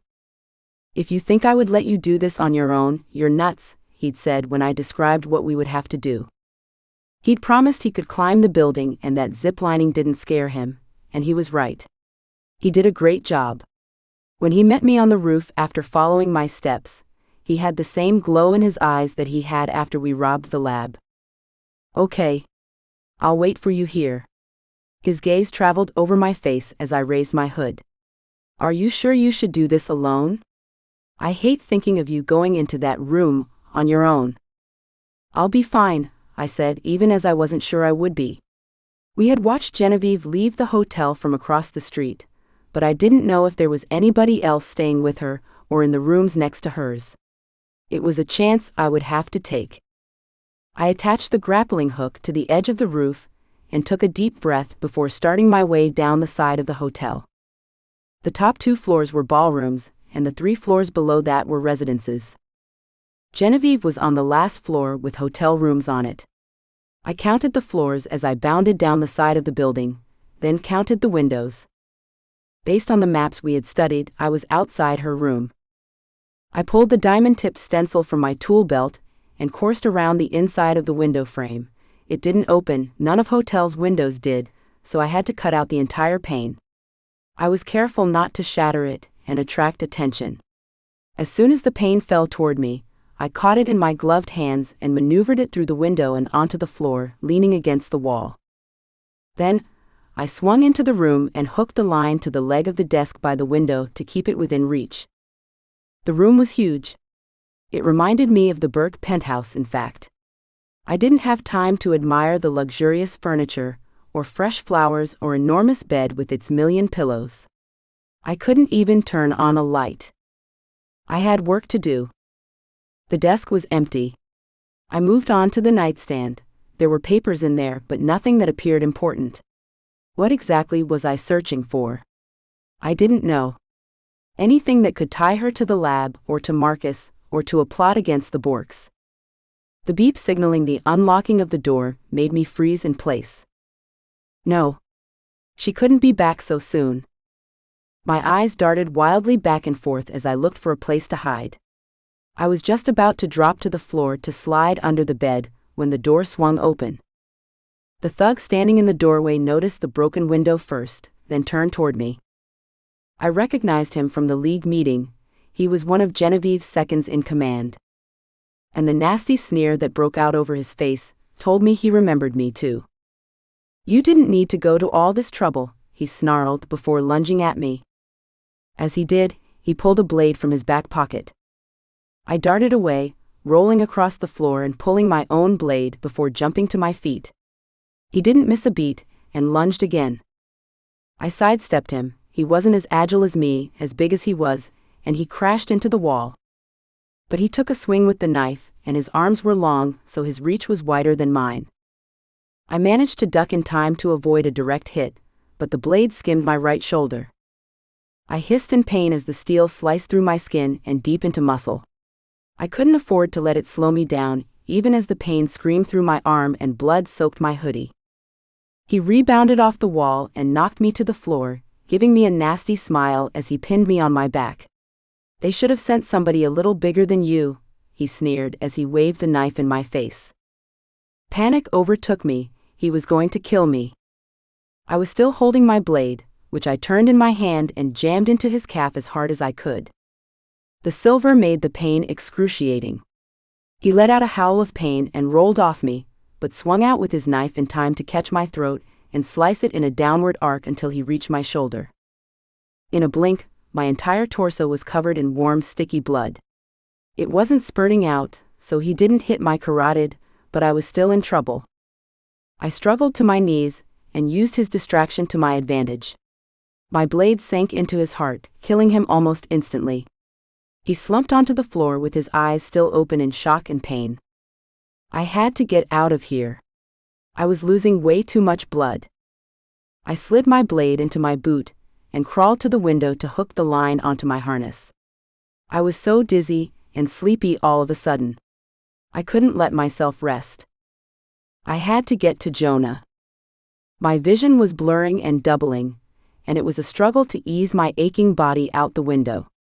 Once I was outside, probably dripping blood into the alley below, it was only seconds later and I was on the roof. I didn't even manage to disconnect myself from the zipline before I collapsed.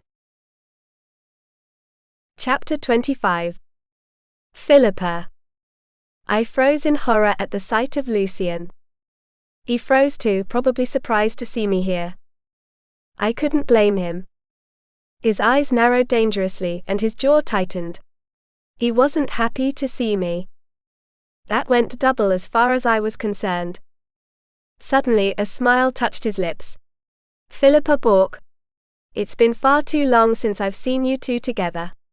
He looked at Vance, then at me. "It's nice to see you," I lied.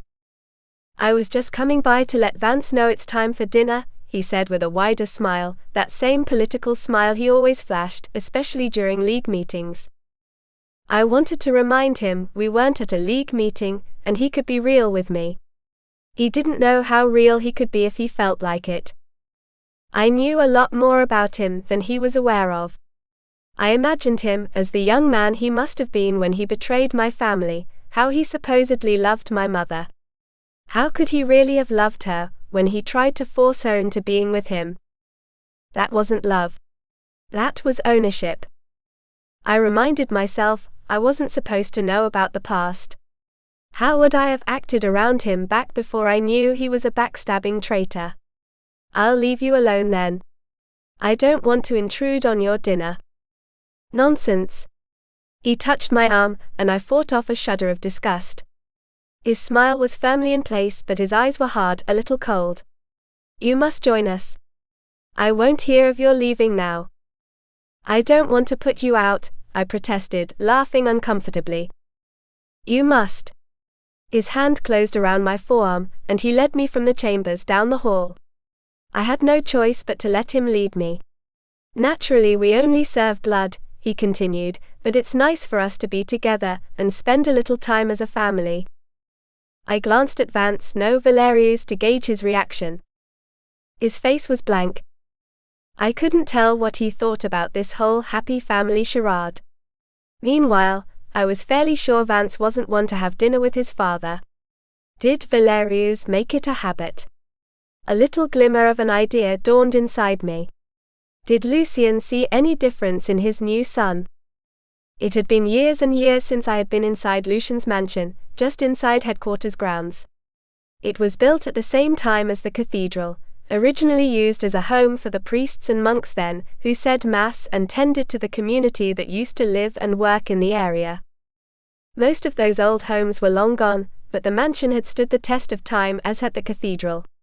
It had been built in the same Gothic style, with thick wooden beams stretching across the length of the high ceilings. Tall, intricate stained glass windows lined the exterior walls. The staircase leading down to the first floor was wide enough for 5 men to walk side by side, with a beautiful hand-carved wooden banister. The walls were covered in gilt-framed paintings. Lucien considered himself a collector. Art was one of the few human achievements he acknowledged as worthwhile. Heavy iron chandeliers lit the stairs, and the hall we walked down to reach the banquet hall. It was used much more frequently in the old days, designed for dozens of priests and many other people at once. Maybe the community gathered together here, they could have fit. I guessed our entire clan could have fit in here with room to spare. It was a dark, foreboding room, with its wood-lined walls and heavy furniture. I wondered if it was original to the mansion. It looked like it could have been, so old-fashioned and heavy and dark. Not to mention, uncomfortable. A long table sat in the center of the room, stretching from one end to the other. No way we needed this much room for a small, intimate dinner. Though it wasn't like Lucien to keep things small. The table was set with big bowls of flowers that filled the air with a thick, cloying scent. At one end, the end Lucien led me to, sat a few family members and a few people I didn't recognize. I knew Landon, Vance's older brother, and recognized the beautiful woman who sat at the right hand of the chair at the head of the table. Genevieve. She turned her intense eyes in my direction, and her ruby lips parted in a smile.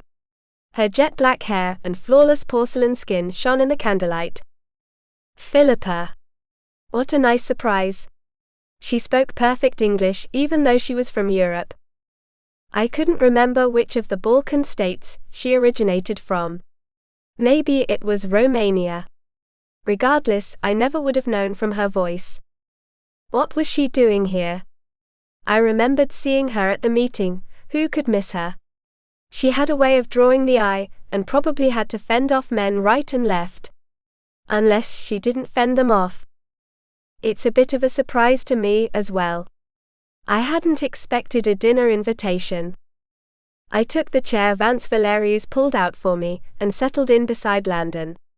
He looked like Vance, almost exactly like him, but his personality was much milder. He was never as cocky as his brother, or as brash. Or as sexy. How are you? I asked him in a low voice. I was determined to make small talk, and seem as normal as possible even as my mind reeled. I had no idea how to get out of the mess I was in. How would I ever get out of here? I could course away, but how would I get out of the mansion if Lucien didn't want to let me go? And I had the feeling he wouldn't make it easy for me. I'm well, thanks. How about you? He flashed a handsome smile. I'd always liked him, even if it wasn't the way I liked Vance. Pretty well, thanks.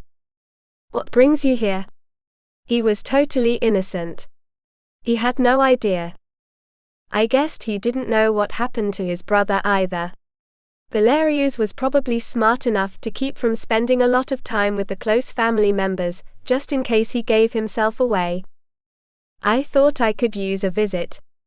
I haven't seen your brother in such a long time, at the meeting, but that was about it. You know, I never could stay away from him. I had to call on my old party girl personality a little bit, as I laughed carelessly. My eyes fell on Genevieve as I did, and I saw her watching me with a cold stare. How could anything so beautiful be so cold and hard? To my left was a vampire girl I had never met. She looked out of place, though not uncomfortable. Her eyes took in everything, even though she said nothing, and was clearly trying to blend into the surroundings. Where did she come from? Was she one of Genevieve's girls? She was beautiful enough to be, though her hair was like spun gold and her eyes were like emeralds. She played with the stem of a crystal goblet, and listened to the conversation, absorbing everything. I wondered if it was paranoia that made me distrust her. A server came in to pour blood into our goblets. Lucien was served first, then Genevieve, then the rest of us. I raised the glass in a toast along with the others and drank gladly. I hadn't fed in too long, and I needed every bit of strength I could get. The fresh blood gave me a little more clarity. I could get myself out of here. I could do anything. I just had to be smart and keep from panicking. We continued to make small talk, until another member of the staff entered the banquet hall and leaned down to whisper in Lucien's ear. A slow, nasty, terrifying smile spread across his face. Wonderful. Bring him in for entertainment. He chuckled a little, pleased with himself. I looked at Landon, but he didn't seem to have heard what Lucien said. Nobody was paying attention but me and Genevieve, who appeared confused but interested. A door opened behind Lucien, and 2 members of his security team came in, leading a tall figure in a long cloak. A long dark grey cloak. I knew that cloak. Alonic had wrapped it around me before we ported. A gasp threatened to slip out, but I held it back and forced my face to settle in normal, relaxed lines, as the 2 hulking men shoved Alonic in front of where Lucien sat. Alonic's eyes glowed with rage, and his dark skin was covered in bruises. There was a metal headband on his head, and metal shackles on his wrists. Tears stung behind my eyes, but I held them back and pretended not to care even as I screamed inside. When did they get him? How? It was all my fault. The girl next to me jumped up, along with a few of the others. He's a shade, one of them screamed as they pushed away from the table. He's dangerous. Get him out of here. Lucien never flinched.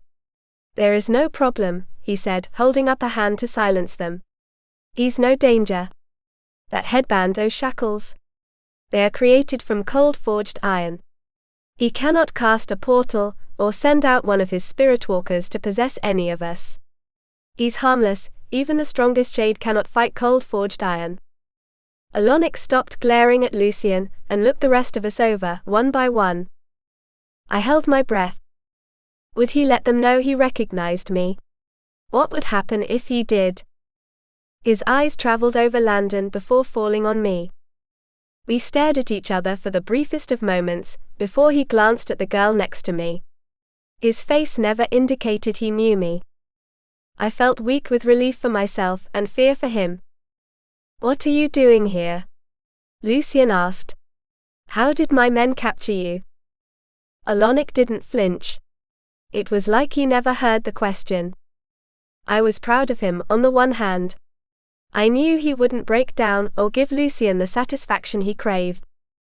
On the other hand, I didn't want to imagine what Lucien would do to him if he didn't answer. He was cruel. Only I knew how cruel he could be. No, not just me. Valerius knew too.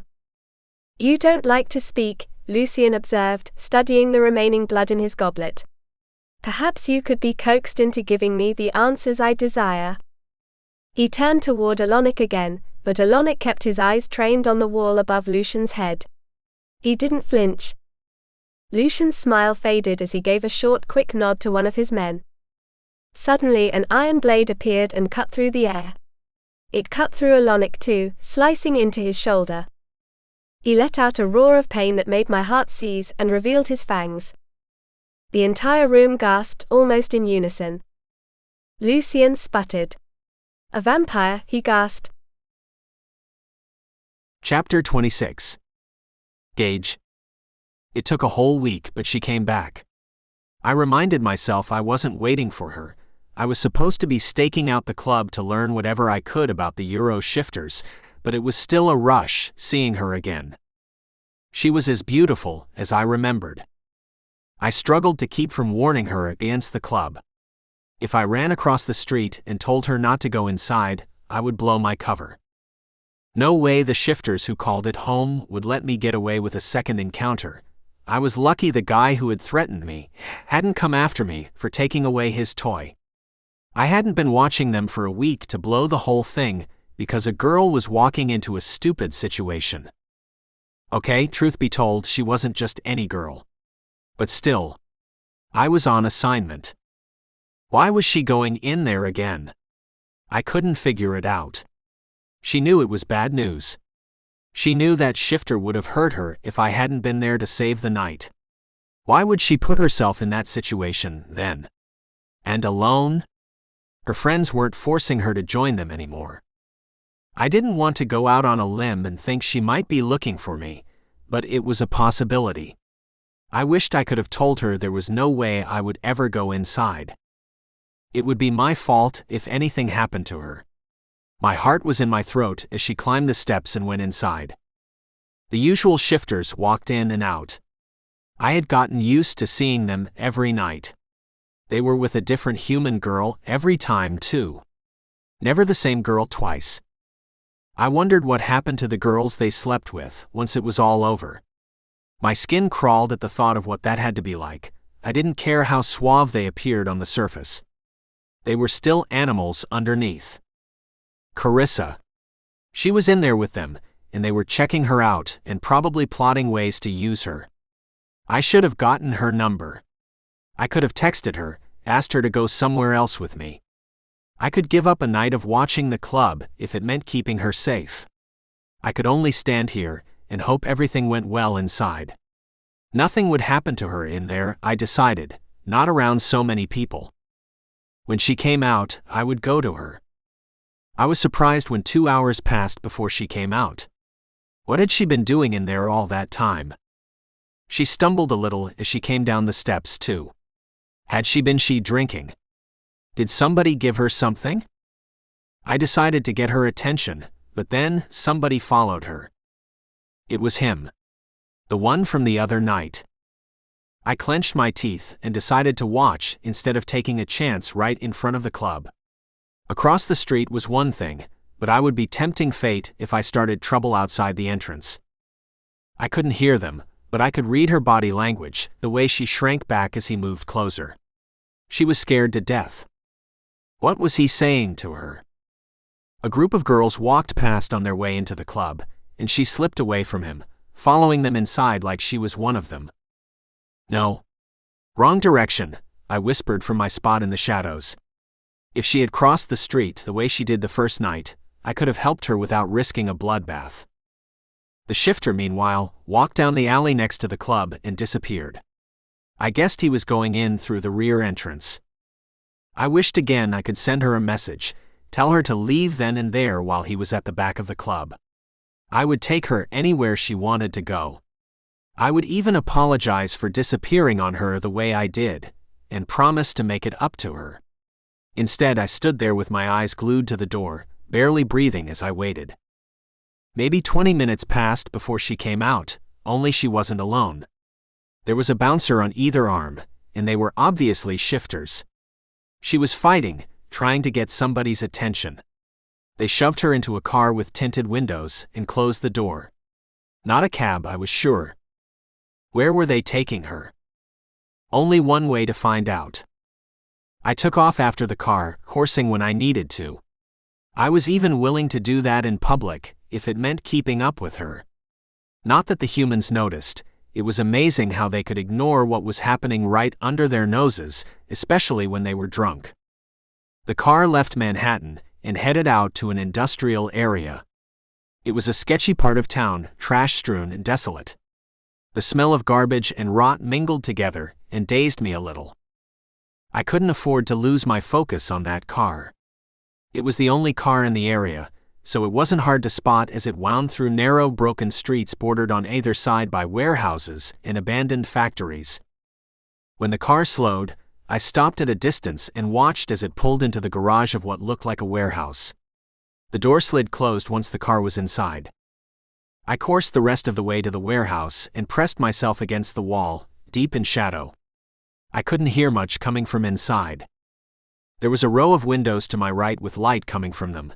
The glass was frosted to keep private what happened inside, but I still caught a glow filtering through. I slid along the wall and ducked under the first window, then peered inside.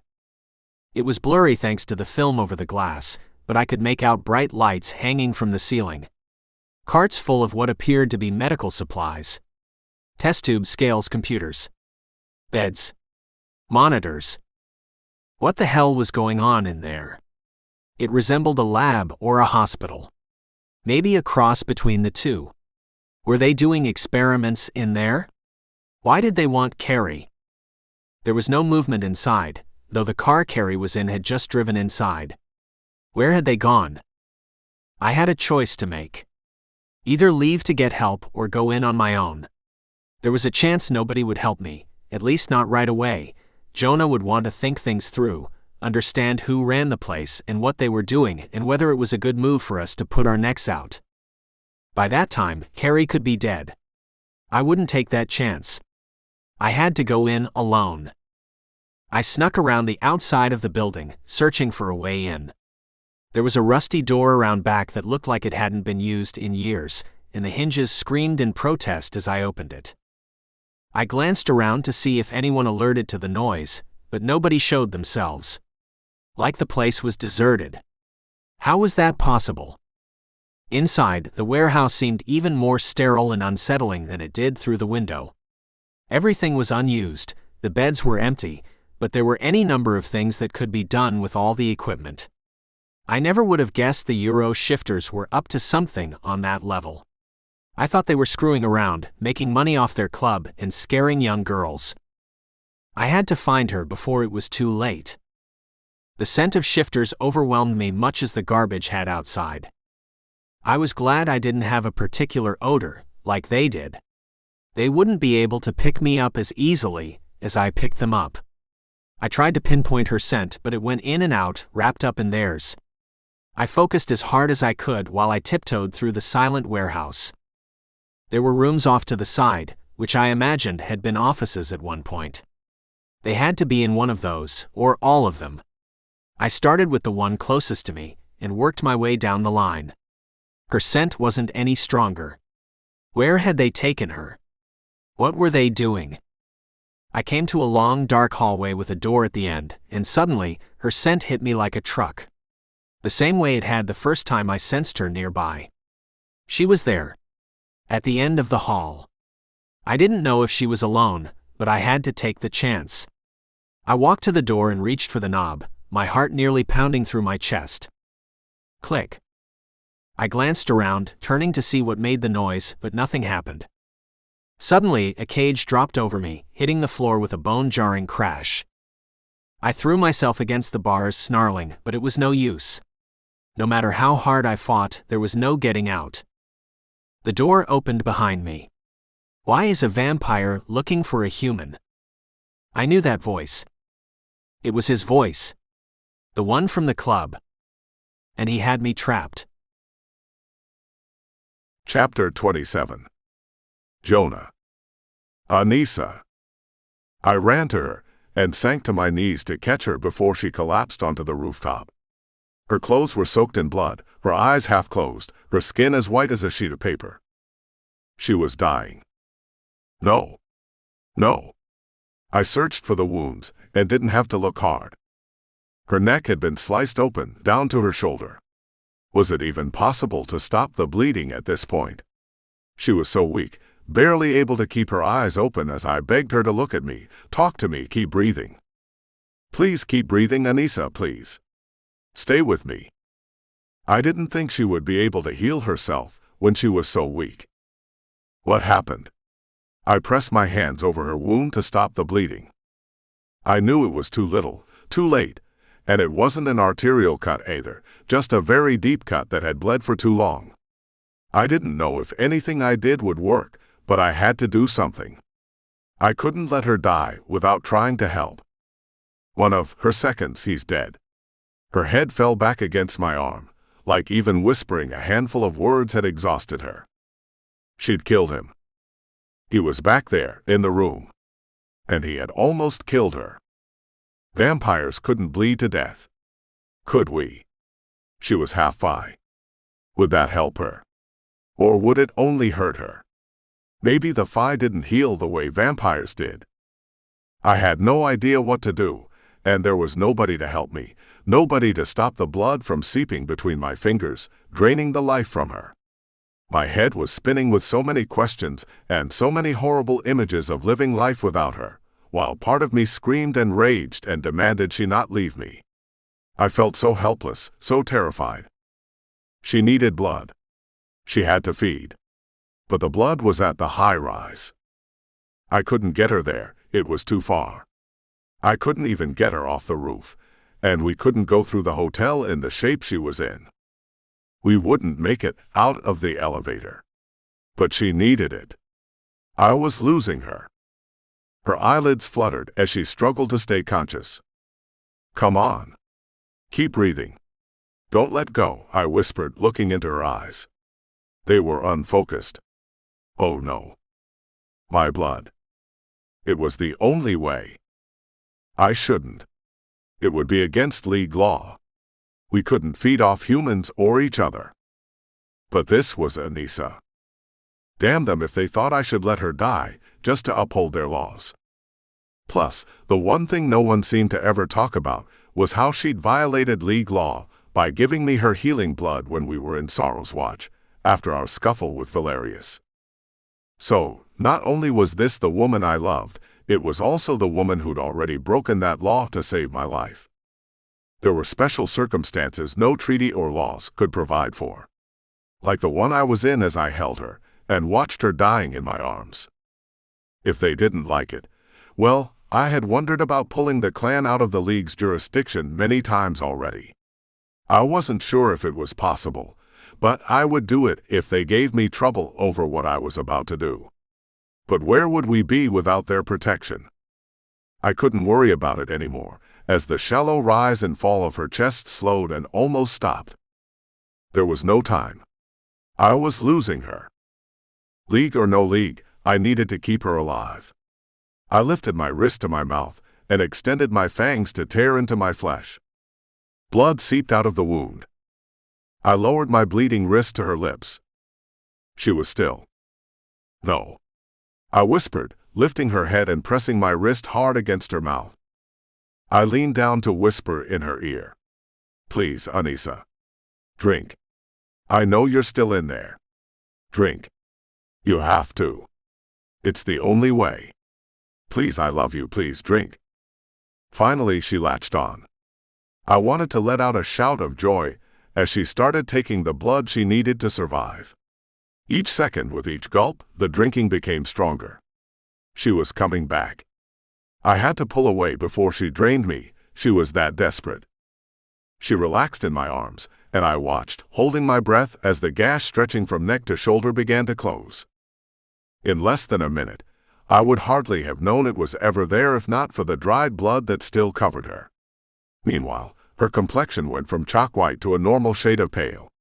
She even had a little color in her cheeks. Then her eyes flew open and met mine. What have you done? What I had to do. I ran my hand over the side of her face. What you did for me. But you risked so much.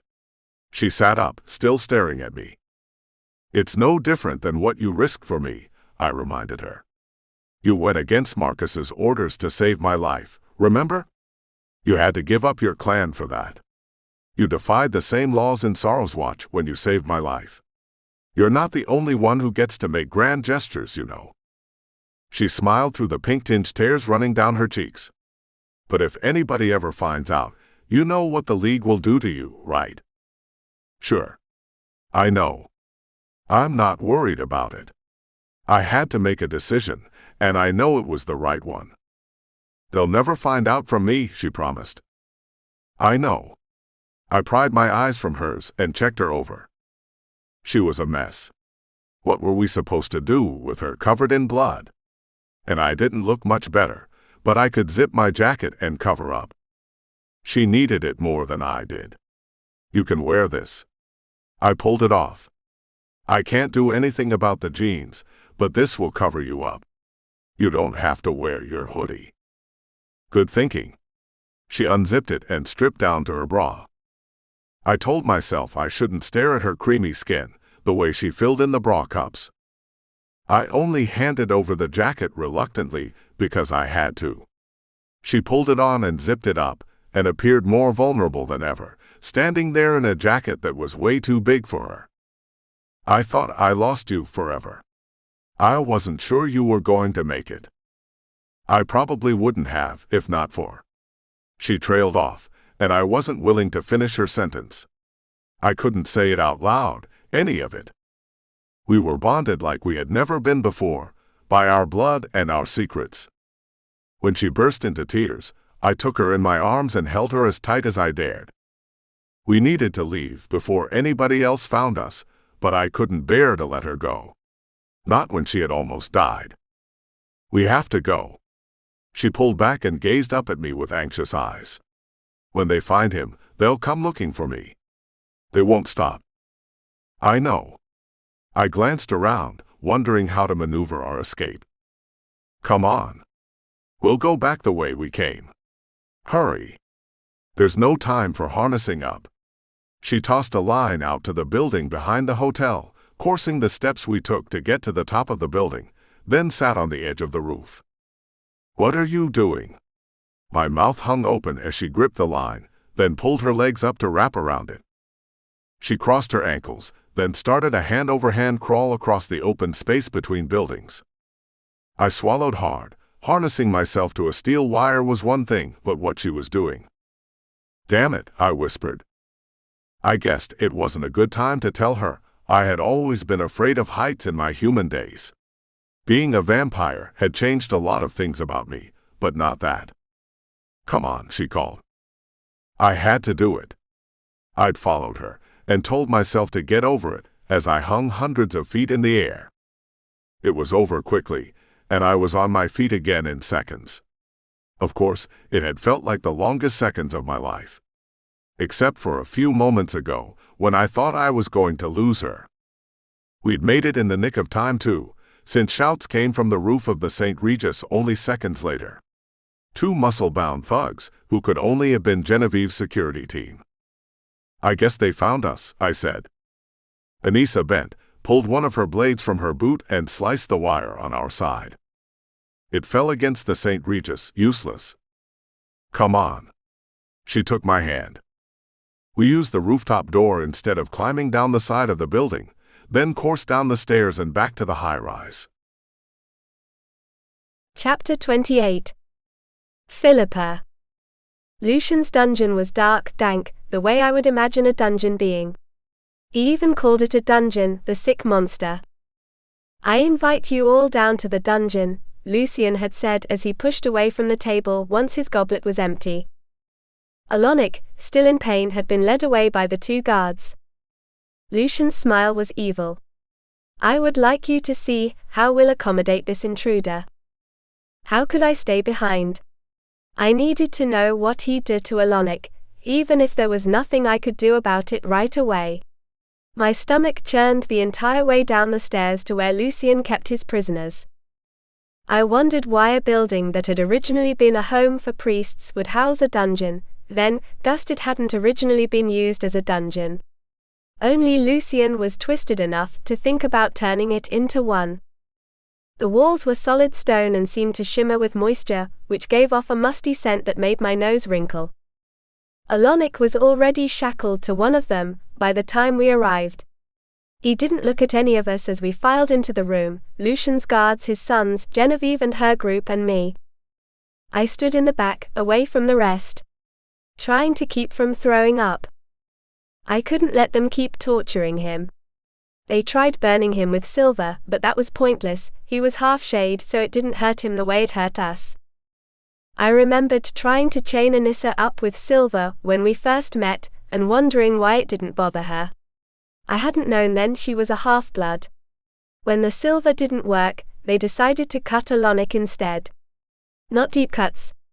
Just enough to hurt him by inches, one slice at a time. I gritted my teeth every time he winced or groaned. I had to get him out of here somehow. Without the shackles, he might be able to throw a portal. How could I get them off him? Do you feel more like talking now? Lucian asked in the same cold, heartless tone of voice he had used in the banquet hall. Now that we've given you a little time to become more comfortable in our presence? Everyone chuckled but me and Alonic. I wanted to claw Lucian's face to shreds. Alonic gave no sign of hearing the question. I could tell it was only enraging Lucian more with every passing second. I wanted to scream at the both of them to stop it, end it. Anything to make the torture stop. After a long time, everybody lost interest. Even Valerius. I heard the rumble of throats being cleared, shuffling feet, murmured conversation. Lucian got the hint. All right. Now that we know our guest is secure and comfortable, we'll have a celebration upstairs. After all, it isn't every day we capture a shade, a hybrid one at that. He beamed with something that could have passed as joy if he'd had a soul. I struggled against the urge to glance back at Alonic one more time, before following the group upstairs. The closing of the door behind us was like a death knell. What would they do to him, while none of us was looking? Valerius kept catching my eye throughout the party, as he chatted with some of Genevieve's crew. He knew I knew Alonic. He had to. He had seen us together at Sorrow's Watch. Why wasn't he saying anything? Of course it would mean giving himself away. I hated knowing we had another secret between us. I forced a smile and chatted with Landon, wondering how much longer Lucian would want me to stay around. I needed to get help to Alonic as soon as I could. Unless there was a way I could get him out on my own. But what was I supposed to do? Was there a key to the shackles? If there was, Lucian's guards probably had it. How was I going to get it away from them? For the first and probably only time, I wished Anissa was here. She would be able to free him. Knowing he was here in pain because of me was like a weight crushing my chest with every breath. I excused myself to go to the powder room. When it was clear nobody followed me out of the banquet hall, I went straight for the stairs to the dungeon. If anybody asked, I could always say I wanted to get another look at the shade. I tiptoed down the stone stairs and found him still shackled to the same spot. There was an entire row of shackles on the wall. I wondered how many prisoners were generally kept there at one time. The thought sent a shudder through me. He stood there with his head hanging low. He didn't flinch when he heard me coming. Had they broken his spirit so easily? Alonic, I whispered. That got his attention, but just barely. He raised his head enough to tell me he heard me, but he wouldn't look me in the eye. I was almost glad for that, since I wasn't sure I could stand if he did. My guilt was worse than any I had ever felt. I stood as close to him as I dared, and tears filled my eyes. I'm so sorry. I am so sorry. I had no idea anything like this would happen. You have to believe me. It's killing me to see you this way. I'm going to get you out, I swear. He didn't move a muscle. He didn't say whether or not he blamed me for getting him caught and tortured. I will get you out of these shackles if it's the last thing I do, I whispered fiercely, swallowing back my tears. There was no time for them. And they wouldn't help him escape. When I do, and you portal out of here, I need you to meet me on the roof of the high-rise. You'll be safe there, I promise. You don't have to worry about getting caught. I'll be there as soon as I can. Okay? He still didn't answer, and I almost growled in frustration. What did I have to say to get him to acknowledge me? Then again, why would he want to meet me anywhere when I had done this to him? A noise startled me. I jumped and peered up the stairs in time to see the hem of a long black dress as Genevieve descended. I darted into a corner and curled up in a ball, hoping the shadows would hide me. Alonic was motionless as the beautiful vampire approached him. What was she doing here? If she started torturing him again, I couldn't cower in a corner and let it happen. But if I helped him, everyone would know he had come here with me.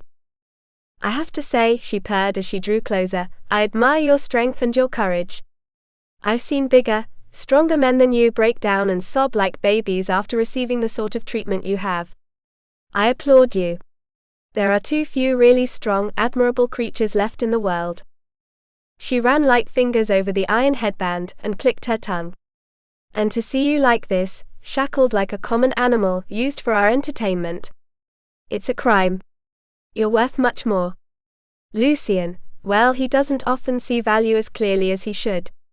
But I do. And you have value. She stepped back, crossing her long slim arms over her curvy body. I have a deal I think we could both benefit greatly from. If you're as smart as I'm already sure you are, you'll accept my terms. Of course. She would never approach him like this, unless there was something she wanted. I almost laughed at how ludicrous it all was. If she thought she could bribe somebody like Alonic, she had another think coming. You're not much of a talker, are you? She asked with a slight chuckle. That's all right. I like the strong, silent type too.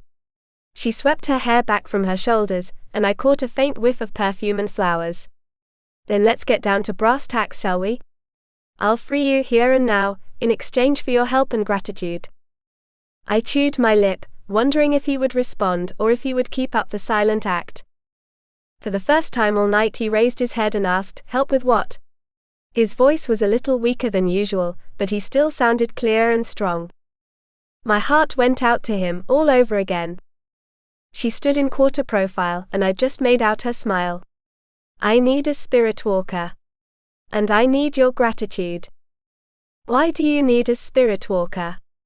What do you mean by gratitude?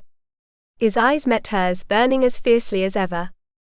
There's no time to discuss that now, and I don't feel like sharing my reasons at the moment, she replied in a low, sweet tone with a hint of an edge to it. I won't do anything to hurt the shades, he said. You don't have to worry about that. The shades aren't my enemies.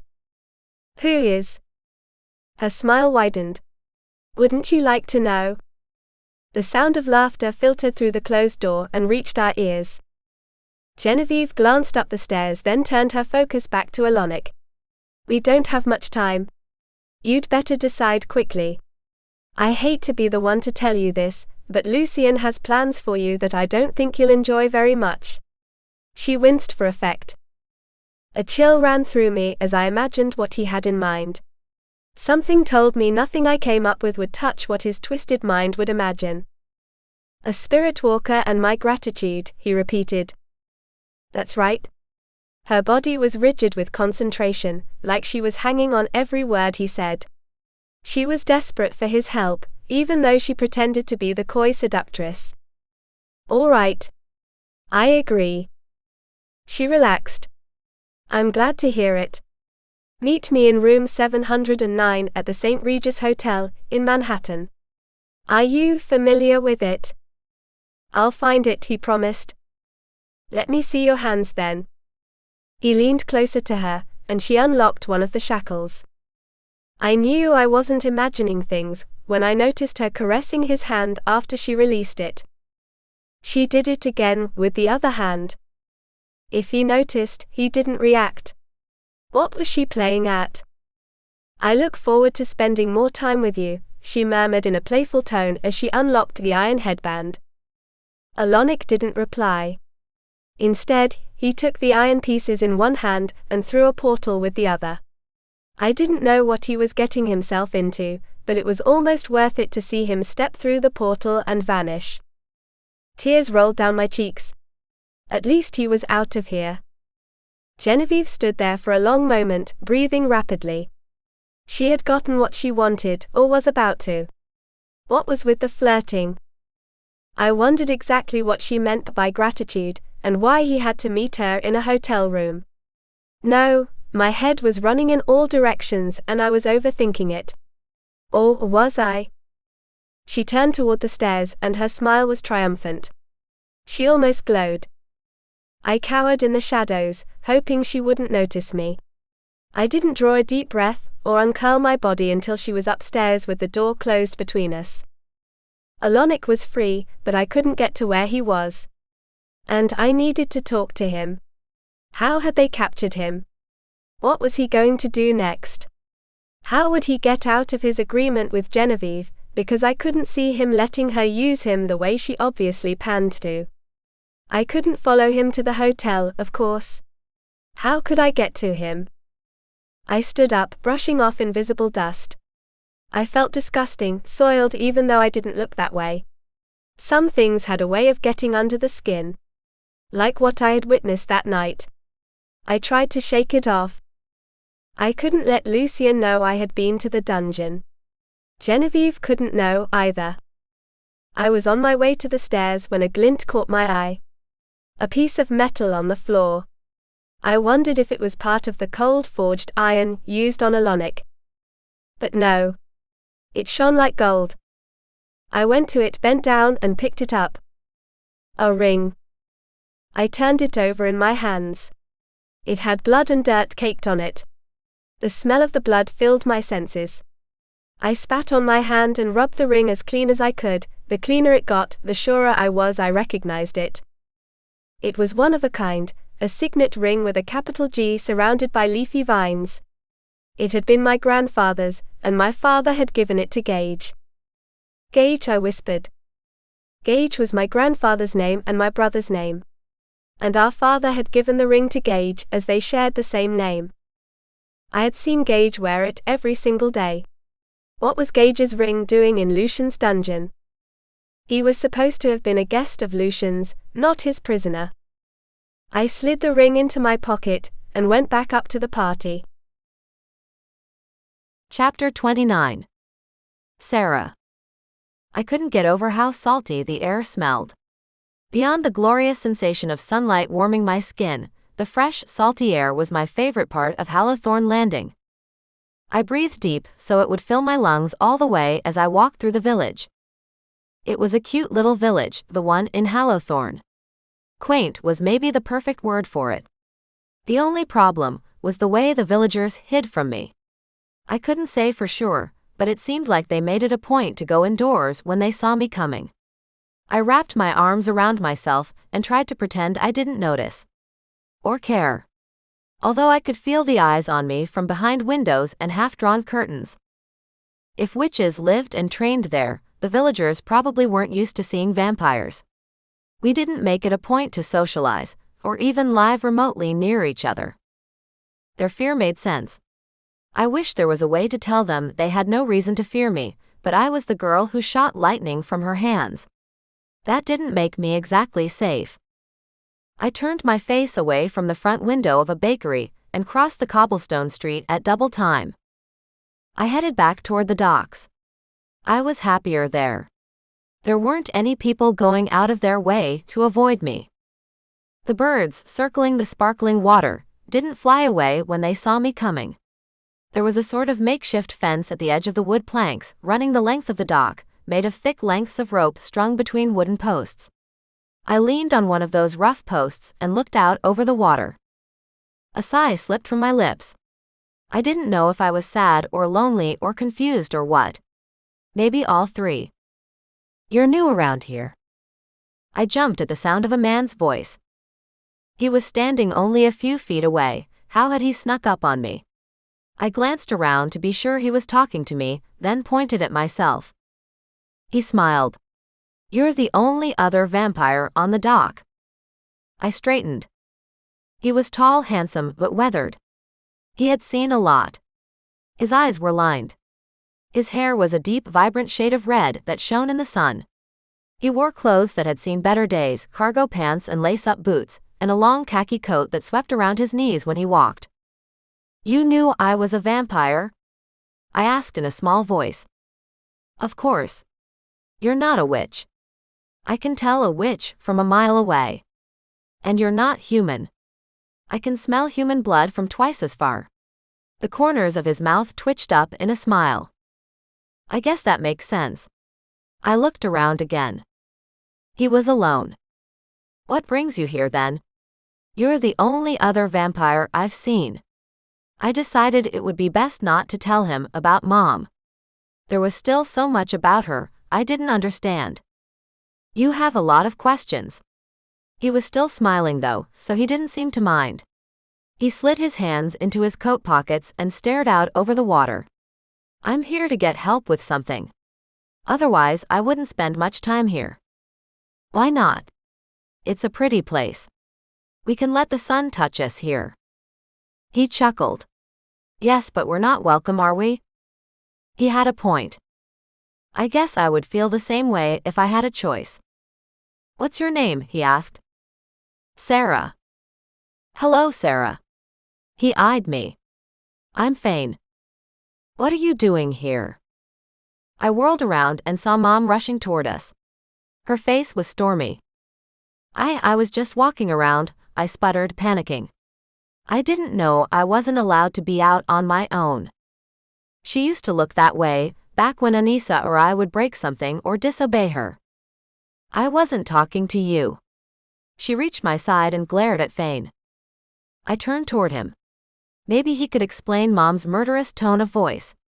His expression was neutral. I was on my own. Mom, this is Fane, I started. Her hand flew up. My mouth slammed shut. I knew better than to talk back to the hand. I know who this is, only his name isn't Fane. What? I glanced from her to him. He still hadn't flinched. His name isn't Fane. Yes, it is, he murmured. I don't understand what's happening here. I frowned at both of them. I'll make it clear for you. This is Dominic Burke. He killed me. You look alive to me, he said. Mom was practically vibrating with rage. You started the great fire that allegedly killed me, and very definitely killed many others. I couldn't wrap my head around it. Dominic Burke. He was supposed to be dead, but he also appeared very much alive. Just like Mom. He shook his head. I am no longer Dominic Burke. I'm now Fane. However, I feel it necessary to clear up a misunderstanding you're clearly living under. What would that be? Mom spat. Dominic Burke didn't set the fire, Fane said. Mom tilted her head to the side. And you expect me to believe that? It doesn't matter what you believe. I only felt it fair to tell you the truth. He lifted his shoulders in a slight shrug. And as illuminating as this conversation has become, I do have business here which I can't conduct while catching up with you. He swept past us on his way down the wooden dock. It seemed he was heading in the direction of the fortresses. What sort of business could he have there? He was Scott's father. I couldn't believe it. Of all the places to meet with him, the fact we had met at all was unimaginable. He wasn't dead. Did Scott know? Oh, Scott. My heart sank when I thought about him. He'd done so much for me, and what was I doing to pay him back? Nursing a crush on a vampire-hating elemental.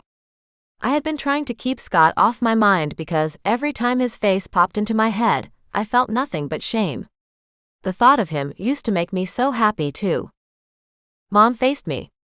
Do you have a reason why you're not in training right now? I didn't think we were here for you to take walks alone. Taking a break right now. It's for the best. When she raised her eyebrows, waiting for more, I turned away. It was too much to talk about, and I never intended to discuss it with her in the first place. Why is it for the best? She pressed. The anger was draining from her voice, one word at a time. She sounded more like a concerned, exasperated mother. I didn't know how much I'd missed hearing that until I heard it again. I shook my head, staring out over the water again. I wished I could get a handle on how I felt. I don't know. For one thing, he hates vampires. I laughed bitterly. That's a wonderful start. Her tone was rueful. But sometimes it's like there's this thing. This thing where he's nice all of a sudden. Like out of nowhere, he's another person. He's smart and sweet and nice and funny. Sweet? I rolled my eyes. Yes. Sweet, I suppose. And I don't know what to think about it. I sort of like him, I guess. Oh, this is unfortunate. She chuckled knowingly. I can get past that. I really can. I wish I didn't like him so much, that would make training so much easier. Nothing is easy. Isn't that clear yet? She gave me a loving glance, then linked an arm through mine. You're attracted to the wrong person. It happens all the time. It happened to me. Not that he was wrong, she corrected, shaking her head, but he seemed wrong at the time. It all seemed wrong, like it would never work. What did you do? I had his baby, she said with a smile. Anissa's father. We walked arm in arm, and I felt better than I had back in the village. I wasn't alone anymore. There was somebody like me. That good feeling was probably what gave me a little courage. What about my dad? How did that start? You never told me. She sighed, leaning against me a little. How much do you remember about him? I searched my memory. There isn't much. It's mostly feelings and impressions. Emotions. I remember laughing a lot. He would tease Anissa and me. He would hide in the closet and jump out to tickle us. He would give piggyback rides and bounce us around, and we would laugh. I don't think I've ever laughed that hard in my life. I remember those days. I remember laughing with you. There's nothing better for a mother than to hear her children laughing the way you did. I also remember him being away a lot. I remember missing him. Her face drooped a little. Yes. He always had business with his clan. It wasn't easy, but he had his position to consider. This was news to me. Who was he? I guess I assumed he was a carver. You were too young to understand. Or maybe I just didn't give you credit enough to believe you would understand. I'm not sure. I smiled. What do you think? Am I old enough now? She only sighed and stared off into the distance. Brandeis's clan still made its home in the old country. Over in Europe. He had to return there from time to time in order to help settle clan business. He held a position of authority in his clan. Oh yes. His father was leader of the Koenig clan. He might still be, for all I know. My mouth fell open. The Koenigs were one of the original vampire clans, stretching all the way back to antiquity. They were practically royalty among vampires. And I was one of them? So he could have been head of the clan one day. Before he met me, yes. Her smile became wistful. I always told him I didn't want to be the cause of him renouncing his birthright. That's too heavy a burden for a person in love to bear, knowing they were the cause of their loved one's unhappiness. He swore it didn't matter, that he never wanted to lead his clan. He saw what a lot of trouble it was for his father, and didn't want that for himself. Of course, for his father it was all about power. I believe Brandeis would have made a wonderful leader. He had a way of earning respect and trust without trying. He liked people too. He had such an open, friendly nature. I remember that, I murmured. He was always in a good mood, always blowing into a room with a smile or a laugh. His laugh was infectious. Why couldn't he take his place in his clan? Because of my past. She turned her face away. It's nothing to be ashamed of. I'm not ashamed of anything you've done. I know you loved Anissa's father too. I did. I still do, in a way. It all happened as it should have. If I had married him, I wouldn't have you. Things worked in my favor then. She laughed. I suppose they did. But Dad didn't mind about your history with Gregor. Her smile was bright and sure.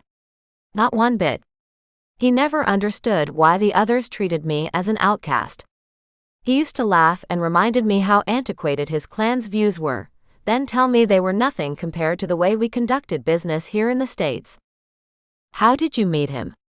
I remembered him having a slight accent, but it wasn't pronounced enough for me to make the connection with him being European. I learned something new every day. He had made a second home in the States just after the end of World War I. It pained him too much to see the destruction that war caused his home country. He wasn't human, but he felt deeply for them, and for the devastation of their way of life. So, he left as soon as it was safe to travel, and bought a home on Long Island. Long Island? I know. Of all places. But he always enjoyed the ocean. That was where we met. Right there on the beach, late one night. Her sigh was sweet. I loved him very much. Very deeply. Even to the end, my heart fluttered when I saw him. When he'd come home from one of his trips to the old country, it would feel like we were just meeting for the first time all over again. He healed my heart after the break with Gregor, and made me very happy for a long time. I'm glad to hear that. I was sure I would never find anyone to love again. Not after I had him. It seemed certain anyone else would be a poor substitute. Besides, I was focused on healing after the fire. I'm not sure to this day which brought me more pain, knowing I would never see him again, or healing after coming so close to death myself. Did you love Alanik's father? I had to ask. It bothered me more than it should have to know she found somebody else after Dad. How immature could I be? Still, I couldn't help but feel Dad got lost in the shuffle. It should only have mattered that she was happy. Oh yes. In a different way from the way I loved Brandeis, but there was a lot of love there. He saved my life and risked his own to protect and heal me. Simply because he entered my life after Brandeis doesn't mean he didn't matter, and it doesn't mean your father didn't matter. She paused for effect, or to let me process that before dropping the overall lesson on me. It's possible for love to change. Just because we love one person doesn't mean they're the only one we'll ever love. Sometimes it doesn't work out for one reason or another, or two lovers are separated by death. Love is always out there all around us. We just have to find it again. She understood I was thinking about Scott and Stark, even though I hadn't explained what I was going through. And that's all right. To admit that things have changed, I mean. Some people are meant to be in our lives for a reason, and when they've done what they came to do, the time comes to move on. She took my hand. It's all right to let go when that's the case. I wished it was that simple. Chapter 30. Anissa. I let the nearly scalding water run over my head, down the length of my body, then down the drain. If it could only wash away everything that happened at the St. Regis. I wrapped my arms around my trembling body. How could I possibly feel cold when steam billowed up from the shower and filled the room? I'm safe. I'm at Jonah's and I'm safe. Nobody can hurt me here. Even so, my teeth chattered. I almost died. I was right there on the edge.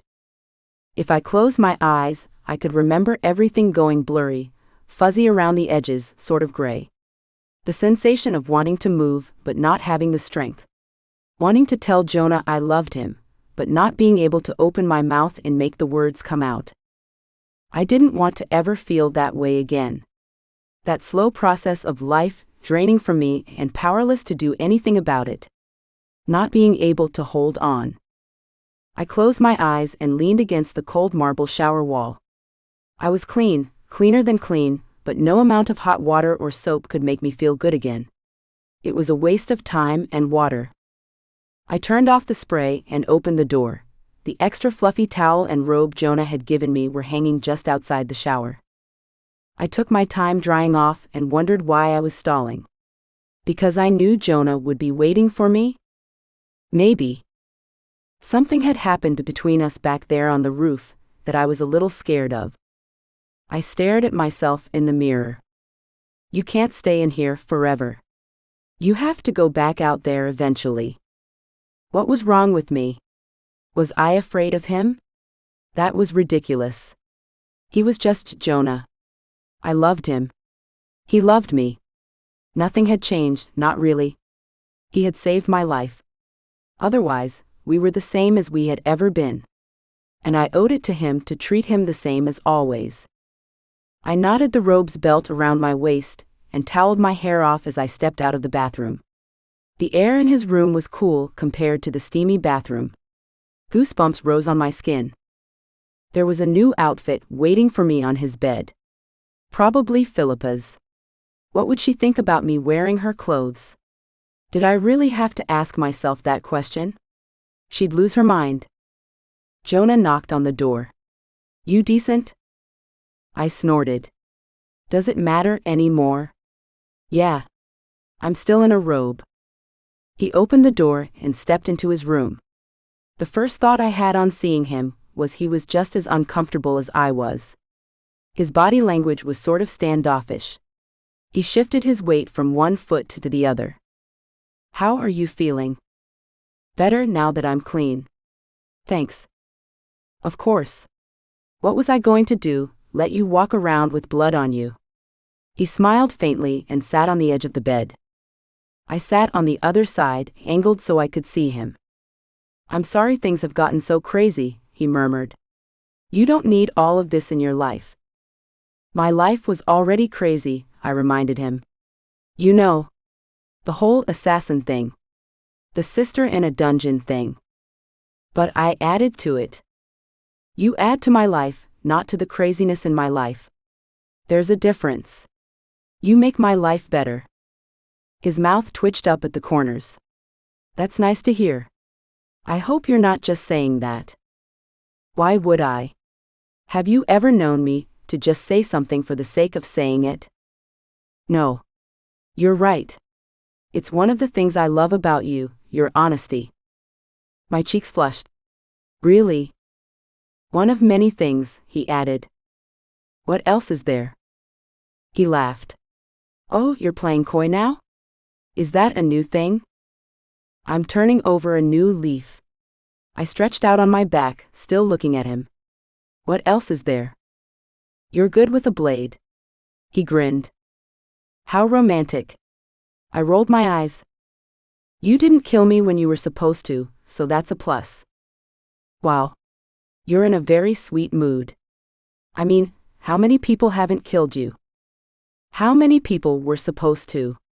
He stretched out next to me, propped up on one elbow. You were supposed to murder me. Killing me would have made your life a hell of a lot easier than it's been since then. You didn't take the easy way out. I don't like taking the easy way out, especially when the person I'm supposed to kill is gorgeous and sweet and protective and honest and honorable and... I waved my hands like there was much more to say, but I couldn't find the words. When he leaned down to kiss me, I didn't need to find the words. Instead, I curled one hand around the back of his neck and held him closer. When I felt his hand on my thigh, I didn't pull away. I only kissed him deeper, harder. I wanted to break down all the walls between us. I wanted us to be one, to really be one. Together. He broke the kiss to look down at me. His eyes were half closed, his lips were parted as he breathed heavily through them. I love you, he whispered. I love you too. I stroked the side of his face, then ran my hand over the back of his head to tangle my fingers in his hair. Are you sure about this? I smiled and pulled him close again. What do you think? Chapter 31. Philippa. I was a little tired when I got back home, just before dawn. Coursing all that way was draining, especially when I put on extra speed to beat the sun.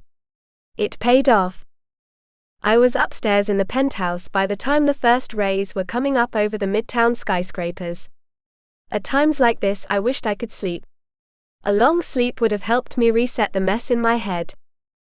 What was I going to do? I still had Gage's ring in my pocket, it was practically burning a hole there. I couldn't stop going back to it in my head. Why had it been in the dungeon? There was only one explanation, and it made me sick to my stomach. When I thought back on the cold, damp stones and pictured my brother there. When I imagined him going through the same sort of punishment I had watched Alonic suffer. My stomach did a flip-flop, and I had to fight back a rush of bile in my throat. My poor Gage.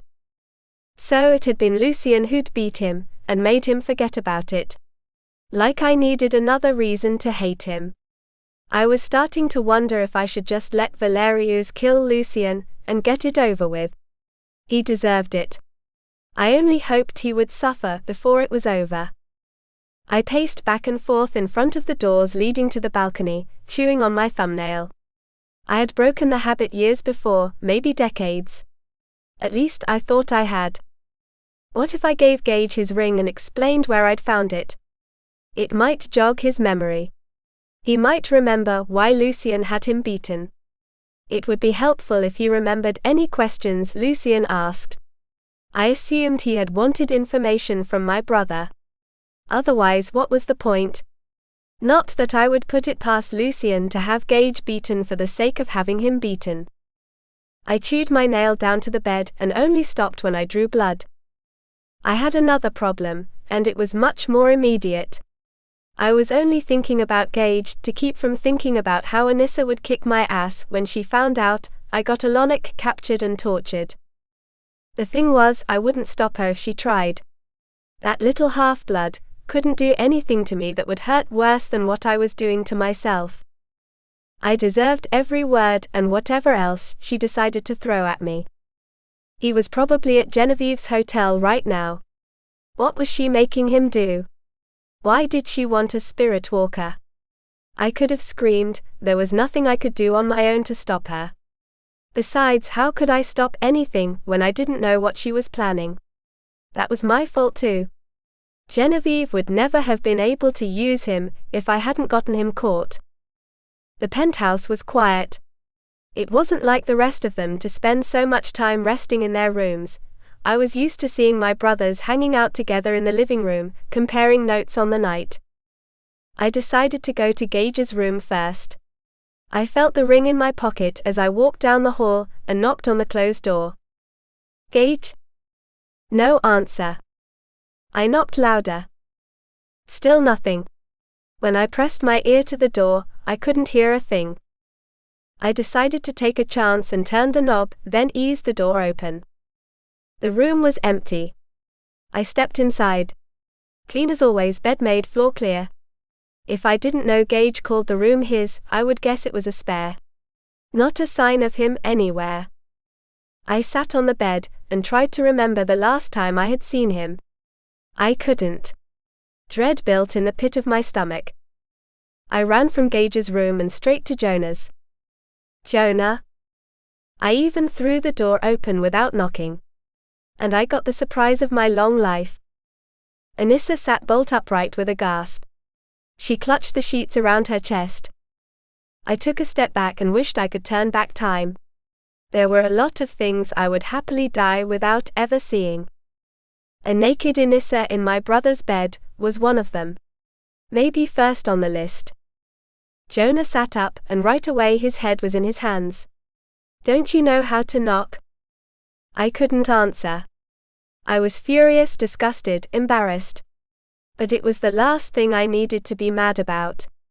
Anissa was going to kill me when she found out about Alonic. I couldn't start a fight. So instead of screaming my head off and ordering her to get her filthy half-blood butt out of my brother's bed, I turned away and gave them a chance to get dressed while I dug my nails into my palms. He was an adult. He had been an adult for a long, long time. I couldn't tell him how to live or who to sleep with. But why did it have to be her? Anybody but her. You can turn around, Jonah muttered after a minute. I did. It took a second for me to be able to look at either of them. Even then, she wouldn't look at me. Sorry I interrupted, I mumbled. Just the sight of the messed up sheets made my skin crawl. He noticed where my eyes kept drifting. Come out. Out of here. He took me by the elbow and led me down the hall to the living room. I didn't fight him off. The living room didn't feel as gross as his bedroom. When he let me go, he asked, "What's going on? Why did you barge in?" I reached into my pocket and fished out Gage's ring, then held it out on my palm. What's the big deal? Jonah asked. It's Gage's. Right? I found it in Lucian's dungeon. That got him. His eyes flew open wide. So much for Afterglow. Wait. Why were you in Lucian's dungeon? It's a long story. I have time, he growled, folding his arms over his chest. I went there to find Vance. I should have known. The fact is, this ring was in the dungeon. It was covered in blood before I cleaned it off. Some of his anger with me seemed to fade as he took the ring from me and examined it. What does it mean? I think it means it was Lucian who beat Gage, or had him beaten more like. You know how Lucian really is. He wouldn't get his hands dirty when there are people to do the work for him. You're right, of course. Jonah's forehead creased as he frowned. I still want to know what you thought you were doing, going to Lucian's all alone like that. Are you trying to get yourself killed? Can we please talk about Gage first? No, we can't, he snarled. You could have at least let somebody know what you were planning on doing. Oh, I see. It's okay for you to traipse all over the universe without saying a word, but I have to check in with you. It was too big a chance for you to take on your own. She wasn't on her own, Anissa said in a low, soft voice. Isn't that where you wanted Alonic to take you? Wasn't that why you needed his help? When did she come into earshot? My heart sank as I nodded. Yeah? That's why I needed his help. You dragged him into this? Jonah almost bellowed. Would you please chill out? You're giving me a headache. It was my old defense mechanism. I knew he was right, but I wouldn't admit it. Anissa put a hand on his shoulder and kept her gaze locked on my face. Where is he now? Did he come back with you? Here we go. No. He didn't. I have to tell you the truth, but it's not easy. The truth. Her words were like lead weights. What truth? Jonah asked. I swallowed hard and remembered why I usually shied away from being honest. It was too hard and dangerous. He's okay now. I think. But some of Lucian's guys must have. I don't know, intercepted him somehow when he was portaling out of Lucian's home. I still don't know how it happened. No.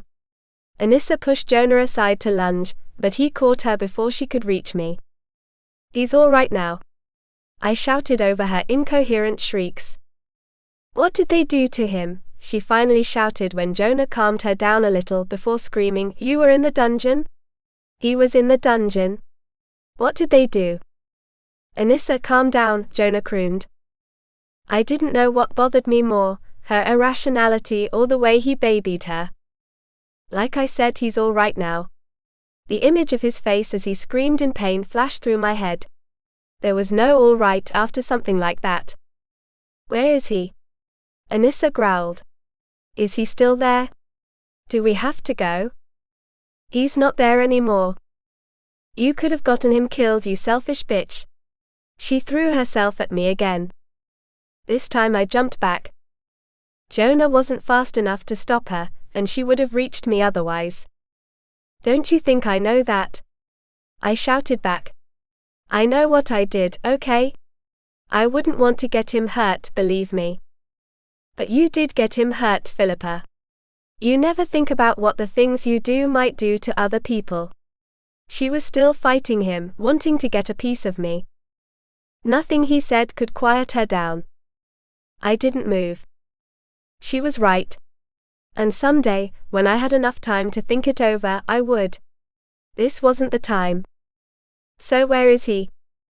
I don't know where he went immediately after the dungeon, but I know where he was eventually supposed to go. It was Genevieve who freed him. She wanted him to give her a spirit walker in exchange for freeing him. Genevieve again? Jonah glanced at Anissa. She was finally finished trying to attack me. She wanted him to meet her at her hotel room. Ah, the St. Regis. Yeah? We know. Jonah's voice was tight, and he hadn't looked away from Anissa. I couldn't read her expression. They knew. Why would they know? Not like either of them would tell me. We have to save him from her, Anissa murmured. Just hang on a minute. He faced me. Why does she want a spirit walker? Did she say? She was really weird about it. Kind of coy and flirty. She wouldn't tell him what she needed it for. But he did agree to give her one. Great. We really need to get there, Anissa said. I'm going as soon as the sun sets. Not alone. He stared at me in a way that told me I had no choice. I owed it to Alonic anyway. I'll go with you, I announced. Chapter 32. Alonic.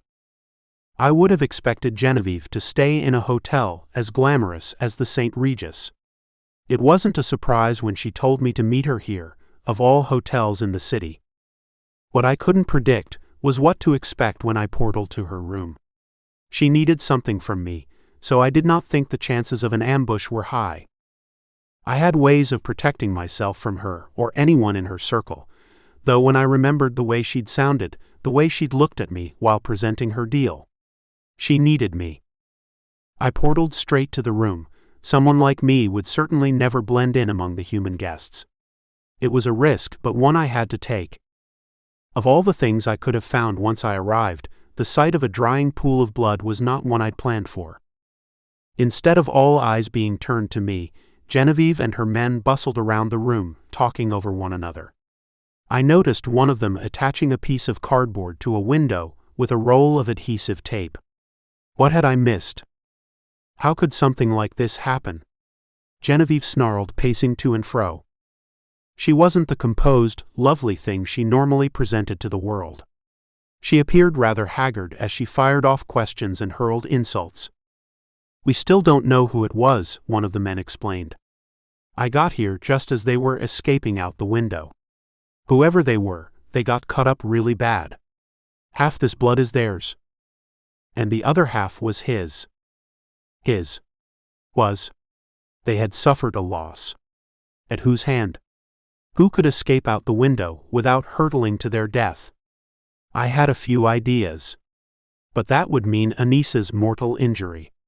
There was blood everywhere, drying into the carpet, the bedspread, the wallpaper. Genevieve finally noticed me. I didn't realize we had a visitor. In the blink of an eye, she composed herself. Her mask was back in place. She glanced around the room, at the men still milling about. Get up to the roof, in case anyone comes back. Neither of us said another word until we were alone. Genevieve folded her hands in front of her abdomen, looking as relaxed as ever. I knew the truth. Someone, possibly my sister, had greatly upset and unsettled her. She was not as untouchable as she thought. I appreciate you adhering to our agreement, she murmured. The corners of her mouth curled up in a smile. I saw no reason not to. A deal is a deal. I knew I could count on you. Would you like a drink? She glided across the room in one of her long flowing gowns and seemed to barely notice the dried blood she walked through. How would they cover up such a mess? No, thank you. I watched as she poured herself a crystal tumbler of deep red liquid. Blood. I wished she would get on with the reason she'd requested my presence. She seemed to enjoy playing games, drawing out suspense, taking things at her own pace. I watched her drink deep, then smile in satisfaction. Why did you ask me to meet you here? I was unable to wait any longer. What's the hurry? She sneered. I thought you and I could get to know each other a bit better before we talked about such ugly things as business. Yes, well, I would rather know my purpose for being here. Freeing me from Lucien's dungeon was a dangerous step. Why would you take a risk of that magnitude? What is your plan? Her smile slipped. I didn't offer full disclosure as part of our deal. It would be easier for you to tell the truth, I said. Easier. She arched one eyebrow. And there I was, thinking it would be easier on both of us if we became a little more friendly.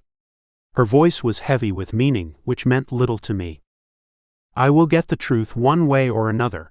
either when you offer it freely, or when I send a spiritwalker into you and extract it my way.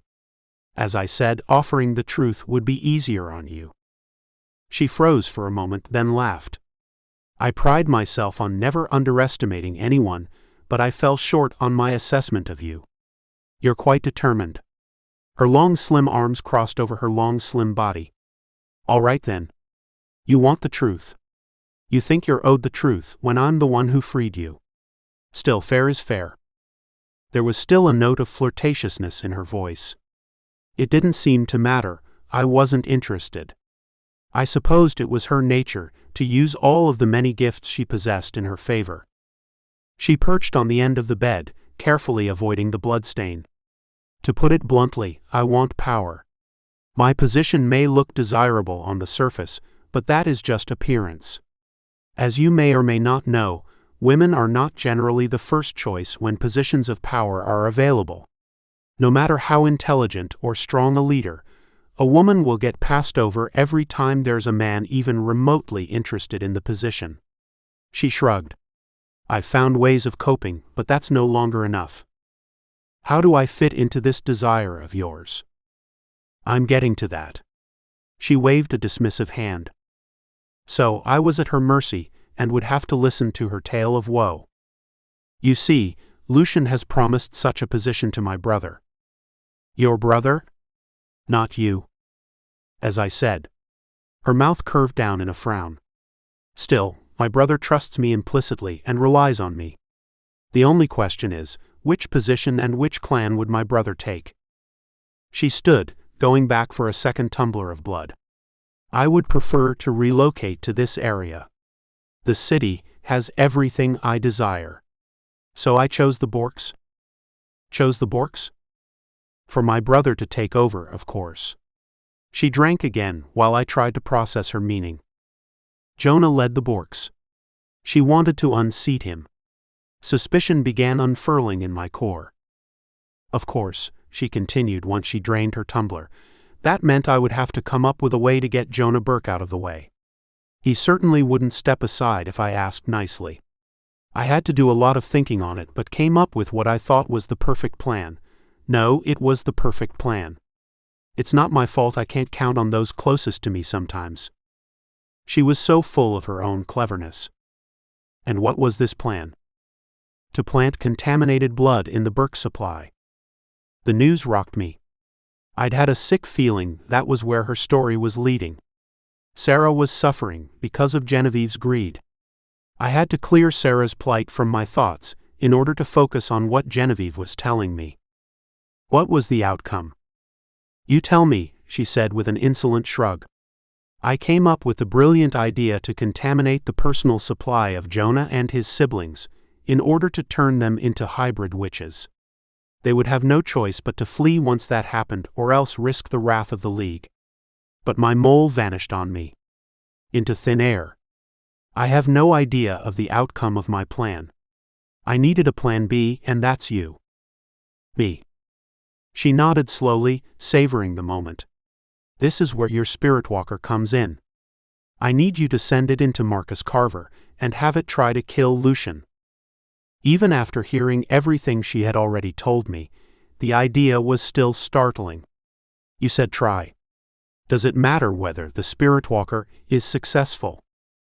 Just an attempt will be enough for Marcus to be removed from his position at the very least. He might be put to death as a result. Regardless, my brother will come into power, and thus by extension will I. She talked about it, as though she were discussing holiday plans.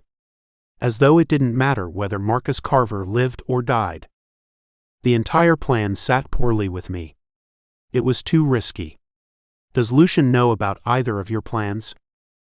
Oh, he knows about Plan A, she said with a raised brow. Her ruby lips were redder than ever after feeding. And he didn't try to stop you. On the contrary.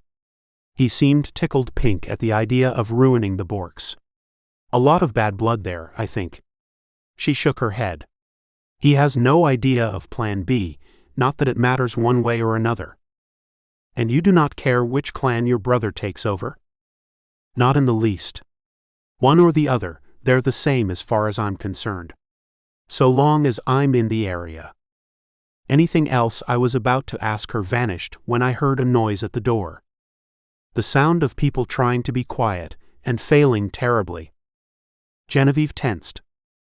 I heard a voice very much like Anissa's whisper, "You have no idea." "What's this?" Genevieve asked. I had no choice. She wanted a spirit walker, after all. I sent one into her, and in an instant she was under my control. Being inside her mind was not an opportunity I relished, but I needed her to stay quiet. She railed against the presence in her mind. She was powerful too, but not powerful enough. I sent her to a chair by the window and forced her to sit. Chapter 33. Anissa. It was easier not to glance around at all the beautiful things in the St. Regis lobby when I was aching to see my brother, and reminding myself every 10 seconds why it would be a bad idea to kill Philippa. Because it would. Knowing that was the only thing keeping her alive. I wondered if she knew it and thought she did. She had looked scared a few times back at the penthouse when I freaked out. "I wish we could have brought the rest of the family," Philippa murmured as her eyes swept back and forth over the lobby while the three of us went to the elevator. The clerk I had compelled was working at the desk. He stared right at me, but had no idea who I was. "Yeah, well, Gage is nowhere to be found right now. I gave him work to do, so he's busy. And Scott's out, according to his buddies. They didn't know where. So, unless it's a good idea to wait." "We're not waiting," I growled through gritted teeth. "Sorry you can't have things the way you want them, Philippa." We stepped into the elevator car, and I resented Philippa for being the reason I couldn't enjoy being here. I couldn't even take it all in because I hated her so damn much. And I was too worried about Alanic. She didn't argue with me, which had to be a miracle. Or it could have been the look Jonah shot her. Regardless, we had to walk through the lobby and take the elevator because she was here. No way I was helping her zipline. Not that she would, anyway. And the temptation to cut the line while she was on it would be too much for me to fight. If Alanic was hurt, or in any danger, I didn't know if I would be able to keep from doing to her whatever had been done to him. We reached the 7th floor. My heart pounded as Jonah stepped off the elevator to make sure the coast was clear. When he waved us off, we followed him. The hall was empty and silent.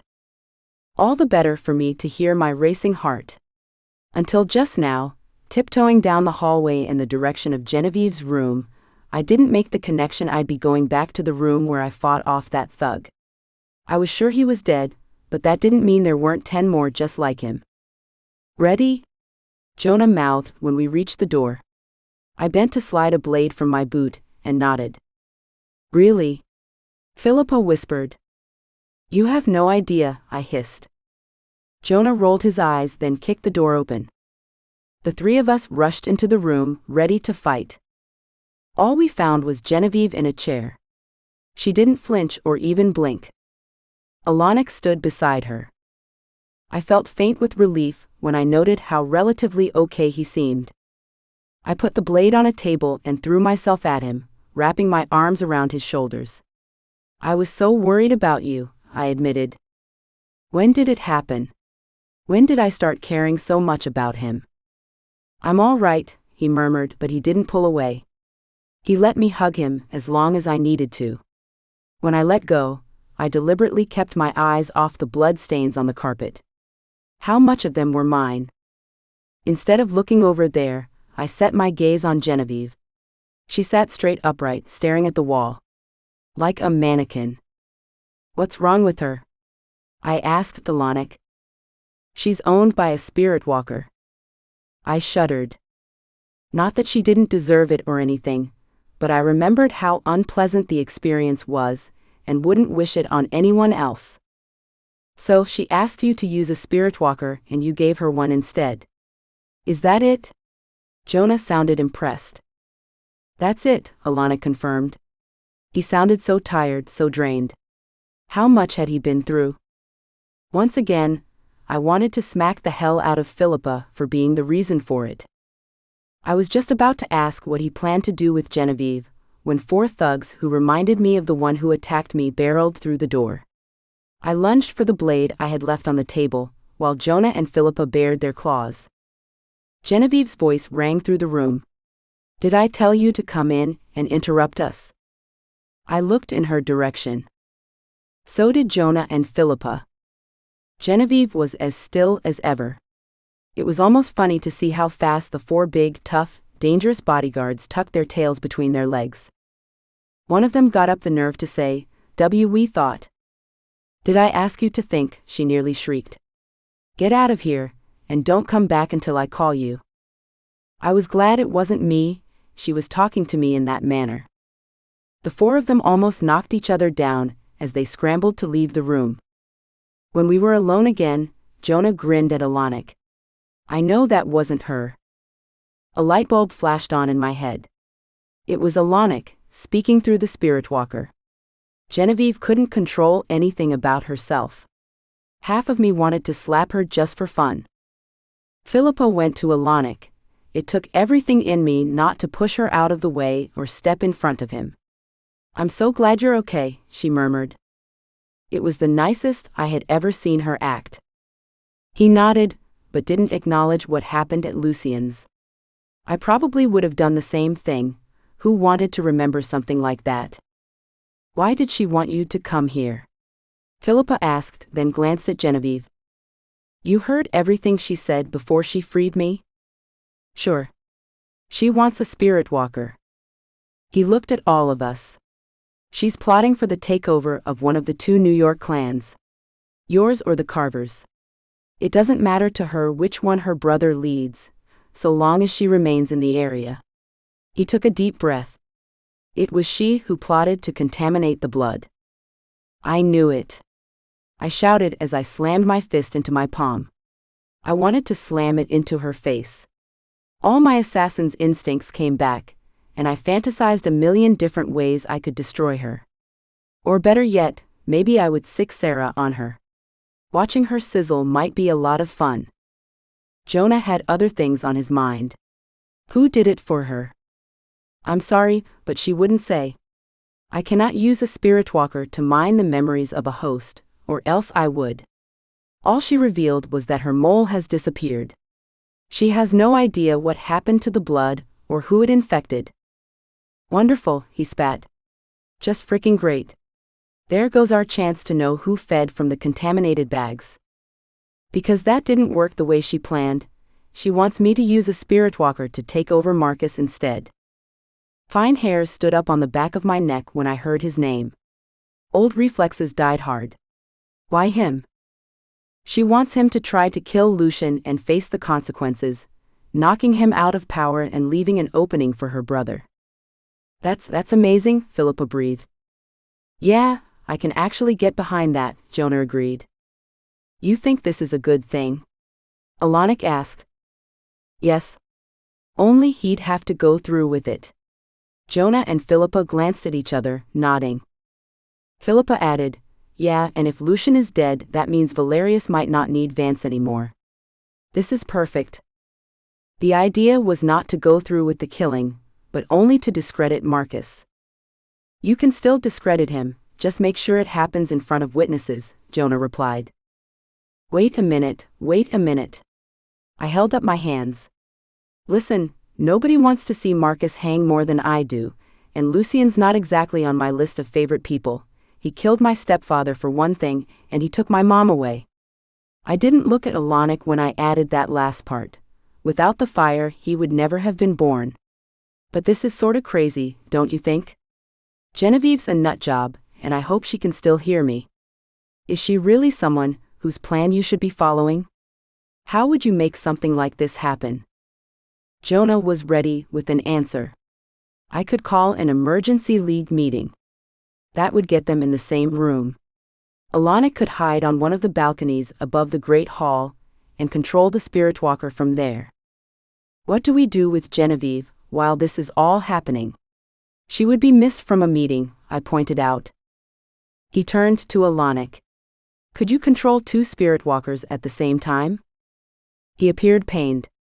I never have before. I don't know if it's possible. I have never heard of a shade doing it successfully. But you could try, right? Jonah's eyes glowed with a sort of feverish light like I had never seen before. Alanic stiffened. He was becoming more uncomfortable. I couldn't blame him. I wasn't used to seeing Jonah push the way he was pushing my brother. When he didn't answer right away, I asked, "What aren't you telling us?" He looked more put out than I had ever seen him, which was saying something. "There could be side effects," Alanic said. "Such as?" He shook his head. "I'm not sure." And I wasn't sure I bought that. He seemed like he knew pretty well what might happen, but just didn't want to say. Then again, if they were severe, he would have said so. This is what I told myself. Maybe it was a rationalization, maybe not. All I knew was, Jonah and Philippa were determined to see it through, and I could understand why getting Lucian out of the picture was so critical. Jonah was completely single-minded. All he cared about was seeing Lucian dead. I watched as he pulled out his phone and dialed a number, then set it to speaker. He held a finger to his lips. I could hardly breathe, much less speak. I wished I could read his thoughts and see what he planned to do. Not like there was much time to make a plan. I was getting used to living on the edge of my seat. "Hello?" I knew that voice. Cold, dismissive, and less than thrilled to hear from the son of his lifelong rival. I was surprised he answered. "Lucian, this is Jonah Burke. I just received some information that I know you and the rest of the League will want to see. I think an emergency meeting is in order." His eyes met mine and I nodded firmly. "Wait 1 minute. What is this information? Why should I go to the trouble of holding an emergency meeting?" Jonah closed his eyes. "I have proof Marcus Carver has been involved in a scheme to smuggle in contaminated blood and use it as a weapon." I was pretty sure we all held our breath as we waited for Lucian to process this. Seconds ticked by, feeling like hours. Just when I thought I would scream, Lucian said, "Bring the proof to me now, so I can verify it before putting the rest of the League to the trouble of coming in for a meeting." We all shook our heads. It was obviously a trap. Jonah wasn't about to fall for it. I don't think so. This is pretty serious stuff. I would rather present it in front of the entire League. We're all at risk here. Silence. I could almost feel him seething on the other end of the line. He was like the ultimate chess master, plotting out his moves, trying to figure out what his opponent was planning to do. And I thought Marcus was the king of plots. "What is this proof of yours?" He didn't sound very sure of himself, I thought. "I have a witness." Jonah paused for effect before adding, "A shade." "A shade? How would a shade have any information about what's happening in our world?" Lucian roared. I winced. Had he made the connection between his missing shade, because he had to know by then Alanic was gone, and what Jonah was saying? "I can tell you everything when we're together. I need you to come in now. Right now. Immediately." Negative. Jonah glanced around the room. "Not until we're all together. You know I could force you to come in if I wanted to." Lucian's voice went cold. He wasn't even trying to hide his threat. Jonah's posture changed. His back stiffened. His chin jutted out. "I know you could try. But you don't know where I am at the moment. The fact is, I'm holding this witness hostage and can't be seen with him.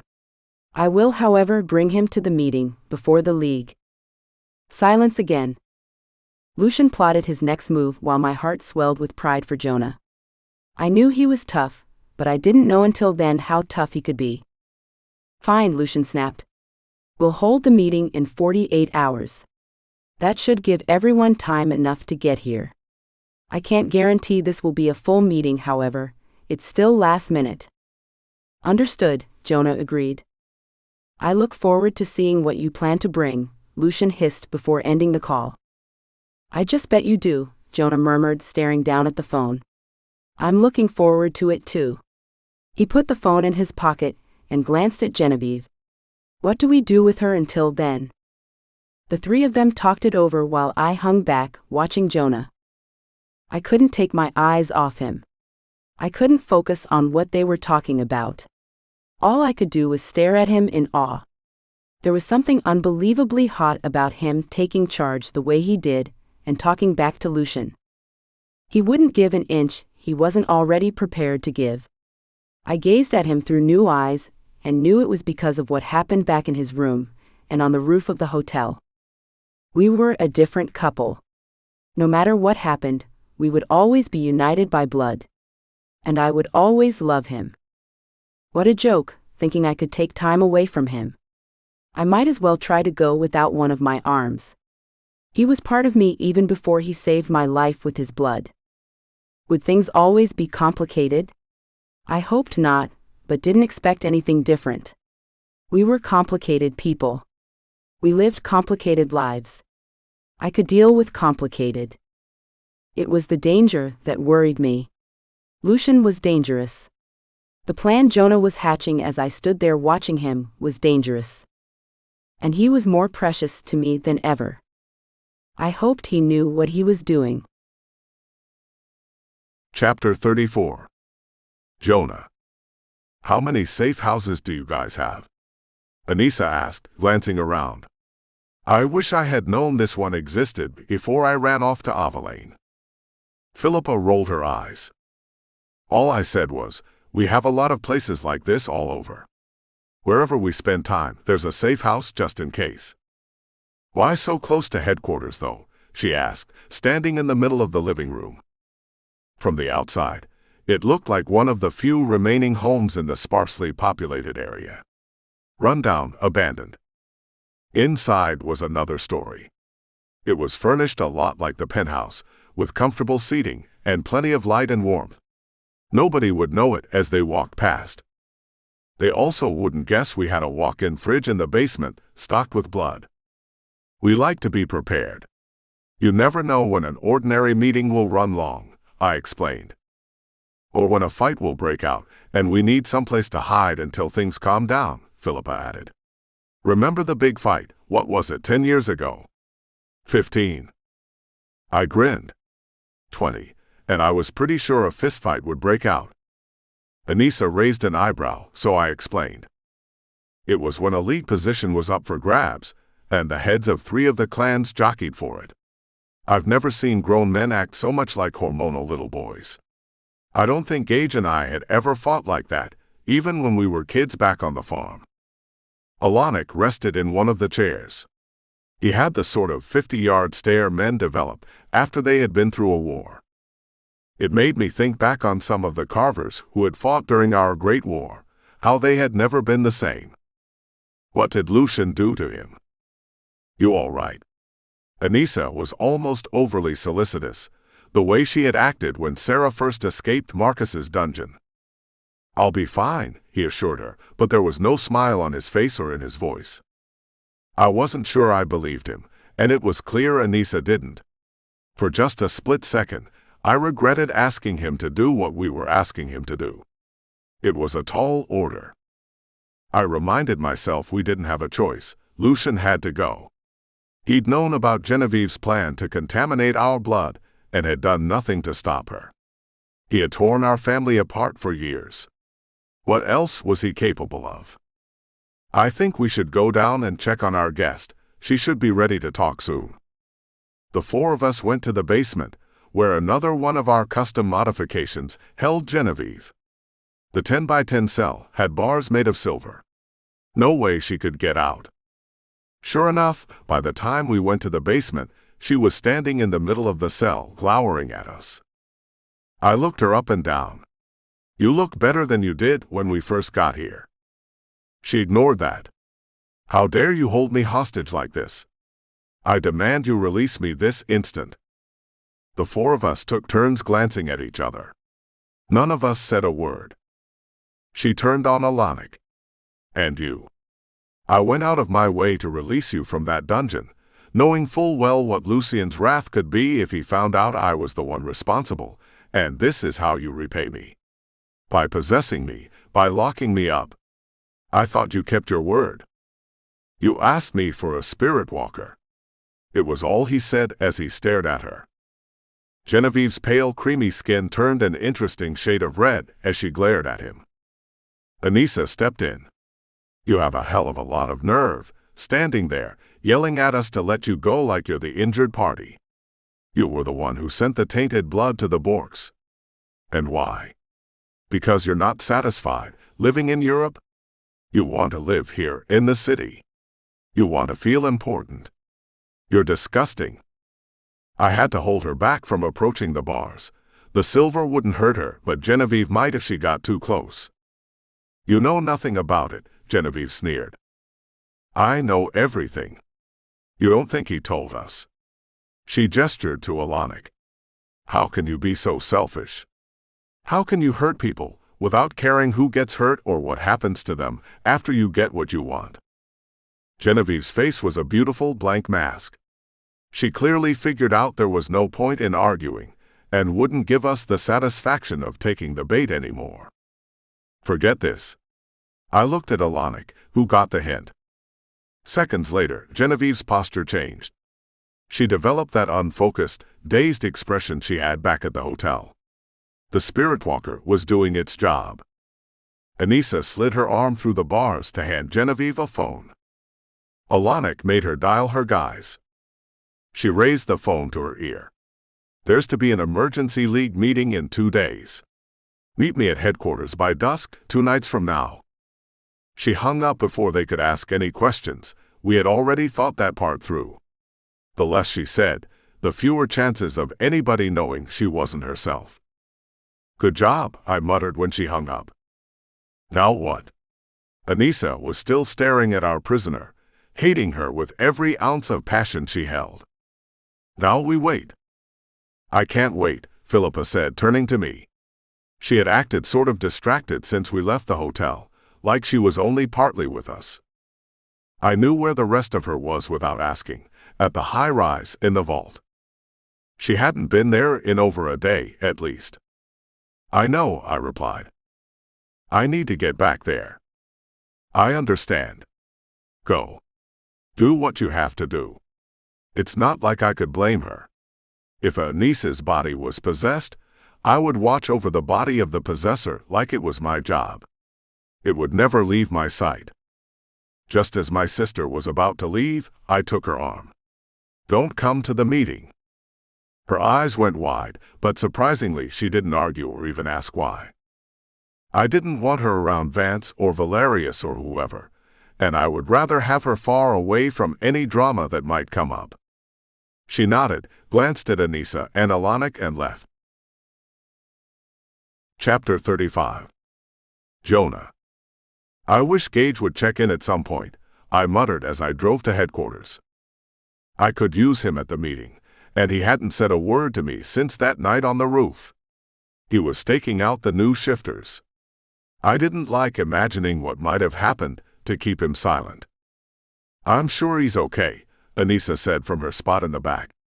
Alanic was too tall to fit comfortably back there, so she had to sit next to Genevieve as we made the 10-minute ride. "I don't know. It's been days. The only time he went off radar like this was when he went off on his own.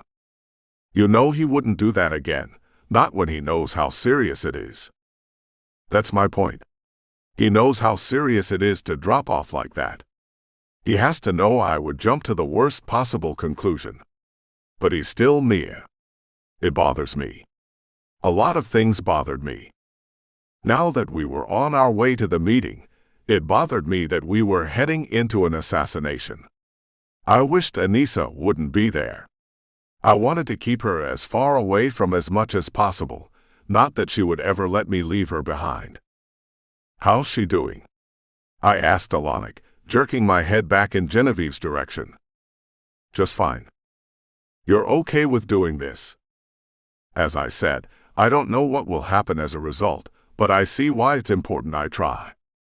It was the most I could ask for, and I let the subject drop. There were several vampires milling around near the tall, imposing door, which led inside the old cathedral. I pulled up in front and waited for them to go inside before letting Genevieve out of the car. It wouldn't look right if anyone saw her with us. Let her go in first, I said. We hung back while she disappeared into the building, then followed behind. She walked to one end of the long table, taking a seat with her men. They asked questions. She held up a hand to silence them without saying a word. It was the best method of attack. Meanwhile, I strode in with Anissa by my side and scanned the great hall. The atmosphere was far different than it was before the last meeting. There was a high, tense energy. The clans who had managed to make it, probably around 10 or so, likely knew it was I who had called the meeting. Their eyes followed every move I made as we went to our section of the table. When they noticed Alanic trailing behind us, a buzzing of whispers arose. "We're famous," Anissa whispered through gritted teeth. "Or infamous," I muttered back as I held out her chair. Lucian watched as we sat, with Anissa on my right and Alanic on my left. He didn't bother to hide the contempt he felt for us. The same went for me, but double. I flashed a confident smile, and the heat of his stare almost burned my skin, but he managed to return a nod in our direction, trying to give the impression he was the same old fatherly Lucian, keeping watch over his flock. Genevieve, meanwhile, didn't move an inch. Vance sat to Lucian's left. There was a deep well of knowing in his eyes, in the way he smiled. He knew we knew who he was, and I'm sure he wondered why we didn't give him up. It would be a huge mistake to do any such thing, and I knew it. So did he. He would call me crazy, and everybody would believe him. Anissa leaned in when she noticed where I was staring. "I wonder if Vance is in there anymore," she whispered behind her hand. "Or is it both of them? I don't understand how it works." "Neither do I," I whispered back. I couldn't help but think of Mom. If Vance was still in there, was Mom still in her body? Sharing space with Nivea. Maybe she had never died at all. One thing at a time, I thought with a shake of my head. Like I didn't have enough to worry about. The table seemed a little sparse compared to the crowd at the last meeting. I guess the others couldn't make it on short notice. Not that I needed a huge audience. Those in attendance were more than enough. There was one clan missing. Anissa noticed too. Marcus wasn't here. "Damn it, where is he?" I whispered. The whole plan would fall apart without him. I did my best to keep Lucian from reading my anxiety. "He'll be here," Anissa muttered under her breath. "You're so sure?" "I know him. He wouldn't miss something like this, especially when you're the one who wanted the meeting. And you did tell Lucian he was the reason for calling it. Lucian would demand he show up." "I hope you're right. I was more of the mind he would go far, far away if he knew there was a chance he'd get into trouble." A minute later, there he was.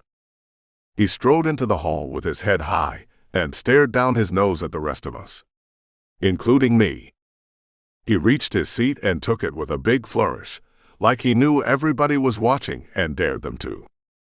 "That's his son, Will. Do you know him?" Anissa whispered, referring to the tall blond man next to Marcus. I shook my head. He didn't matter to me. Reyes mattered, standing to Marcus's other side. The way Reyes looked at Anissa made my blood boil. I wished he would start a fight just for the satisfaction of my getting to tear him apart. If I started one, Anissa would never forgive me. I got Alanic's attention and nodded toward Marcus. Alanic nodded back. He knew best what to do at that point. I told myself to trust him. Lucian rose to his feet. We all turned to watch him. His smile as he surveyed the room nauseated me. Now that those of us able to attend have arrived, it's best to get the meeting underway. His eyes fell on me. We've all gone out of our way to assemble. Jonah, perhaps it would best if you told us why you called us together. My heart was in my throat as I stood. It was time to get things underway. Chapter 36. Anissa. Jonah stood. I reminded myself to breathe. It would be soon. It would have to be soon. Would Alanic be able to go through with it? What kind of side effects would he have to deal with? I didn't want him to hurt himself, nothing was worth that. I glanced at Genevieve. She was a beautiful dummy, he still had her under control. How long would it take for somebody to notice she wasn't moving? I glanced at Alonic. Had he sent the second spirit walker yet? His color was off, enough to scare me a little. He looked as gray as his cloak. His eyes normally glowed bright, but they were hardly glowing at all anymore. Yes, he had sent it. And it was draining his life force. My stomach felt like it had large rocks in it. Jonah cleared his throat, the sound echoed in the massive chamber, then opened his mouth to speak. That was when all hell broke loose. Instead of Jonah's voice, we all heard Marcus roar. Marcus jumped up from his chair and lunged for Lucian as we watched, dumbfounded. Even I didn't know it was going to be this dramatic. Gasps and cries of shock filled the chamber. Before Marcus reached Lucian, Vance stood and got between them. It appeared for a second like he would protect his father. Instead, Vance pulled a bone dagger from the pocket of his jacket. I wanted to call out, but that would only give him away. I didn't know what to do. Alonic collapsed in his chair with his eyes closed. I reached for him, then realized what his unconsciousness meant. Genevieve's scream rose above all the other shouts and cries. I stared across the table to where she shrieked and raved, pointing at us, babbling incoherently. Her men tried to help her, quiet her down, something, anything, but there was nothing they could do. She broke free of them and rushed to the end of the table toward Marcus and Vance. What she thought she was going to do, I couldn't tell. She probably didn't know either, since it seemed she wasn't in her right mind. Vance still stood near Marcus, who wasn't roaring any longer, and in fact appeared as though he had no idea what had gotten into him. He might have been a man coming out of a deep sleep. In all the melee, nobody but me noticed when Vance turned to Lucian with a wicked smile. For a split second, no longer than a blink, the two of them locked eyes. Did Lucian know who he really staring at? Vance plunged the dagger into Lucian's chest. Lucian gasped, disbelief crossed his face, and then suddenly, in the blink of an eye, he crumbled into dust. Just like that. 1 second he was there, staring at someone who he'd believed was his son, and the next he was no more. I shook free of the shock, and rushed to the end of the table where Genevieve was trying to insert herself between Marcus and Vance. She was still babbling and screaming. Everyone was shouting. It was chaos, vampires running everywhere, yelling and losing their minds, fangs bared, claws extended. They didn't notice when I picked the dagger up from the floor and slid it into my boot. The security team rushed into the room to break up the chaos. A lot of good that did Lucian, waiting until after he was nothing but dust to come to the rescue. They took hold of Vance, Marcus, even Genevieve. Her guards leapt to her rescue. Silence. Jonah's voice rang through the room like a gong. It was loud and forceful enough to bring everything to a halt. He appeared as breathless as I felt, but he dealt with it a lot better. He glanced to where Lucian had stood only moments earlier. As the senior-most clan member present, I take interim leadership of the League. He turned to the guards, still holding Vance, Marcus, and Genevieve. Take the 3 of them under arrest and place them in separate cells far from each other. I'll deal with them later. Vance didn't even try to fight back. Of course he didn't. His face was triumphant. Jonah pounded his fist on the table to turn the focus to himself. I call a full meeting of the League. I want every member here in order to elect a new leader. Within a week. Marcus must have regained his senses because he raged. You have no right to assume leadership. I'm the senior-most clan leader. You are. You're also involved in a plot to murder Lucian. Marcus gaped, then roared again. This time he lunged for Jonah. That wasn't me. You have to know that wasn't me. I couldn't control myself. He sounded like a raving lunatic. The guards pulled him away in time and led him out of the room with Genevieve and Vance. I want a full guard on their cells at all times. Jonah called out as they left. He surveyed the chamber at the shaken, stunned clan members. The meeting will take place 1 week from today. Please go now. I'm sorry you had to come all this way to see what just took place. He remained standing as the attendees filed from the great hall, murmuring to each other, shaking their heads. Every once in a while, one of them would glance to where Lucian had disintegrated. Chapter 37. Jonah. I couldn't believe it. I knew something was coming, but couldn't have predicted the way it would all play out. Valerius had been determined to kill Lucian. I hoped it made him happy.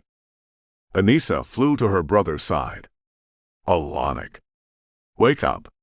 She shook him gently and patted his cheeks, but he was out cold. She peered up at me with wide, anxious eyes. What can we do? I don't know. I leaned over him. He was still breathing, at least. His color was all off.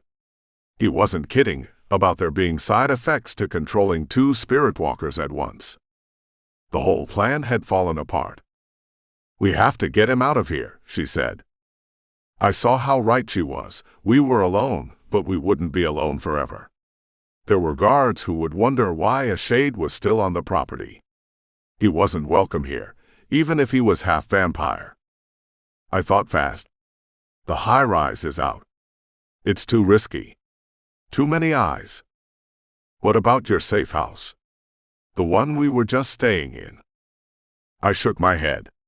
We can't hang around there with him, though. We have things to take care of. I wouldn't want to leave him alone like this. Oh, Alonic. Please wake up. She touched her forehead to his shoulder and sounded so pitiful. I wished I could wake him up for her. She raised her head. I know where he might be able to go. Where? Avalane. She stood. Felicity might be willing to help us. Felicity. I think she's a senior member of the Phi. I still don't know the complete hierarchy, but I know she's a big deal. And she has a good heart. She likes me. She'll want to help us. You think they would accept a shade there? She likes you that much. I couldn't help feeling a little skeptical. I have to try, don't I? The entrance to Avalane isn't far from here. We can't bring him with us if we don't know they'll accept him, I argued. I don't plan on bringing him with me. I blinked as her idea dawned on me. You want me to wait here with him? It's the only option. You can't make it through the barrier, either. Only I can unaccompanied because I have Phi blood. So, will you wait? I didn't have a choice. There were roughly 100 million things I would rather do than sit in the chamber where Lucian had been murdered, but there was nothing else I could do. I couldn't come up with a better option. She ran out, leaving me alone with an unconscious Alonic. I watched his chest rise and fall in time with his breath. Where was he? How long would he be out? Lucian was gone. It all felt so anticlimactic. After centuries of him making life hell for people I loved, he was gone for good. His dust still sat on the floor to prove he wasn't alive. And we weren't the only ones he'd inflicted his evil upon, of course. Otherwise, Valerius wouldn't have wanted to kill him. Who else had suffered because of Lucian's evil? And where did that evil come from? He couldn't have been the way he was during in his human days. My father was smart enough to see through the best of lies. I couldn't imagine the skill had only shown up once he'd turned into a vampire. Lucian must have changed. Did my parents really change his heart? Or had the evil been so deep down inside, it had only come forth when his heart was broken? The thought of Lucian having a heart didn't work for me, but I hadn't known him back then. An hour passed before Anissa returned. I was ready to jump out of my skin by the time she hurried through the door and across the great hall. Well? She nodded, breathless. Yes. Felicity and 2 others, men, are outside the property. She leaned on a chair to catch her breath. I was afraid of what might be happening while I was gone. Everything's fine. So is he. Except he's still out. She nodded. Good. But not good. Okay, so they won't cross the divide into vampire territory. That's why they're waiting. What divide? She shrugged. No idea. I guess it's invisible. I didn't see anything. They only walked up to a certain point, but wouldn't go any farther. She helped me haul Alanic out of the chair. I bent at the knees and let his limp body fall over my shoulder. He was heavier than I had expected. As we walked across the hall and out the door, I asked, "Do they know who he is to you?" No. I didn't want to tell them. I felt like it wouldn't be right. Why not? She frowned. I want my dad to find out my mother's alive and has a son from my mother. Or me. Not from Felicity. I understood the sense of honor in that. So, why are they accepting him if they don't know how important he is to you? It's a favor. That's what Felicity said. I mean, I'm the daughter of a Phi king. I guess that earns me some points. She led me through a field beside headquarters. I remembered the way, somewhat from before, when I was following Anissa out the door as Gregor tried to lead her to Avalane. The moon hid behind clouds, giving the area a surreal feel and darkening the environment. Not that the dark meant anything to our vampire vision. What about him finding out? Or any of them? She shook her head. I trust Felicity. She said she would keep it a secret, and she will. We approached the big, gnarled tree where I had the feeling the portal to Avalane was located. Sure enough, 3 figures stood there. The woman had long white hair, which she wore wound in a braid that hung to her hips. The men were white-haired too. All 3 of them were on the smallish side, which made me wonder how they would manage to move Alanic. Here he is, Anissa whispered. Felicity nodded and motioned for her men to take the body from me. I hesitated. They would collapse for sure. Except they didn't. They carried him between them like he was a feather. We'll take good care of him, Felicity promised as she took Anissa's hands. Her voice was low, musical. Her eyes burned with intensity and sincerity. I could already understand why Anissa trusted her. Thank you so much. I'll be back soon to check on him. I promise. They hugged briefly before Felicity turned to follow the men carrying Alanic. I hoped I'd see him again soon. He had gone through so much for us.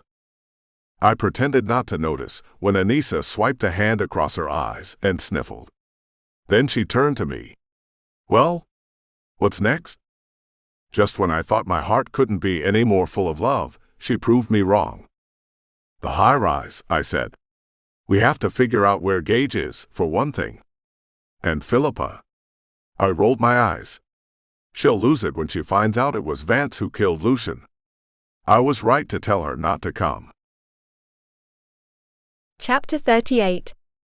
Philippa. My eyes were tired. I rubbed them but wouldn't close them as I leaned against the wall. I owed it to Vance to keep watching. What I was watching for, I didn't know. Valerius had only cried blood that one time. And he had never moved. I leaned against the wall, wishing something would happen. Anything. The waiting was the worst part of all. I was never very good at waiting. One of my personal holiday traditions was hunting for my Christmas gifts as soon as I knew my parents had hidden them. When I was little and human, they used to be simple gifts. Christmas was different back then. I'd get a doll or a cradle for a doll I already had, maybe a few new dresses and books. And we were considered wealthy in those days. A noise at the door shook me out of my daydream. I scrambled across the floor to protect Valerius. It was instinct. When I saw Jonah walk into the vault, I let out a sigh of relief. It's you. The meeting is over already? He nodded but didn't speak. Dread settled into my veins. And? I prompted. And it didn't go according to plan. I'm not sure I want to know what that means. I inched closer to the body, like that would help anything. It means Lucian is dead for starters, he murmured. He's dead. Like really, really dead. Gone for good. As far as I know, yeah. Gone for good. A pile of dust on the floor of the Great Hall. He might still be there for all I know. And the last time I checked, they can't revive a pile of dust. I couldn't believe it. Lucian. Finally gone. I wondered what Fane would think when he found out. So, Alonic had the Spirit Walker go through with it? Is he all right? Jonah hesitated. He's not the one who did it. It wasn't Marcus. No. I didn't want to know. If he didn't say it, it wasn't true. Who else would have done it? Nobody else would dare. Please, I whispered, shaking my head. I'm sorry. No. Philippa, don't. He reached for me, but I pressed myself against the wall. Don't tell me what to do. You don't know how I feel right now. I wrapped my arms around my trembling body and drew my knees to my chest. Vance. He killed his father. And he was in there, I knew he was. He must have been horrified. How did he do it? A dagger to the chest. Some kind of special dagger. Turned him to dust. I stifled a sob. Can you imagine what it was like for Vance? He's in there. He showed himself to me for a short bit. I know he's in there. And he had to stab his father in the chest and kill him. Another sob bubbled up. I covered my face with my hands. I'm so sorry. I had no idea he would make a move like that. I mean, so publicly. I thought if he was gonna do it, he would have done it in private. I wiped the tears from my eyes and gave a bitter laugh. Yeah, well, I get the feeling Valerius is the flashy type. You know. Yeah? I know. He waited for me to compose myself. There's more I haven't told you.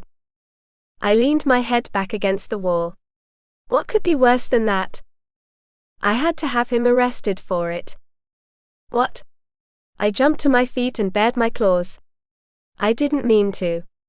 Just another instinctive thing. How could you do something like that?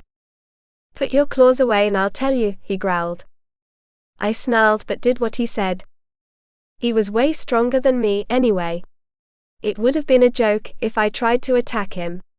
I retracted them and held my hands up to show what a good girl I was, even as I imagined tearing his throat out. What choice did I have? He asked. He killed Lucian in front of 10 clans. I couldn't let him walk away. You could have. You had a choice. I didn't. Besides, he's not Vance. Not the Vance you knew. He's Valerius now. I don't care if Vance showed himself to you or what. It doesn't matter.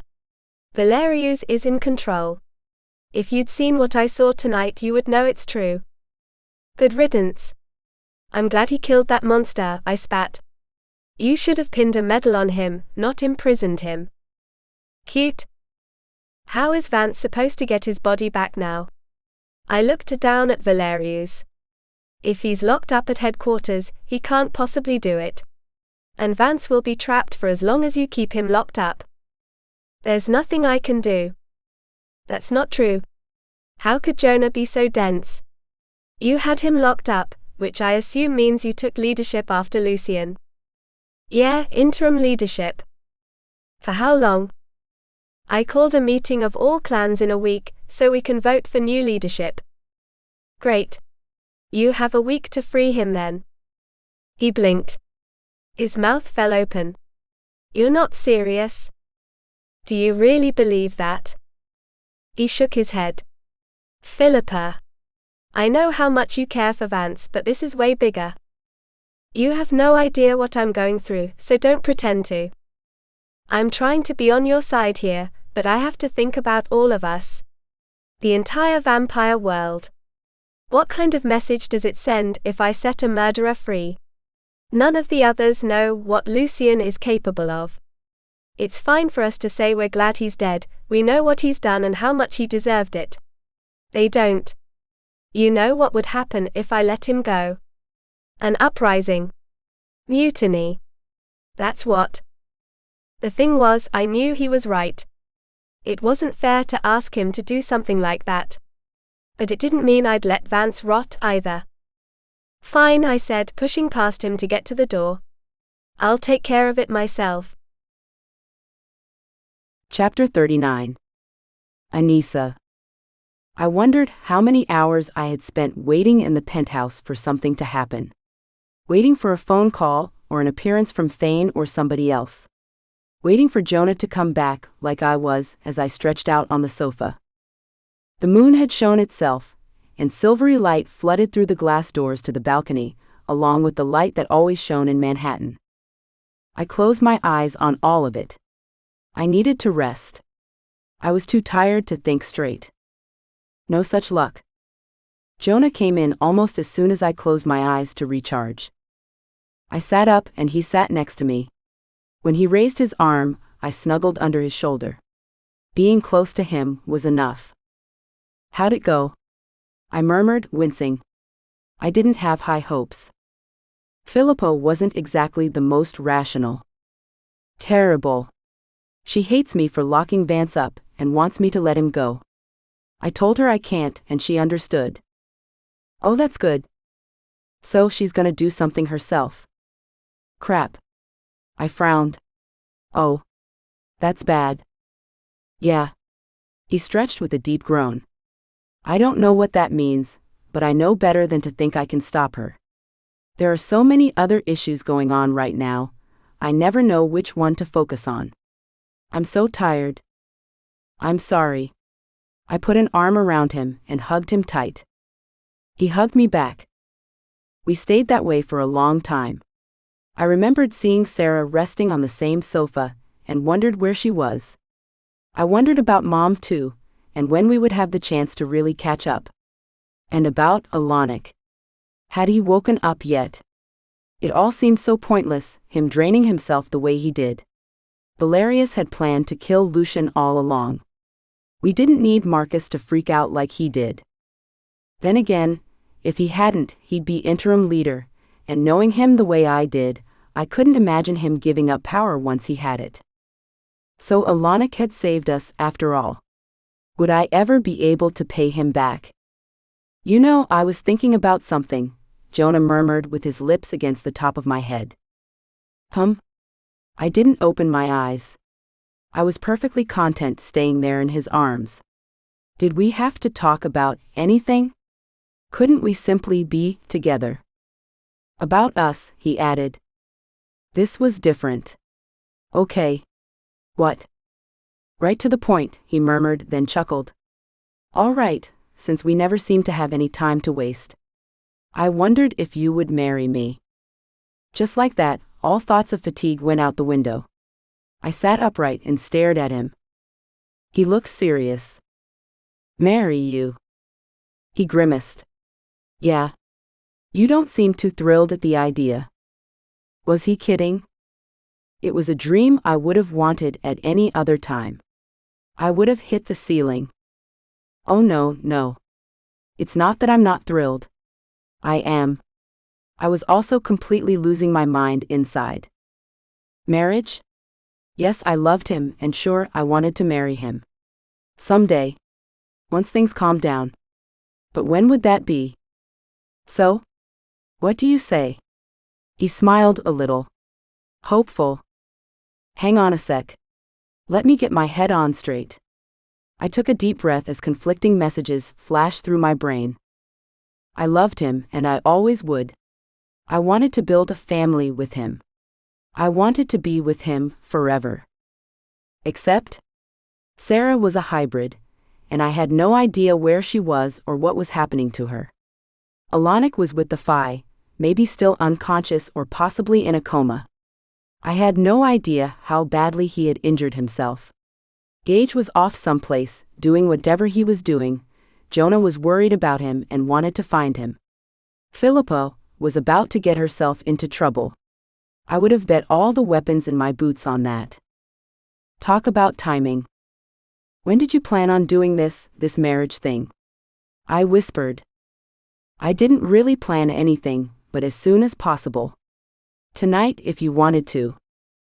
That's what I was afraid of. I put a hand on his knee. Jonah, there is so much happening right now. Besides Sara and Alonic and Gage and Philippa, there's me. You? I'm Half-fae. Everybody knows that by now, thanks to Gregor crashing the league meeting last time.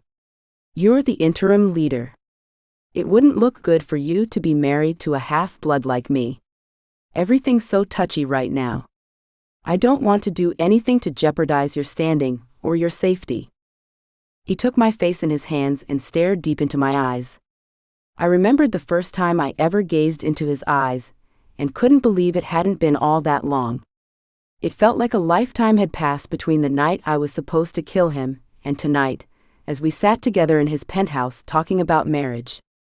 To hell with the clans and the rules. I don't care about any of it. I care about you. Me. Us. I want us to have a future. But the clan. The league. I've walked away before, right? I'll do it again. And he meant it. I could tell he did. He wanted me more than anything else. For one brief, shiny moment, I wanted to accept and throw myself into his arms and let the giddiness of the moment sweep me up. I wanted to be a girl, just an average girl in love with a guy. I didn't want to have to think things through. Still, one of us did. Somebody had to be rational and think about the world once the afterglow of marriage faded away.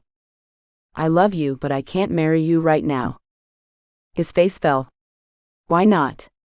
I just told you, I want to give everything up for you. I thought of my mother and Gregor, and I wondered if this was anything like what they'd gone through when they'd only wanted to be together, but had to think of the obligations associated with their own kind. Which is exactly why we need to wait, Jonah. I know you want to give it up, and a huge, massive part of me wishes that was possible. Do you know how many times I've wanted to walk away from my life so you and I could live in peace? But it's just not possible. Besides, you know the clan needs you right now. We all do. Between now and the election, someone has to hold things together. I can't think of a better man for the job. His forehead creased in a frown. But I want us. You have me. I'm not going anywhere. It's you and me against the world. Right? He stroked my cheeks with his thumbs. Right? The sadness in his voice was so tangible, I could almost taste it. I swear, we'll talk about marriage once everything is sorted out. We will. Okay? Yeah. Okay. He touched his forehead to mine, and we sat there, eyes closed, taking a few quiet minutes together before the next adventure started. I knew there had to be one. We hadn't had a moment's peace since we met. I hope you've enjoyed this Rye Brewer book. Don't forget to subscribe and to ring the bell to be notified of new releases.